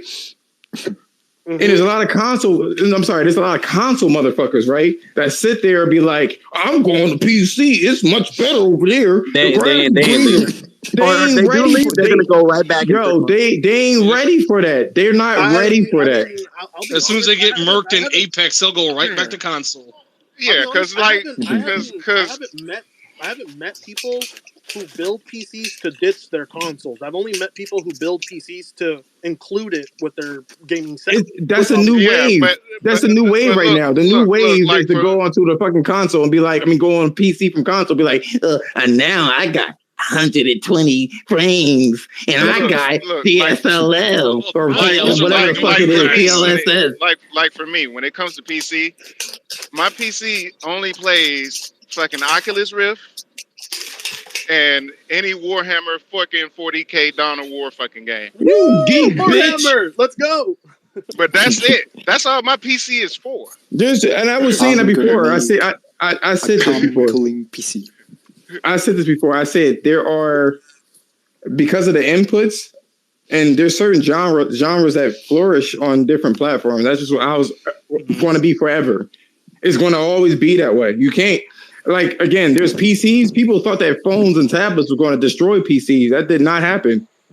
People thought that, maybe not in the US, but in Asia, tablets and phones dominate. Their houses are as big as closets. They can't have no fucking PC in that bitch. gaming cafes are big and exactly. Especially go to the Philippines, that's all they do is hang out in gaming cafes. Yeah, the culture they don't have space for that shit. The culture is fucking crazily different, like on all of them. So I get it. That's what I was saying. That's all I'm saying. The reason for this subject, and this was a really fucking good topic, which I have a small YouTube channel. All this shit is recorded. This is a really good topic. Gamecast. Gamecast. Okay.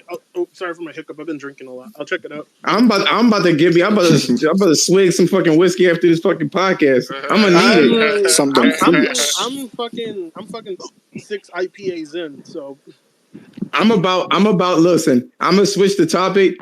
And like I said, everybody can leave. If y'all don't like it, y'all can leave. It's fine. It's not supposed to be a gaming topic. My reasoning for this is to kind of show you a little bit of who I am. So the 2 topics about gaming, and then the 3rd topic is about just shit that's on my mind, right? And I wanted to ask, since y'all guys are staying here, especially Killer Tay, have y'all guys ever thought that your reality was fake? This shit is fake. Have you ever thought this shit? It's like, why am I here? I was like, why am I doing these push-ups? I have this thought all the time when I take like 5 grams of shrooms. I feel like I've always been on shrooms, but no, like somebody slipped me them shits. Or something. Like, why the hell am I Mexican? This motherfucker told me he saw a Christmas tree grow out of the ground and smoke a blunt with him. I was like, Gamecast. Let me send you some mushies and some bud. Bro, I couldn't even. Yo, I'm gonna tell you a story, yo. And I typically just throw my shit out there. That's how I am, right? So I had this crazy idea with an entourage of people, right, to go to an exhibitionist beach. Mm-hmm. Somebody thought it was a great idea. Well, hey, we could be butt ass naked and you can smoke some weed. You can feel the beach hit your skin with the air. It's gonna be cool. I was like, that sounds pretty cool. Is it like drinking? He was like, yeah, but better. I was like, oh shit. Yeah. I said, okay. He told me this. I think he told me. I told you this shit. Yeah. So we go to the beach. I stayed there to get my nerves calm. You know what I'm saying? And I was like, okay, cool. So I'm comfortable now. I said, where the weed at? He said, all right, walk this way. Gave me the fucking weed. We all taking hits. I said, I don't feel nothing. Butt ass naked. Well, yeah. I said, I don't feel nothing. I said, this shit is weak. And he was like, no, try it like this. The chick was over there. She hitting that shit way better than I ever. Maybe it's the weed that made me think it's a simulation. I don't know. But anyway, so I'm probably still fucked up. I'm probably fucked up for life. But she's hitting that shit like it's nothing. Like that shit is one of those fucking Virginia Slims and shit. You know what I mean? So I'm sitting there. Yeah, I'm not gonna lie. I hit it like that a lot myself. I hit it every fucking hour. So, but where do you live exactly? Like what state? There's Jersey. Oh, Jersey. Jersey. Okay. Jazzy. So I'm sitting there. You gotta smoke by the beach. Well, that's where I was at the beach. I was naked. It was about my peoples. Let me sit there. I'm thinking, I'm sitting there, yo. I was like, this must be how Africa feel like. I was like, this is awesome. The motherland. I was like, this is the motherland. Oh, the state of New Jersey. That's nice. Jersey. Anyway, I'm sitting there smoking that shit. And I'm like, maybe I'm not hitting it right. She was like, you're supposed to do this. You're supposed to let all the air out your lungs and then put it and then breathe it in your mouth and then you swallow the air. I said, that's how you do a hit? She said, mm-hmm. That bitch told you to swallow it. She tried to make you put it in your stomach. So I did that. So I did that a couple times. I was like, this shit is still. You hit that shit. And I heard like sound like, trash, right? Yo, I was like, it was like woo woo woo woo woo woo woo woo woo. I was like, what the fuck is this? Bro, you got your hands on some goddamn good ass shit. I said, I need to lay down. I got up and everything can start getting white. Now y'all may not remember this shit. It was an R&B singer. Aaliyah, and she did that little rock the boat. Remember, she floated up in the air and everything. It got white. That's what it felt like. I said, "The fuck?" I said, "I need to lay down." I laid on the beach, and I can feel the air whipping around me like a fucking tornado. And I'm like, I can't. You could hear the wind, couldn't you? Like you could. Bro, and then my short-term memory started. My RAM. My system RAM was fucked up. Like it was like system errors all over the goddamn. It was errors all over the place, yo. And then like my fucking system, like it was like overheating. I couldn't remember what I was doing. I was in a perpetual loop. I was like, I got to get to my car. 2 days later. And then I forgot that I said I got to get to my car. I said, I got to get my car. Let me get up. Why did I get up for? Oh, I got to get in my car. And I sat back down and I got up again. I was like, why did I? And I kept doing this shit for like 15 minutes. I was like, what the fuck is happening? Game. I desperately need to blaze out with you. I would fuck you up so bad. Yeah, after he got out, look. After he got out, I'm gonna tell you right now. I laid on the beach. I said I couldn't even get up, yo. I was fucking out. I kept blacking out, little micro blackouts, little ones. Dude, it sounds like you hit like a fucking 30% THC blunt or something. He said, no, he told me. He was like, yo, guys, I put this in the freezer so it can be extra fresh. Oh shit! No. You know what he did? Okay, no. When you put it in the freezer, like that is to try and preserve the terps, but also to try and keep those crystals on the bud because they will fall off based on how warm the room is. It was fresh, yo. This bitch had this shit on ice like a sandwich. Yeah. He opened the lunch bag. It was like poof. Here you go. Look. So I'm sitting there, right? Lunch is served. Was that your first time? Smoking? That was my first time ever hitting anything like that. If it was even fucking, if it was weed, if it was weed, it may not have been weed. He had a couple of shrooms in there. He had a couple of shrooms in there. I was out of commission for fucking. 100%. That was 100%. He was on the beach. He was on the beach butt naked for 2 days. When he came down off Cloud 57. No, it wasn't. Don't listen to him. He came off the Cloud 57. The girl was like, is he all right? He just laying there. I heard her. And I was just like, call 911. He was like, shut the fuck up.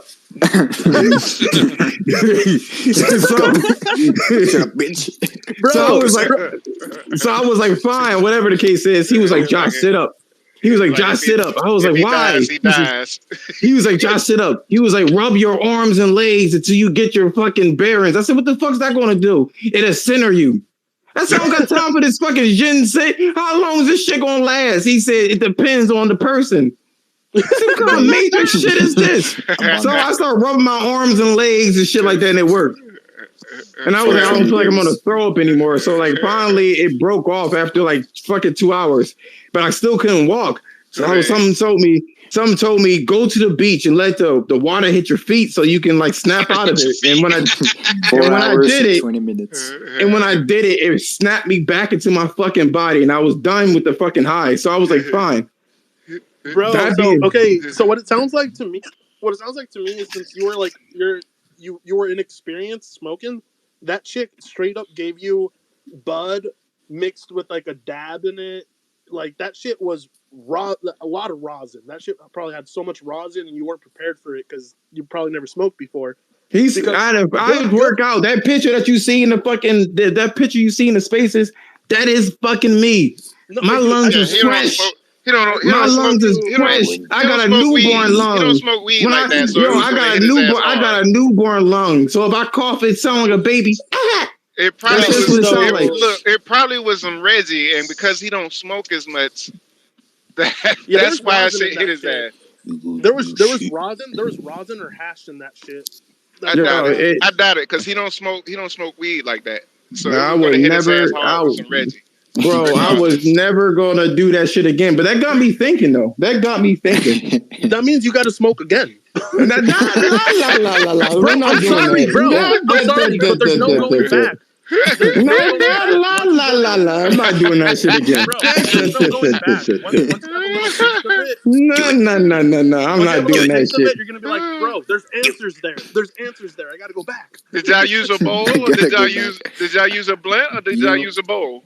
It was a blunt. He told me, he was like, go to the store. To do it again. He was like, before you go to the beach, pick us all up this banana, pineapple, some shit. I don't know what the fuck it was called. And he, they split that shit open and threw that shit on the fucking grass and shit. Yeah, and whatever it was, tobacco. Biodegradable. It's just leaves. That shit was leaves, man. They threw all the fucking tobacco out, man. I'm like, man. Hey, Killate, do you think this guy got laced, or do you think it was just his inexperience? It's inexperience. He don't smoke as much, and plus he work out, so he don't have none of those. He don't have. It was probably some Reggie.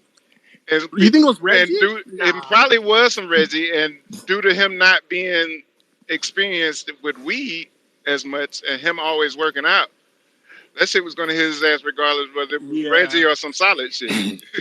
And I was like, I believe you, Games, because the first time I hit some was with this chick at a hotel, and all I remember was taking a puff, sitting there, and all of a sudden, fucking memory gaps. Like missing memory gaps, like I would look, and I was like, "Wait, how did I get here? What the fuck happened?" And then like the ceiling was kind of swirly, and like for anybody who's never tried it, but for you, like you work out, you're in shape and everything, you've kept clean, so that shit probably rocked your world. I didn't like. Punch the fuck out of your face. I looked at him, yo. When he first told me that made me fucking realize my first experience, because I was playing fucking the first Bloody Roar on PlayStation with my homeboy. Mm-hmm. And my first time smoking, we was playing, and I dozed off. I kind of like blacked out at the beginning of the fight, and when I fucking came back to, the fight was fucking over. I was like, hold up, what the fuck just happened? We just started the fight. How is it over? Yo, I legit miss being able to, I miss being able to get that blazed. I miss it. I tapped that motherfucker on the shoulder. He said, what? I said, I regret doing this. like I said some profound shit, yo. I said some real profound shit. I was like, he's like, what? I regret doing this shit. How you turn this shit off? Maybe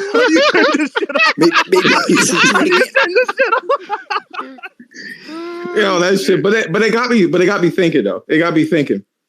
Did you try it again to know what the hell happened? I'm gonna try that again. So do it. I'm going to say this, right? Have you guys, before the weed or mushrooms or whatever the fuck y'all be taking, have you guys ever felt like you were kind of like trapped in your own body before? Have y'all ever felt that shit before? No. I woke up one, I don't know what it was, but I just remember for weeks having like these weird thoughts of like, I need to repair my body. And I remember one night I was sleeping and I couldn't tell if it was like because I don't know if it was lucid dreaming because I was pretty awake, but it kind of felt like I was unconscious and there was things working on my body, like little individuals working on my body, like fucking tightening up my leg bones and shit like that. And it freaked me the fuck out. Oh yeah, your shit was late. And I wasn't on anything. This was just me, you know? Yeah. I still can't explain what it was, but since that day, it always felt like, there's more, something has more control over my body, and I'm not subconsciously aware of it unless I'm asleep. I don't know. No, and I'm gonna have this discussion because the other ones went too long. I'm gonna have this shit again the next Saturday or whatever the case is. But listen, I was thinking, like, I saw the new Matrix. I don't give a fuck what y'all think about it. It is what it is. But it got me thinking, what if that shit is fucking true? Not necessarily a computer world, but like, I don't know, like our bodies are like avatars and shit like that. I looked at that movie. I was thinking about that shit too deep. You ever think about this shit too? The fucking blue pill and the red pill, and how divided we are. The red pill I'm aware of is people like Donovan Sharp and Fresh and Fit. In the Matrix, they were saying the blue pill keeps you like not. Oh, it keeps you in the dream world, and the red pill wakes you up, right? That's why they say red pill. Fine, but I started looking at it deeply, and maybe because of that weed, I was like, "Yo, you know what that red and blue pill signifies? if you're in the U.S., right, that shit is fucking Democrats and Republicans. Republicans. Yeah. Republicans. I was like, that's I what that shit Republics. is. You know what I'm saying? So apparently, people who made that movie, he was like, you take the blue pill, you're like Obama. You take the red pill, like Obama. You like Trump. All the motherfuckers took that fucking Trump pill. You were able to relate a theme in the movie to something in the real world, which is not far fetched at all, because people make the blue pill, red pill comment all the time. People say, "Are you red pilled?" You know, red pilled to mean to be like awake and aware of the truth around you. Half the motherfuckers that be saying they the red pill, they be still fucking sleep. They just claiming the fucking red pill. Yeah, for real. You're one of I hate them right, sleep woke motherfuckers. They be sleep like a motherfucker. But you know what? If you ever watch The Matrix, right? If you watch the trilogy, the original one, right? Yeah. They say that you take that red pill, you wake up, right? And you kind of know what's going on. And he supposedly saved the world. But then they go into The Matrix 2, right? Mm-hmm. And his objective was to go to the architect, the guy, the Colonel Sanders looking nigga, yo. Yeah. So that dude, he ended up telling him that even the Zion was a Matrix, was a fake world too. They basically built that shit to make the people think that they have some sort of choice. Yeah, because so that whole red pill. Yeah, his predecessors didn't make the same choices that he did. That's why I like The Matrix too. It was, and all people did. It was always, you were always, whether you were red pilled or blue pill, it was never your decision. It was never your decision. I stick by that shit. But yeah, you look at shit, government and shit like that. You're like, what the fuck? I feel like I'm trapped in this bitch. Like just life. This shit feels so. You wake up, you go to work, you play whatever, you go to sleep. This cannot happen. For 70, 80 years, yo. This cannot be this cycle, yo. It's interesting you say that because we really do not have as much freedom in our decision making as we think. Everything we watch, TV, movies and shit is all littered with advertisement, and literally there are literal fucking scientists that work on this shit, on how to program the human mind with ads and stuff. They pay people top dollar for that shit. Then they put it in your TV, and there's all this stuff that's going in your head, and you're basically receiving stuff, and your opinion on stuff and your beliefs are swayed due to how much of that of what you're seeing is programmed to get you to do that. Yeah, somebody hitting the phone right now. Yeah, we really do not have as much. How you doing? We do not have as much control over ourselves as we really expect. It's fucking hilarious. No, we don't. But people know this, and they ignore it. They're like, at least I could choose something, and I'll take that. I'll take that and run with it. That's what it is. But if you really had true choice and shit like that, like I don't know. I truthfully feel like, because you can't. If you go back to the fucking subject, which is, are we in a simulation? If you ever study like quantum physics or anything, like a little bit, even looked into it, all this shit looks mad digital. Like they can't ever find the smallest thing in the universe, because every time they look into it, it's more shit. The more you look into something, it's like it's adding level of detail. Nanite. The more you discover, this shit nanite. Yeah. It's the more answers you get in life, the more questions you have. And it's not like you asking. It's like the question. Like a lot of people are atheists. Fine, I got you, but you still. Everybody is in a cycle. Like, okay, they say that we exploded from something the size of a pea, and it created matter, and this whatever the case is, by happen chance. But then you still got to understand that in this universe, nothing can come. You can't get something from nothing. So where did that something come from? And no one could explain that. No one can. Well, as far as we understand, everything we know about the universe is just a theory with a lot of evidence to it. But we really don't know if things can actually come out of nothing, because we're not there yet, I don't think we'll ever be. We don't have enough time to be there. To be on this earth. Yeah, that's the thing. Heard of string theory? The string theory, they have that shit too, where guess what? and I'll say this, and I'm almost done with this shit, but like they say this. What the fuck was it? There's electrons that disappear out of thin fucking air and reappear somewhere else within the parameters of that atom. Yeah, quantum physics, actually, I think. Quantum physics. But he's talking about string theory, which is the 11 dimensions and shit. But like, right, yeah. But like, where does it go? It just disappears. It had to go some fucking where. Like it went beyond our perception and reappeared somewhere else.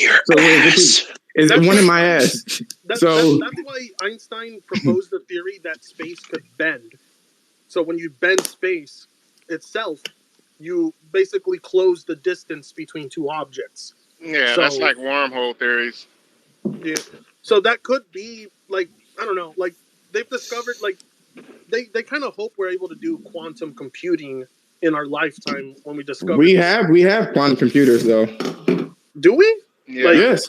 That really? We had quantum computers for a while. But you know what? The stuff that we like, all those fucking RTXs and shit like that, all that shit.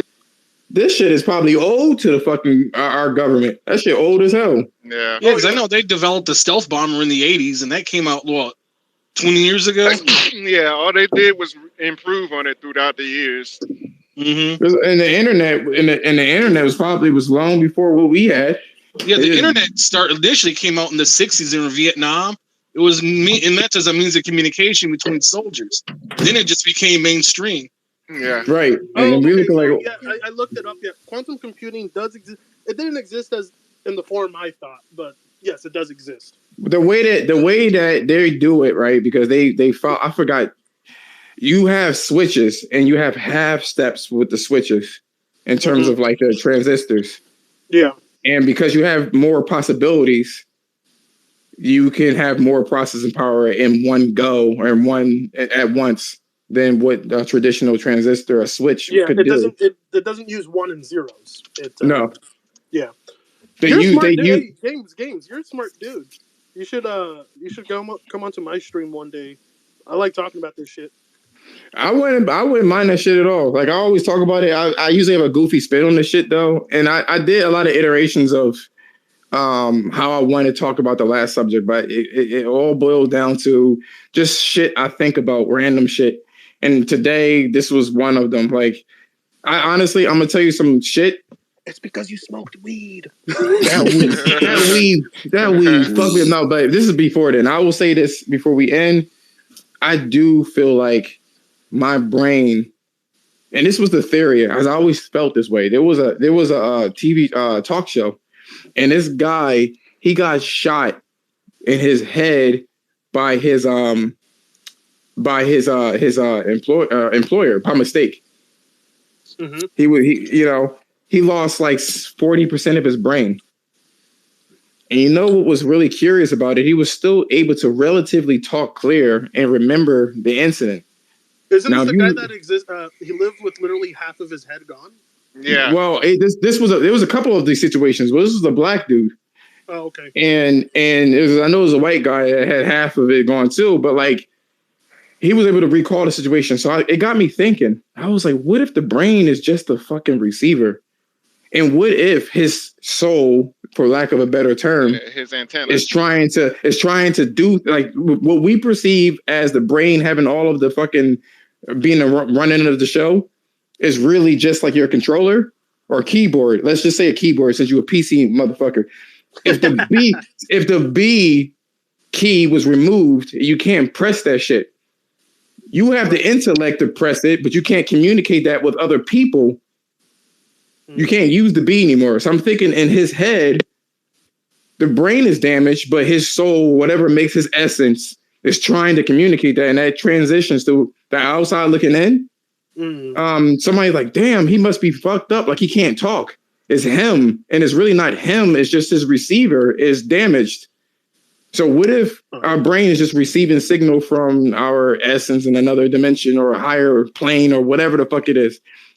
Which is probably the reason why they think that we only use 10% of our brain, because the rest of the brain is transmitting and receiving. I would say, yeah. So I was thinking to myself, like, I The Matrix is one of my favorite movies. And you know when Smith was pissed off at fucking Morpheus, he was like, I hate this place, this zoo, this prison. It's the smell. It's the smell. That motherfucker was wilding out. He was like, I want to get out. I want to break free. And in this mind is the key. He was flipping the fuck out. I kind of feel that way sometimes. I want to get out of this, whatever this is. And it feels like I can get out. You can. You can with heavy doses of acid. Shit. That weed did it. I'm trying to tell you that weed put some shit, inferred a whole bunch of shit. And it got me thinking. So what if your consciousness is holding your body together? It's just like that one movie, Lucy. And if you don't focus enough on existing, you just dissolve, like just turn into like. I mean, we already do live in that reality where people waste themselves away working every day, not paying attention to anything around them, and they hollow and they wither away. And then there's people who are aware that there's so much more than this. Those are the people like the government hates, by the way. Hey, yo, they probably listening now. Like they probably listening now. Get this nigga. Oh, fuck. No, I'm Mexican. I'm good. Get this, Fred. It's too late. We got the IP as we coming. Where is coming from? They were like, Mr. Anderson, I heard you talking shit. Mr. Anderson, we want your Welcome back. My name is Agent Smith. How can you call your lawyer if you cannot speak? No, I'd be like, my name is not Mr. Anderson. It's Kuta Kente. I was told me yesterday. What's your name? Talbot? No, it's Kuta. So, Gamecast, this was a good conversation. I'll hit you up later. I'm gonna get going, but yeah, I'm about to close this out too. So thank you guys. I really appreciate this shit. Yeah, you're a smart dude. I like what you look up and the stuff that you're interested in. That's cool. I'm gonna have some more shit for you. Yeah, actually very fun, and I would like to actually. What's up, Jonah? So this has actually been very fun, and I would like to actually ask you, Fatinga, if you'd like to follow me, but that's your choice. No. Okay. I'm sorry, I'm kidding you. I'm following you. It's just that Thank I had you. a picture of a furry, but I was like, whatever. I'll follow. It's Evan from Nino Kuni. Have you played that? Okay. Nino Kuni. I played Nino Kuni, but yeah. Nino Kuni 1 or 2? I never beat it. 2. I never beat Nino Kuni, so. I wanted to get that too, but it was a little bit too linear. I like open world games. I can't help it. I'm into JRPGs and I'm into games like Nino Kuni. Really. Have you played Scarlet Nexus? I have the demo. I have it. Demo. Really, it's actually fun. The demo actually, is what no, I played. It's not Scarlet Nexus. What's that other game? What's that fucking what the fuck is Tales that game? of Arise? Yes, I played the demo of that Arise as well, but I best fucking am preoccupied. RPG that is out right now.